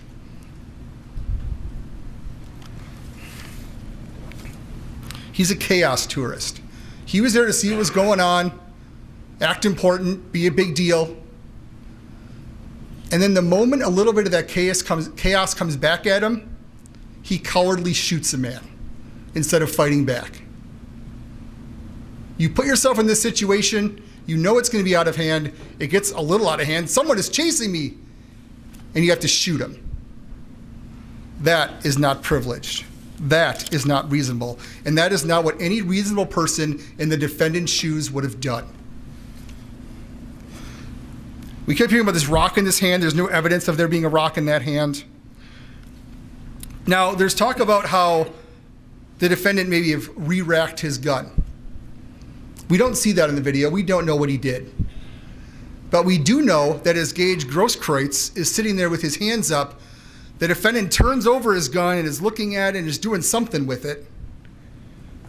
The defendant admitted to this, that he looked at the gun. Fully reasonable that Mr. Grosskreutz could have assumed that he was re-racking and preparing to fire. And it does not mean that a unspent shell casing has to be on the ground. Officer Bray testified that she shot AR-15s. She knows AR-15s. If it jams and there's an unspent shell casing, the re-racking will take out the unspent shell casing. It does not have to be a live round. I don't know what he was doing with his gun, but it's certainly reasonable for Mr. Grosskreutz to interpret it that way. And then what does he do? He doesn't step back and take a firing position and shoot. He didn't shoot him 5 to 6 seconds earlier when Mr. Rittenhouse was being an active shooter, after having killed his second person and shot at his third. He would have every right to have stopped Mr. Rittenhouse's activities at that point. But he didn't. He came up closer, he surrendered, and he said, he believed his surrender was not being accepted. Who shoots someone like this? Is he trying to shoot his own hand off? He never does anything about an actual position to shoot that gun. And as Mr. Richards admitted in his closing, when it's pointed at his head, his arm is already blown off. We're supposed to be so scared of Mr. Grosskreutz with his Glock when the defendant is holding a loaded AR-15.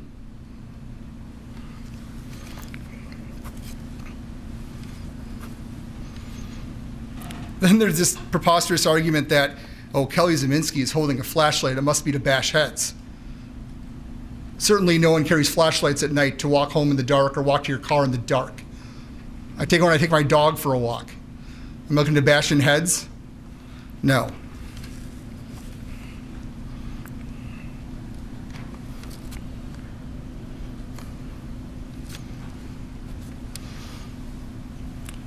We hear about how, this vicious kick that, if you watch it live, did not seem to make much contact, spun him 180 degrees. That is Kyle tracking him with the gun and shooting at him.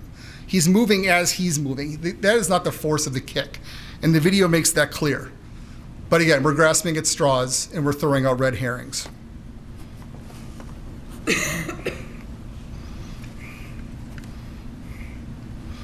And now, a skateboard is a deadly weapon.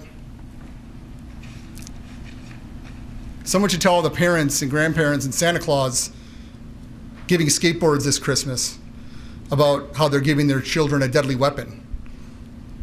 I guess they should get them an AR-15 instead.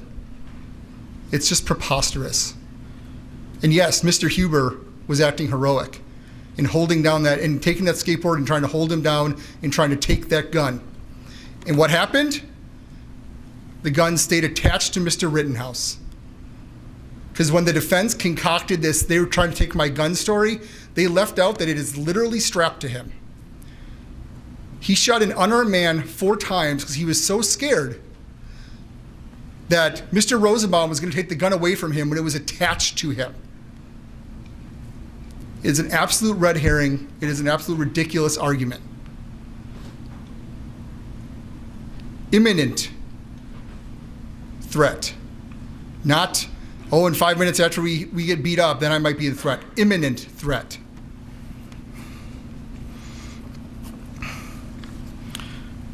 You've heard all the videos. I'm not going to go into it in any more great length, but when you listen to the crowd as Mr. Rittenhouse is running, they start yelling after as he's running when they're screaming, "Get him."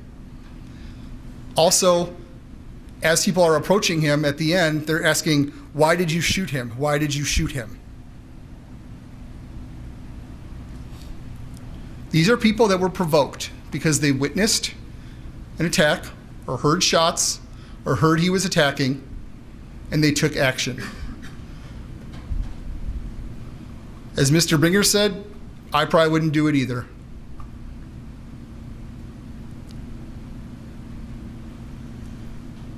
But that they did it is brave, and they did not deserve to be killed.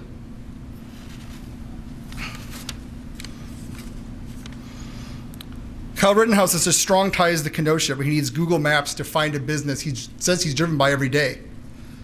He supposedly knows Kenosha so well and is such familiar with Kenosha that he doesn't realize you can walk 1 block either way to get back to the car source.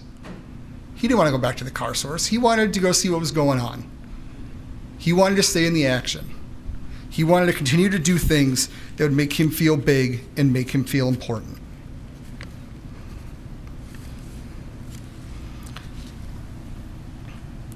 These minor injuries we've heard the defendant have, again, Mr. Richards misstated the standard. It is not could have caused great bodily harm or death. It is not likely to have caused great bodily harm or death. It is imminent threat of death or great bodily harm. Where is that when you get a couple scrapes? Everybody takes a beating sometimes, right? Sometimes you get in a scuffle and maybe you do get hurt a little bit. That doesn't mean you get to start plugging people with your full metal jacket AR-15 rounds, and no, bullets are not bullets. And we heard testimony about that.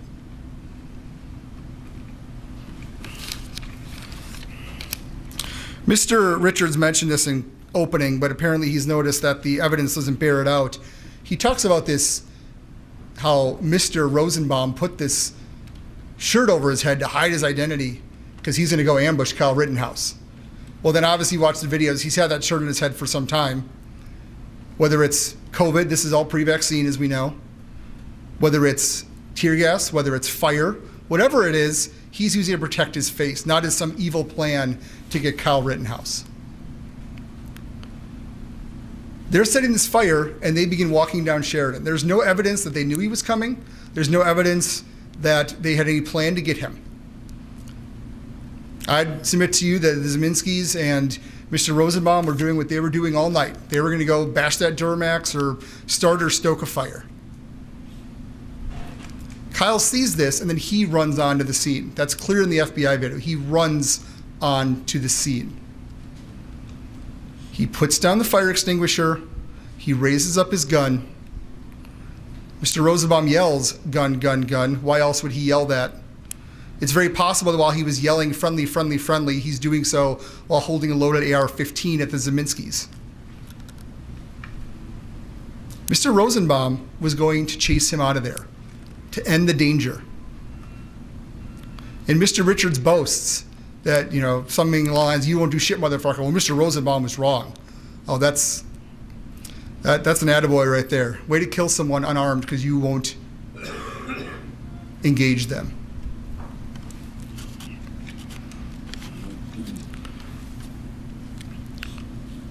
He raises the gun, he provokes the attack. He has to retreat. He has to exhaust all remedies before he regains the right to even use self-defense, not even to use deadly force. That's a whole other separate question. He does regain the use of right to self-defense if he exhausts all options. He does not. He could have ran a different way. He could have fought. He had all sorts of different ways to exhaust his options. He did not do it. As I said in the beginning of my closing, I don't think you even need provocation. An unarmed man chasing you and you shoot him 4 times as he's falling, you kill him as he's falling in front of you because you don't want to physically defend yourself, that's first-degree reckless homicide right there. And Mr. Richards kind of plays games with the name reckless. Reckless means not intentional in this circumstance. And you can read the jury instructions, you can come to your own conclusions. And fire an AR-15 in any circumstance like this shows utter disregard for human life. There's no other explanation for it. If you're shooting an AR-15 at close range of people, you have no disregard for human life. That's not really in any dispute. I want to leave you with this. The meaning of reasonable doubt. I'm going to read portions of this instruction. Obviously, you'll have the whole instruction.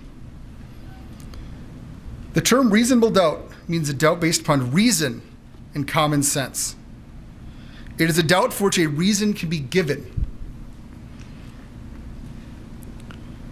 A reasonable doubt is not a doubt which is based on mere guesswork or speculation. That's what the defense is asking you to do, to guess what Mr. Rosenbaum was doing, to speculate what Mr. Rosenbaum was doing, to speculate and guess what Mr. Huber and this unidentified man were doing. We don't know because he killed 2 of them. All we can look at is the evidence and see him standing pretty much straight up or exactly straight up when he was shot in the hip and immobilized. A doubt which arises merely from sympathy or from fear to return a verdict of guilt is not a reasonable doubt. The defense's whole case has been trying to stoke sympathy for Mr. Rittenhouse and showing how everyone else was just a terrible person. Every life counts. Every life matters. If people did bad things that night, they could have been prosecuted. It's not up for Mr. Rittenhouse to be the judge, the jury, and eventually the executioner. A reasonable doubt is not a doubt such as may be used to escape the responsibility of a decision. There's a lot going on in this case. We all know that. We all knew that from the day we walked in on November 1st. But this verdict should be about what the facts are and what Mr. Rittenhouse did. That's what the 12 of you who go to deliberate will go and decide. You are the fact finders. You decide what is beyond a reasonable doubt. You decide what he is guilty or not guilty of from this menu of options that you now have.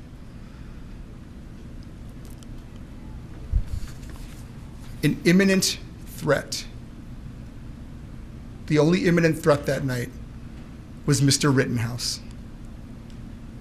He was not acting in legal, justified self-defense. He's guilty. Thank you. Thank you, Mr. Krause.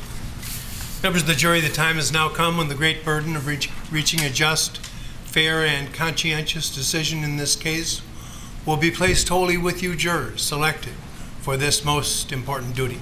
You will not be swayed by sympathy, passion, prejudice, or political beliefs.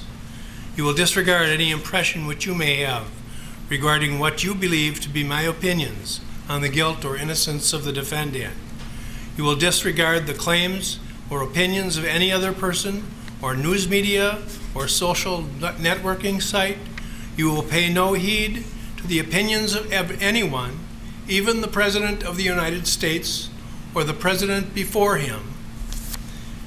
The founders of our country gave you, and you alone, the power and the duty to decide this case based solely on the evidence presented in this court. You will fearlessly keep faith with those who have entrusted to you the fair rendition of justice and the protection of our freedom. You will be very careful and deliberate in weighing the evidence. I charge you to keep your duties steadfastly in mind and as upright citizens to return just and true verdicts. You will decide only whether the defendant is guilty or not guilty of the offenses which are charged. Any consequences of your verdict are matters for me alone to decide and must not affect your deliberations. It will be for you to determine whether the defendant is guilty or not guilty as to each of the offenses charged or submitted. You must make a finding as to each count of the information. Each count charges a separate crime, and you must consider each one separately. Your verdict for the crime charged in one count must not affect your verdict on any other. This is a criminal and not a civil case, and therefore, before you can reach a verdict which may lawfully be received, it must be reached unanimously. In a criminal case, all 12 jurors must agree in order to arrive at a verdict. When you retire to the jury room, select one of your members to preside over your deliberations. That presiding juror's vote is not entitled to any greater weight than that of any other juror. We're going to stop at this point, and I'm going to ask that you return tomorrow. I'm going to let you take a vote. When you want to start tomorrow, you can choose 8, you can choose 8:30, you can choose 9. How many would be in favor of starting at 8:30? How many want to start at 9? I missed 8, didn't I? How many still want to start at 8? How many would like to start at 9? All right, that's the clear consensus. Well, it's not a consensus, but clear plurality, probably majority, I think. And so we'll start at 9 tomorrow, as we have been.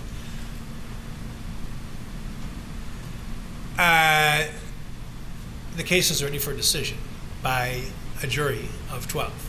We don't have that. And it's just as important as ever. I'd say more so, except that it was always important, that you not discuss the case with anyone.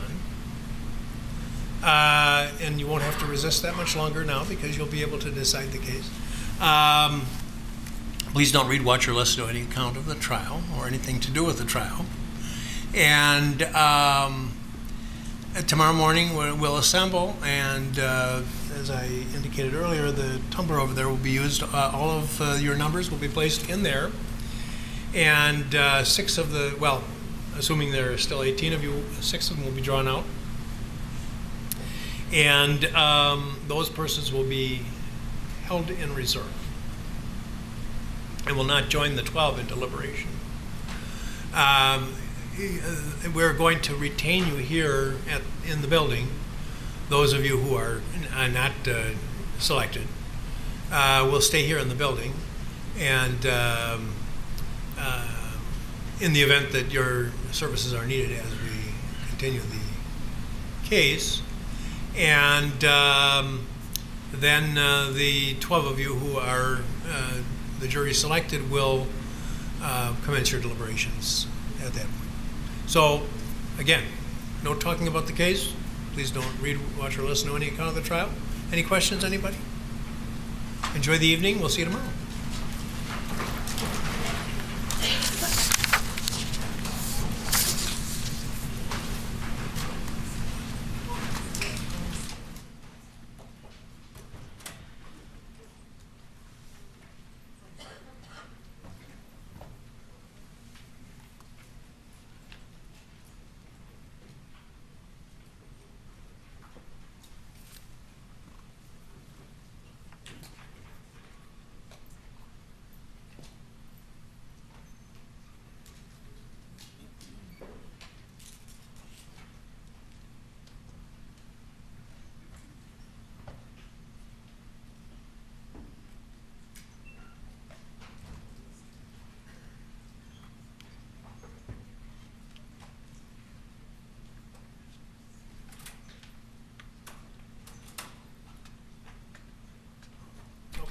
Anything else? No, Your Honor. All right, see you tomorrow. Be here. You be here for the, obviously, you're going to want to be here, and you better be. 9 o'clock tomorrow morning. You said he has the verdict forms? I sent them to you electronically. Yeah, about 2:45, I think. Okay. If they don't get it, if you didn't get them, I had some trouble with your email yesterday, but I think I got it resolved. I hope I did. If not, let me know. Not Mr. Binger. Okay, great.